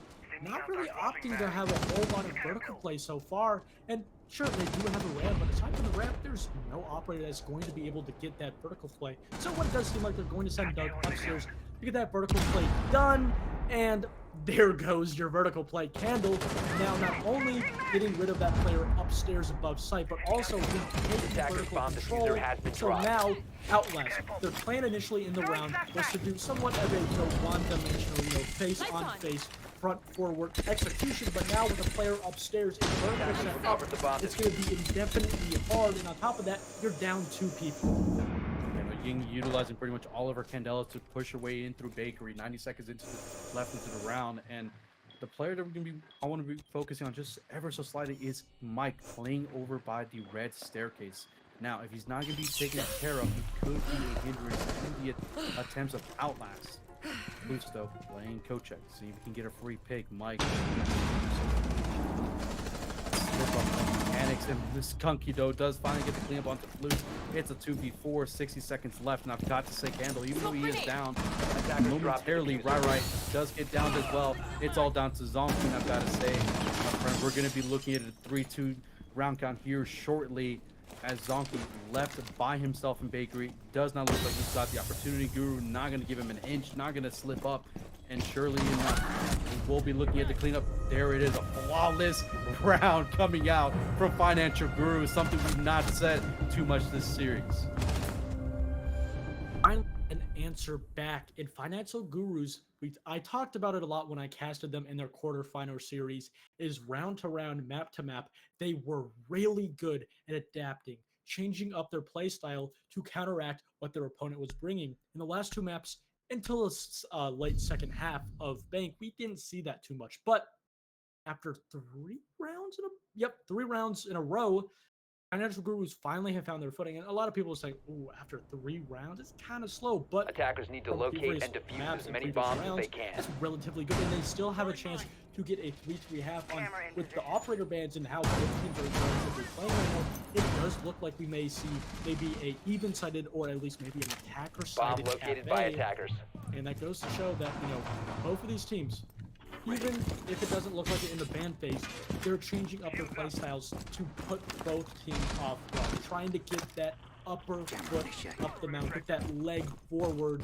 Both teams answering back, whether it be round to round or map to map. 10 seconds left Yeah, no, I before definitely insertion. agree. And one thing that I think Outlast is allowing 5 seconds to go. is to get that comfortability and allowing Financial Gurus to still play their game. even Attackers' if objective Outlast is to has defuse the the bomb. momentum. Now, of course, final round into the first half, and Outlast, like I said, would be either at a tie position or each attacker-sided KAFE. And I've got to say, for Outlast, they've done their job. KAFE historically was a very defensive map. Of course, with the changes, it's built the balance a little bit more evenly. So they've done them very good. They've done at least the 2, now effectively 3 rounds. If you go into the defensive half 4-2 split, it's going to be looking a little bit in favor of Outlast, but Guru, they're a phenomenal attacker team, and KAFE, with the way that it's playing today, the rate and the operators is available, and still, I would not count them out just yet.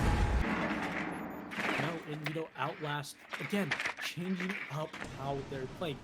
Bringing up some different operators, bringing that ace followed by Capital for the very first time this round, but Ying is going to continue to be be a mainstay in this series, followed up by Nomad to really stop those flanks, prevent those backstabs. Inrio being found out early. A nasty shot by Doug.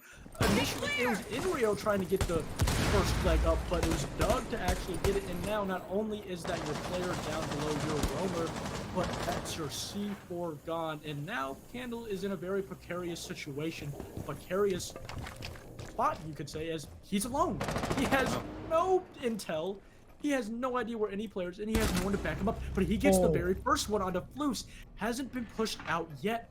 He may not be aware of this last player. He does hear Zonky on the rappel. So both teams know where he is, and they know he's in a very crucial spot.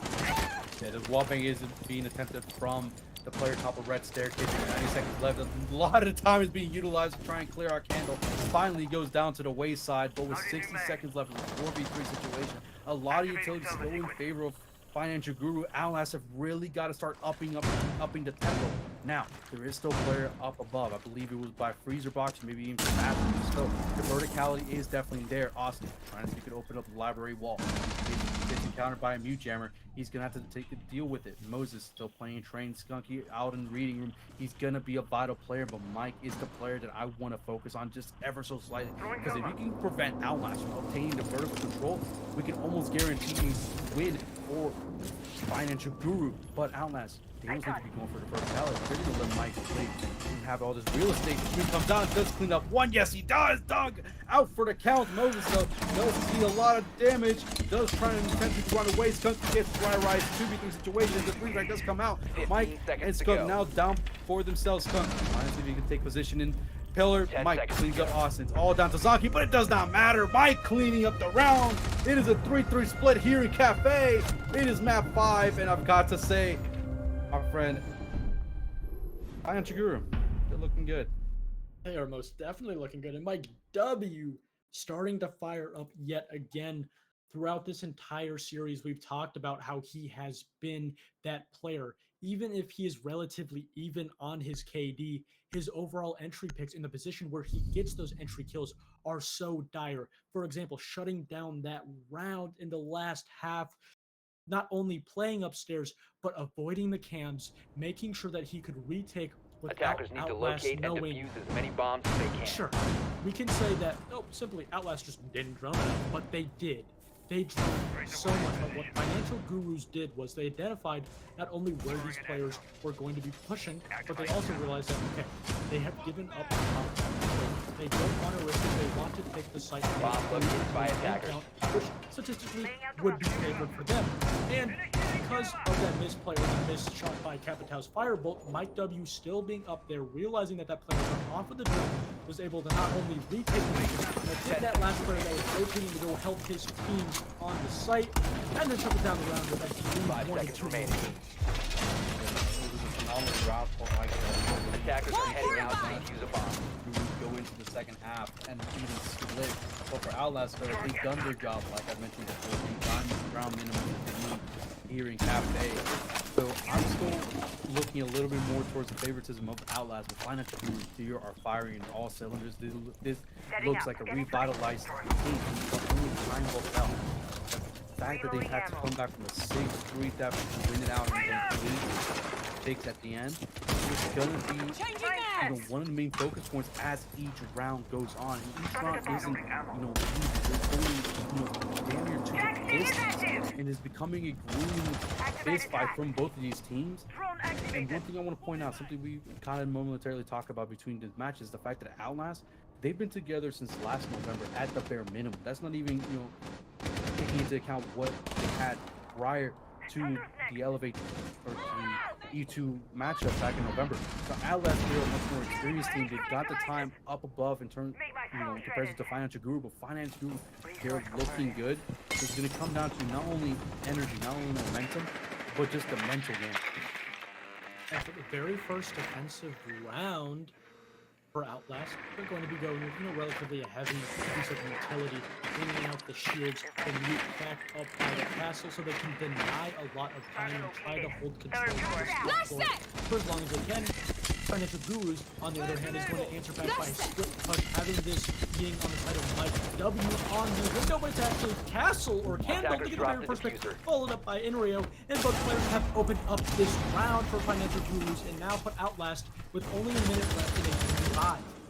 You know, a 3v5 situation, a beautiful way Attackers have recovered their to get that first vertical side, the top floor completely cleaned out. 2 beautiful kills, just perfectly executed coming out from the attacker side. But still a lot of time, still a lot of things to handle. Possible does clean up the Candle, messes Sophia off the board. He is playing phenomenally throughout this entire series and in this map. Can he get a double kill for his troubles? He barely escapes with his life of Skunk, though. Also very low HP. Mike throwing the Candela, does miss out the Ryra, but Ryra look towards the Candela. This could be the opening, and Skunky, though, wait a minute, he sneaked into sight, respawning, reading. I don't think a single player of Outlast knows this. Ryra does get the refrag onto Mike, that killed off Luke, and now the plant has gone down. In real, perfect positioning, and now Moses as well up in the top floor. Ryra and Austin gonna have to go in a 2v3 with no verticality. What a beautiful headshot coming out from Ryra. Ryra with the triple onto the round. It's all down to Moses, but he's got the verticality. The fuse is gonna be going down. The sound cues are gonna be made. Can he get the clean lineup? Yes, he can. What a beautiful lineup coming out from Moses. And Austin knows this. Can he get the kill from below? I don't think he can. The time's going to be running out here shortly. He's got to get the kill here fast and quickly. He's going to go for the execution.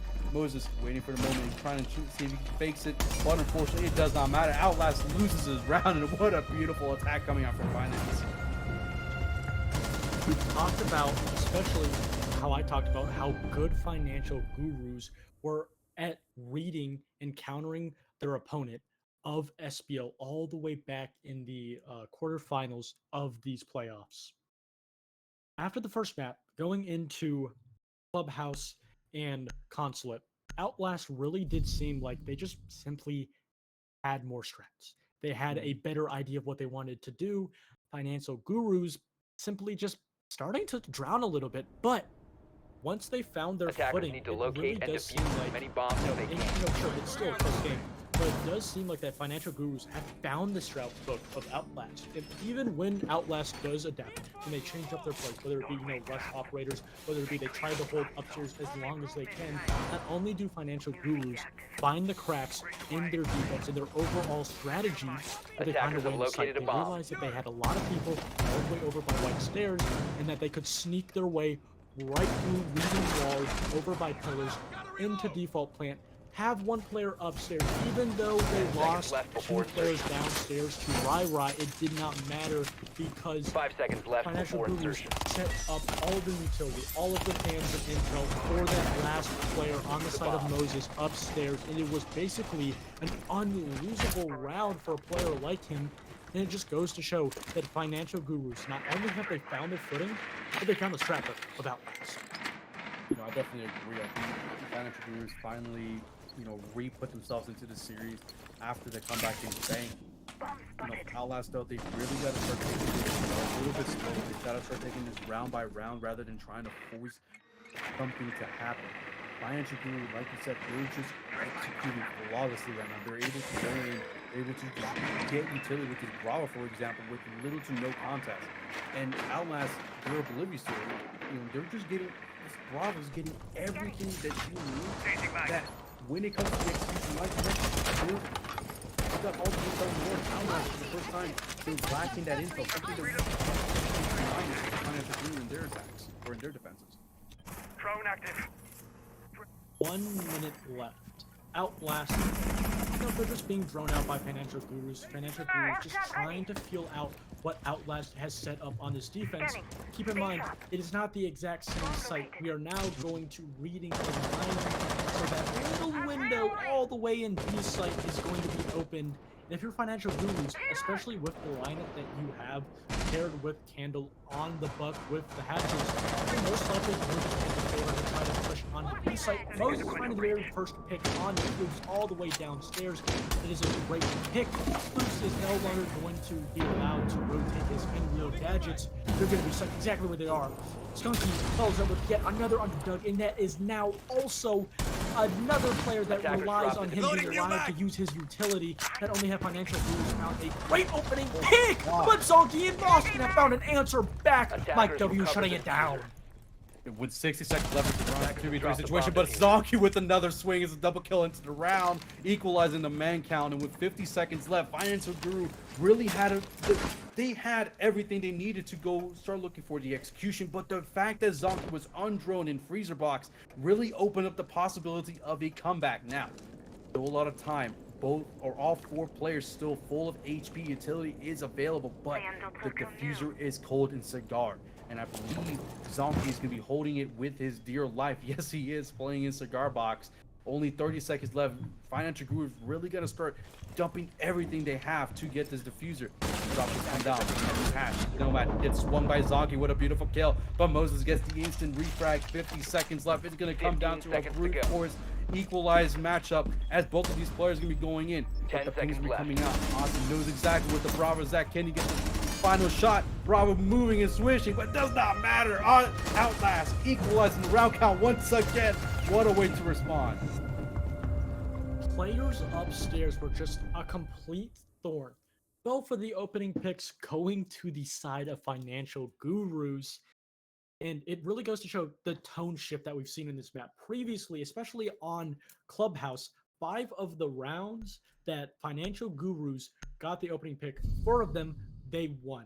That round, a 3v5, goes to show the lack of drone economy, the lack of overall intel in the idea Attackers of need where to these players locate are and going. defuse as many bombs And as they they can. got 2 big players, 2 really aggressive players from the side. Bomb located by attackers. There's 2 players upstairs. Not only were they shut down, but that Valkyrie was still allowed to be left up, eventually swinging into Piano over into Sakar, getting that kill onto that final player of Mike W.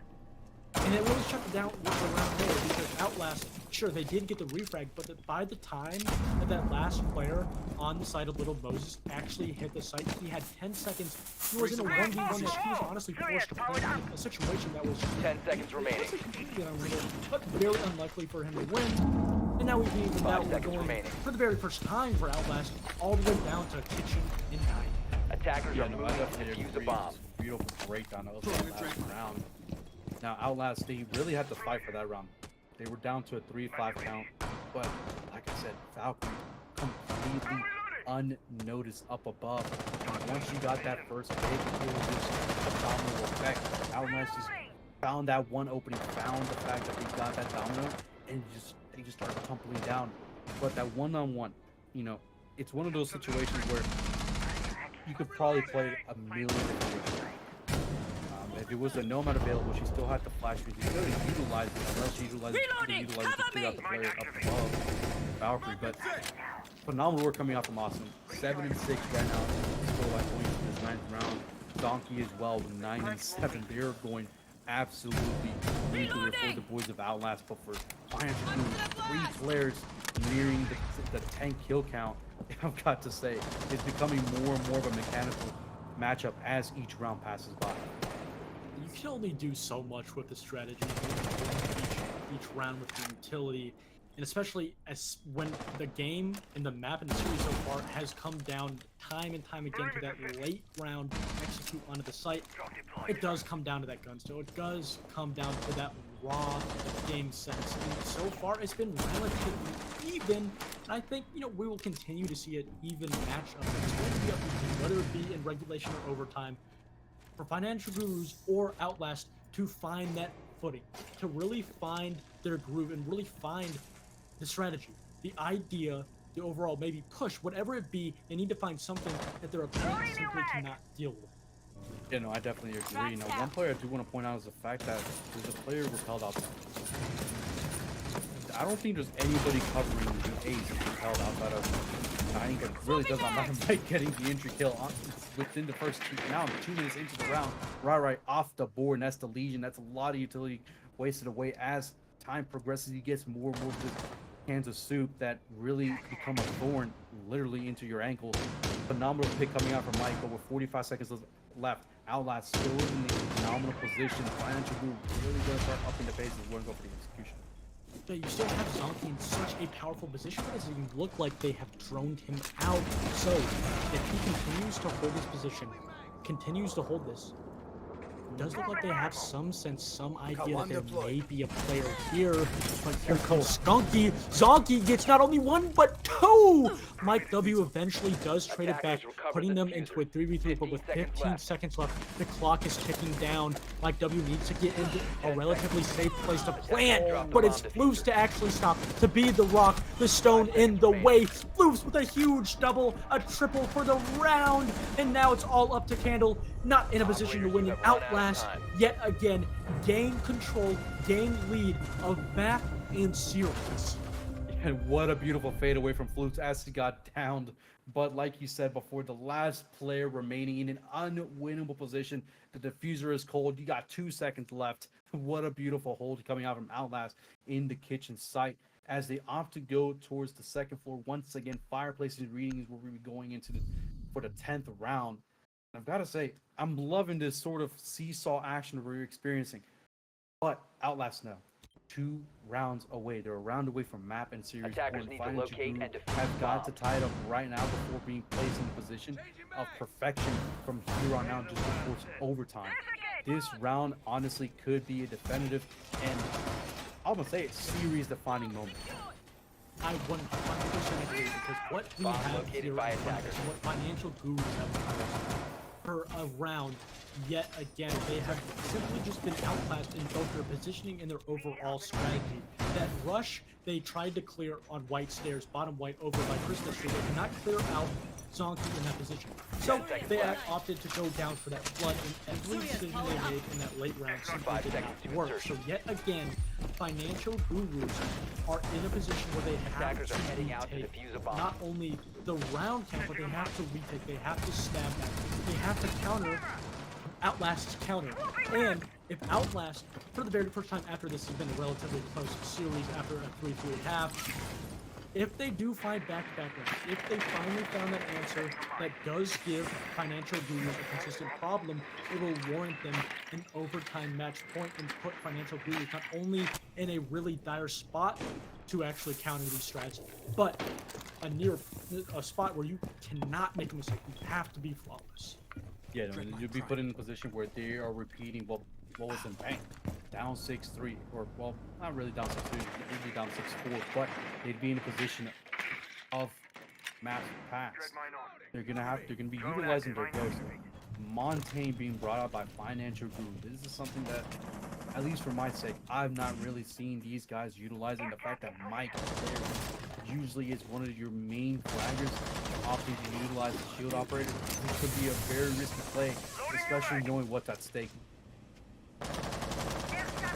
Around half the round gone, and we can see this player on the side of Rai looking to get aggressive, hopefully trying to catch a player off guard. It's one of those situations where it's risk versus reward.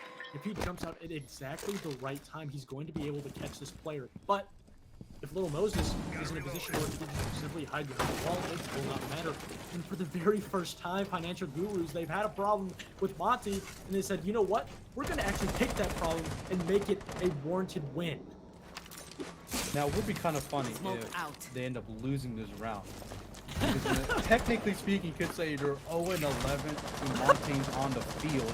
The only time will tell as we enter in the last 60 seconds. All 10 players, not just alive. Not a single bullet has landed on anybody as we enter in this dire round. This dire few seconds left, as this is a win. This is serious point potential for Outlast, and then for Financial Group, they're looking at a potential of bringing it back. Zonky and Flutes are getting hit from above. I think from Montaigne, they're going to be utilizing an ace, swinging in, getting 2-3 free kills. Doug, the next player in the docket, but the A's, what a phenomenal entry. 30 seconds left. Financial Guru are in a optimal position. The smoke Henderson is denying the Montaigne, trying to isolate a player out. Austin gets down and Screw gets one right back. A quad for Skunk. It's all down to just Doug. The pistol's out. The Montaigne does not see the player just yet. Doug gets a triple kill for the round. An ace is going to be required. A quad is going to be coming up from Doug at a bare minimum. It's all down to Candle, who's still above on a rappel. Oh no. He's glitched. Oh no! What a way to rule!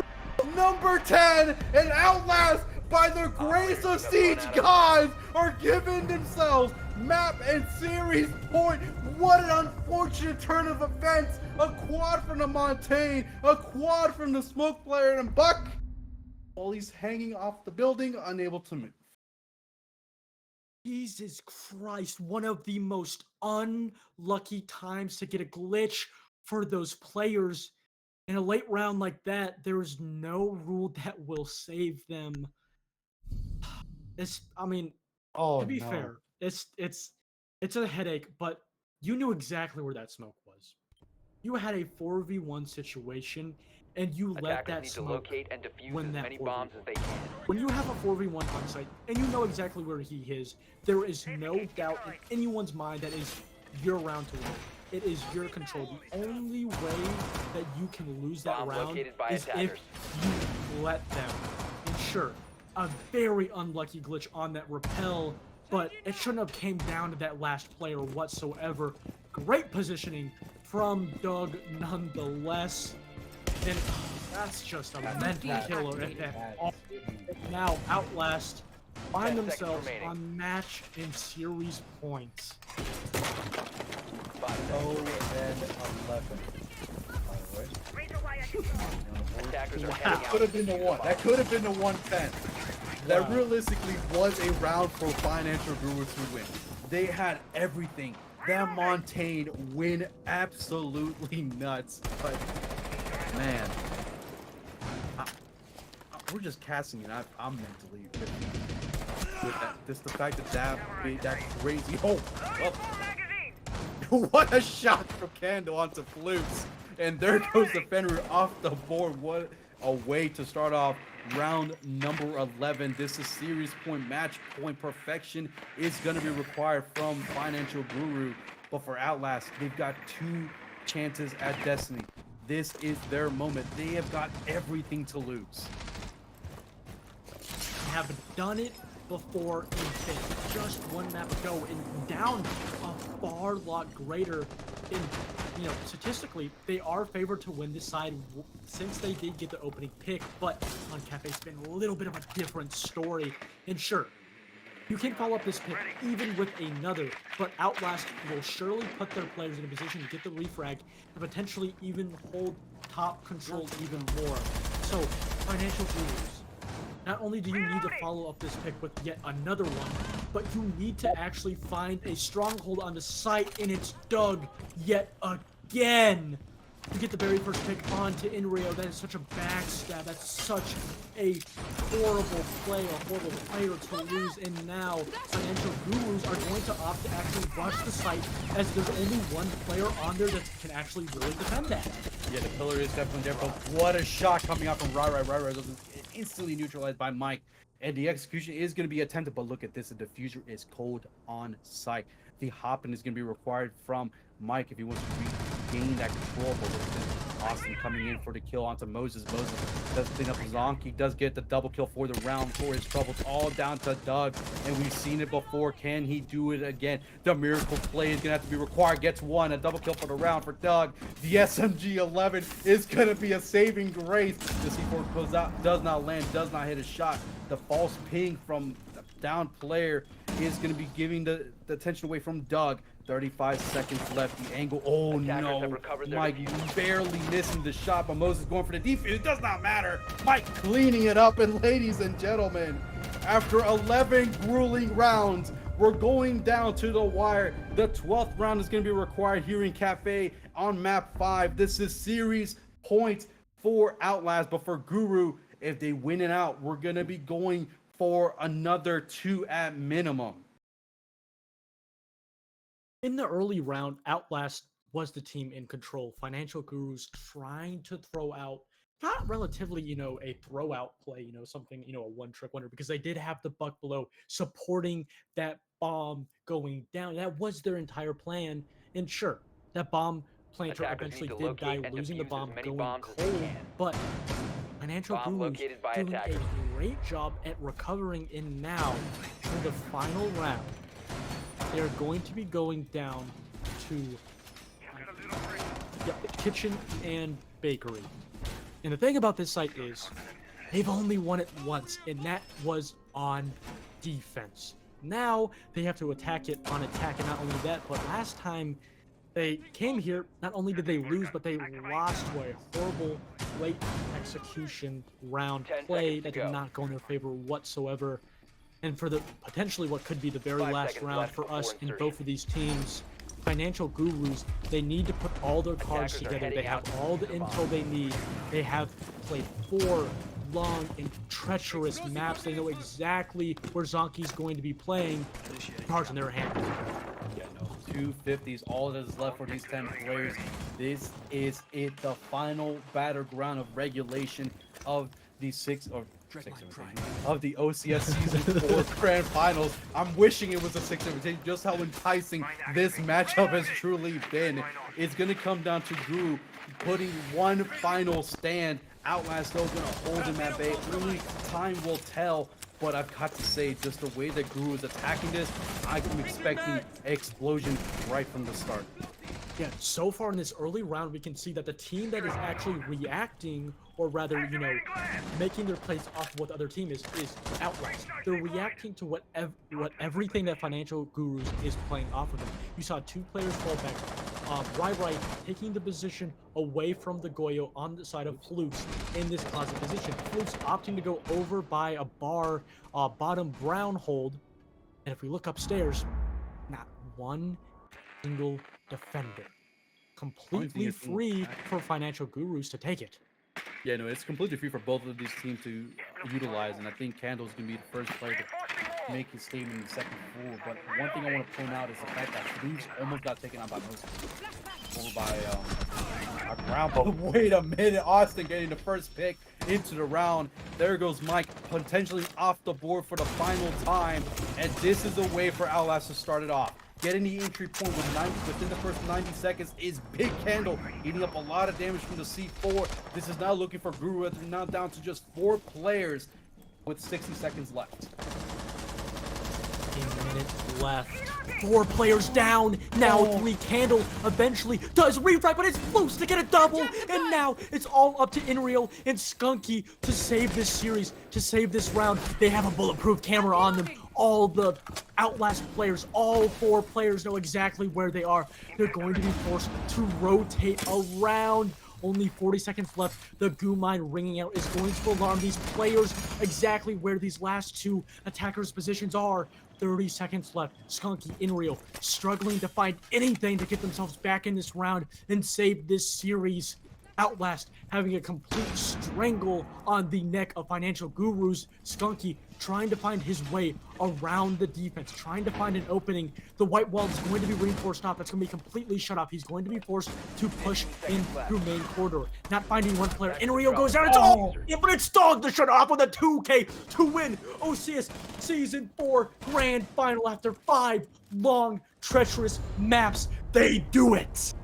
A beautiful 6-3 comeback coming out from the boys of Financial Guru, but it came down to just 12 rounds here in KAFE. Outlast, like you mentioned before, Gurus, are your OCS Season 4 Grand Final winners. And I've got to say, a beautiful round of applause for the boys of Financial Guru. They put a valiant effort. It came down to the wire. It came down to just the final round of KAFE.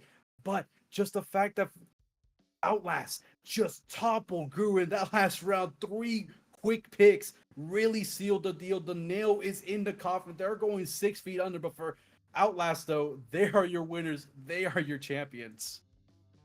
100%, and they went the full distance. While that is going to be all for Financial Gurus, we have a little surprise for you. We're going to take a little quick break, and we'll bring you back for an interview with a player from Outlast.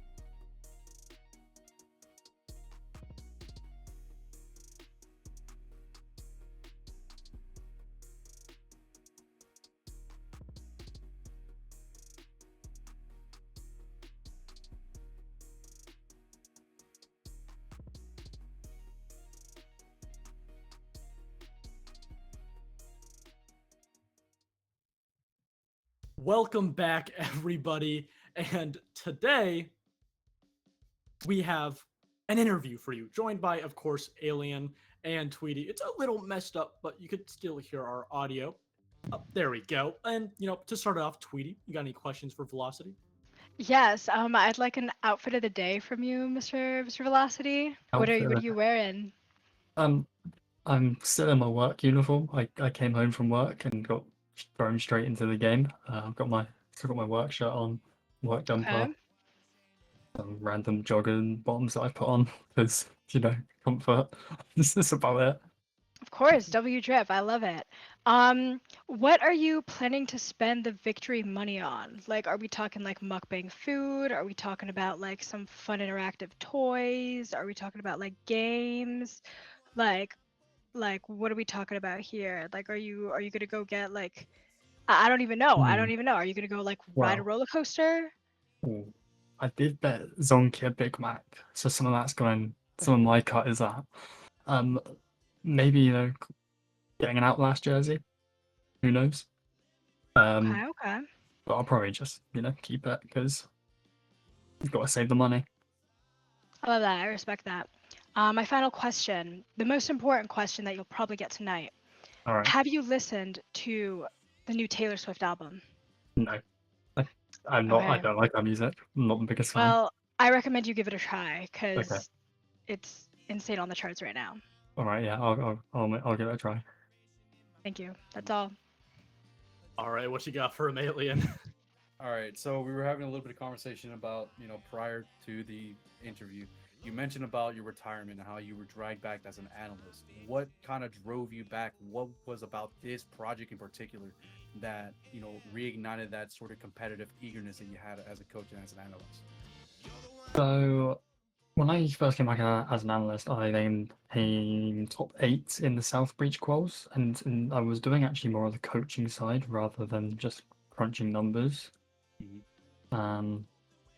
I didn't want to stay with the team I was already on. It was already agreed I was parting after. I started exploring options, looking around, and I landed with this roster during E2 when they were under dilemma. Trialed with them, stuck with them for a little while, and left them for a little bit, and now I'm back. So it was just that kind of competitive drive to constantly improve the team and improve, myself and achieve. I got you. Now, going into this grand final, I know you mentioned talking about going to work and then doing about 50 or so slides of prep work. What exactly did you prepare going into this final matchup, knowing Financial Gurus, strengths and weaknesses? I prepped about everything. And when I mean everything, I knew what operators they were playing, what their strats were. I went through and watched their VODs, copied their strats down, and then counter-stratted around them. I noted down their weak points, the gaps we should be hitting, what we should be doing, what we should be bringing.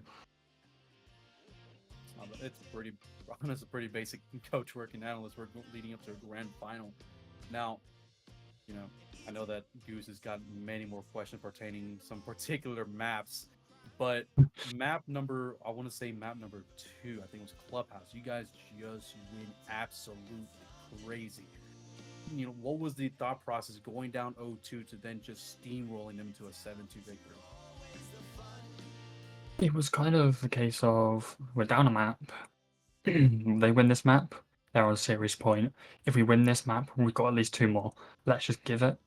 Let's just throw ourselves at them, get in their faces, and make their life hard. Because even if they win this, they'll be mentally drained. If we win this, we've got the mental boost. We go on to map 3. We do our best to win it, and that is exactly what we did. I got you. Well, that's all the questions I have, and I think Goose has got a couple more interesting, more directed questions. I do. So you talked about you've done pretty much all the prep work, making sure everything. Did Monty come into play? Did you think that was going to be a big contributing factor, countering them perhaps? I knew Monty should be the play. They even suggested it before I even suggested it, so on the same page. I didn't think it'd be that big. A little bit bigger than I thought. I was suggesting more of the Ying rather than the Monty, but they thought the Monty would work, so I thought we'll let them try it. We'll let them.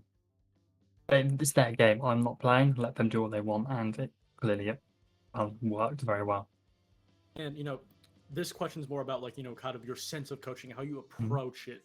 Do you kind of say like what you put in forth is the overall idea, or do you give your players some control more than other coaches would perhaps? I'm a big believer of a coach doesn't play the game, so the coach doesn't actually know what's going on. Really, they can only assume, right?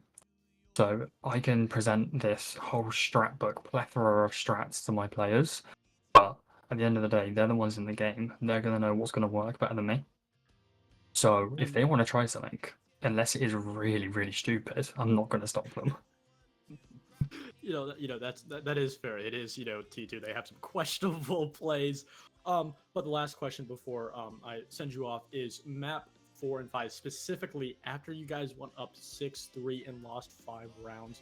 What was going through your head as a coach? Because obviously you had to prepare for the next map, perhaps a map that mid through that bank you weren't even really prepared for.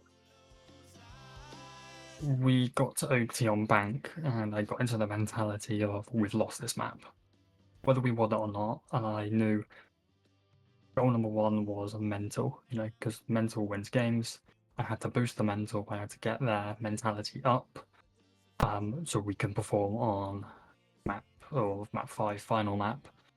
So in that sort of mid, 5-10 minute break we had, speaking to them, talking to them, trying to do my best to get the mental up, getting them to talk to each other, joke around with each other, have that banter, then go into map 5 and perform. And I think we did that pretty well. And one final thing, I'll give you your chance to maybe say something to the fans, perhaps give a little message before we send you off. Thank you to the support from everyone in the chat, even if there were some people doubting us and rooting for Mike W. He was never getting the he was never getting the W. Never. Follow all the boys on Twitter. Follow Zonky, Flute, Rai, Turkey, me, Doug. Especially me, and definitely follow Outlast Gaming NA on Twitter. And yeah, thanks for the great tournament. Yeah, it was a great showing, all 5 maps, and I'm sure both you and Outlast have a great future ahead of you. Hope you have a great night and enjoy the victory money. Cheers, guys. Well, just a pleasant interview to have in general. Going in, we didn't know what he would prepare. We didn't even know that we were going to be interviewing the coach, to find out that not only he did so much prep work, but he came off of working since 6 a.m. and it's 5 a.m. for him. So not only is he dedicated, but his work showed off immensely. Oh no, I definitely agree. And just the fact that, both him and the players were in agreement with the Montaigne, which at the end of this playoffs, 11 rounds where Montaigne was utilized up against this roster, they faltered. They could not find an answer. Outlast, Velocity did all the work that was necessary for them to succeed. Just a phenomenal showcasing that we were able to see throughout the 5 maps. They did slip up a little in map 4, but that response in KAFE, that momentum they had building off in Clubhouse and in Consulate, they looked second to none. Yeah, going into this matchup, we didn't exactly know what we were going to do, but it ended up a great series, going all 5 maps, and both Outlast and Finance Gurus going into potentially E3 or the next major qualifiers are looking great. But that is all from us. A huge thanks not only to the fans, but the production staff that helped us today, and the Whiskey Boys for getting the very first map. This has been OCS Grand Finals Season 4, and we'll see you guys next season.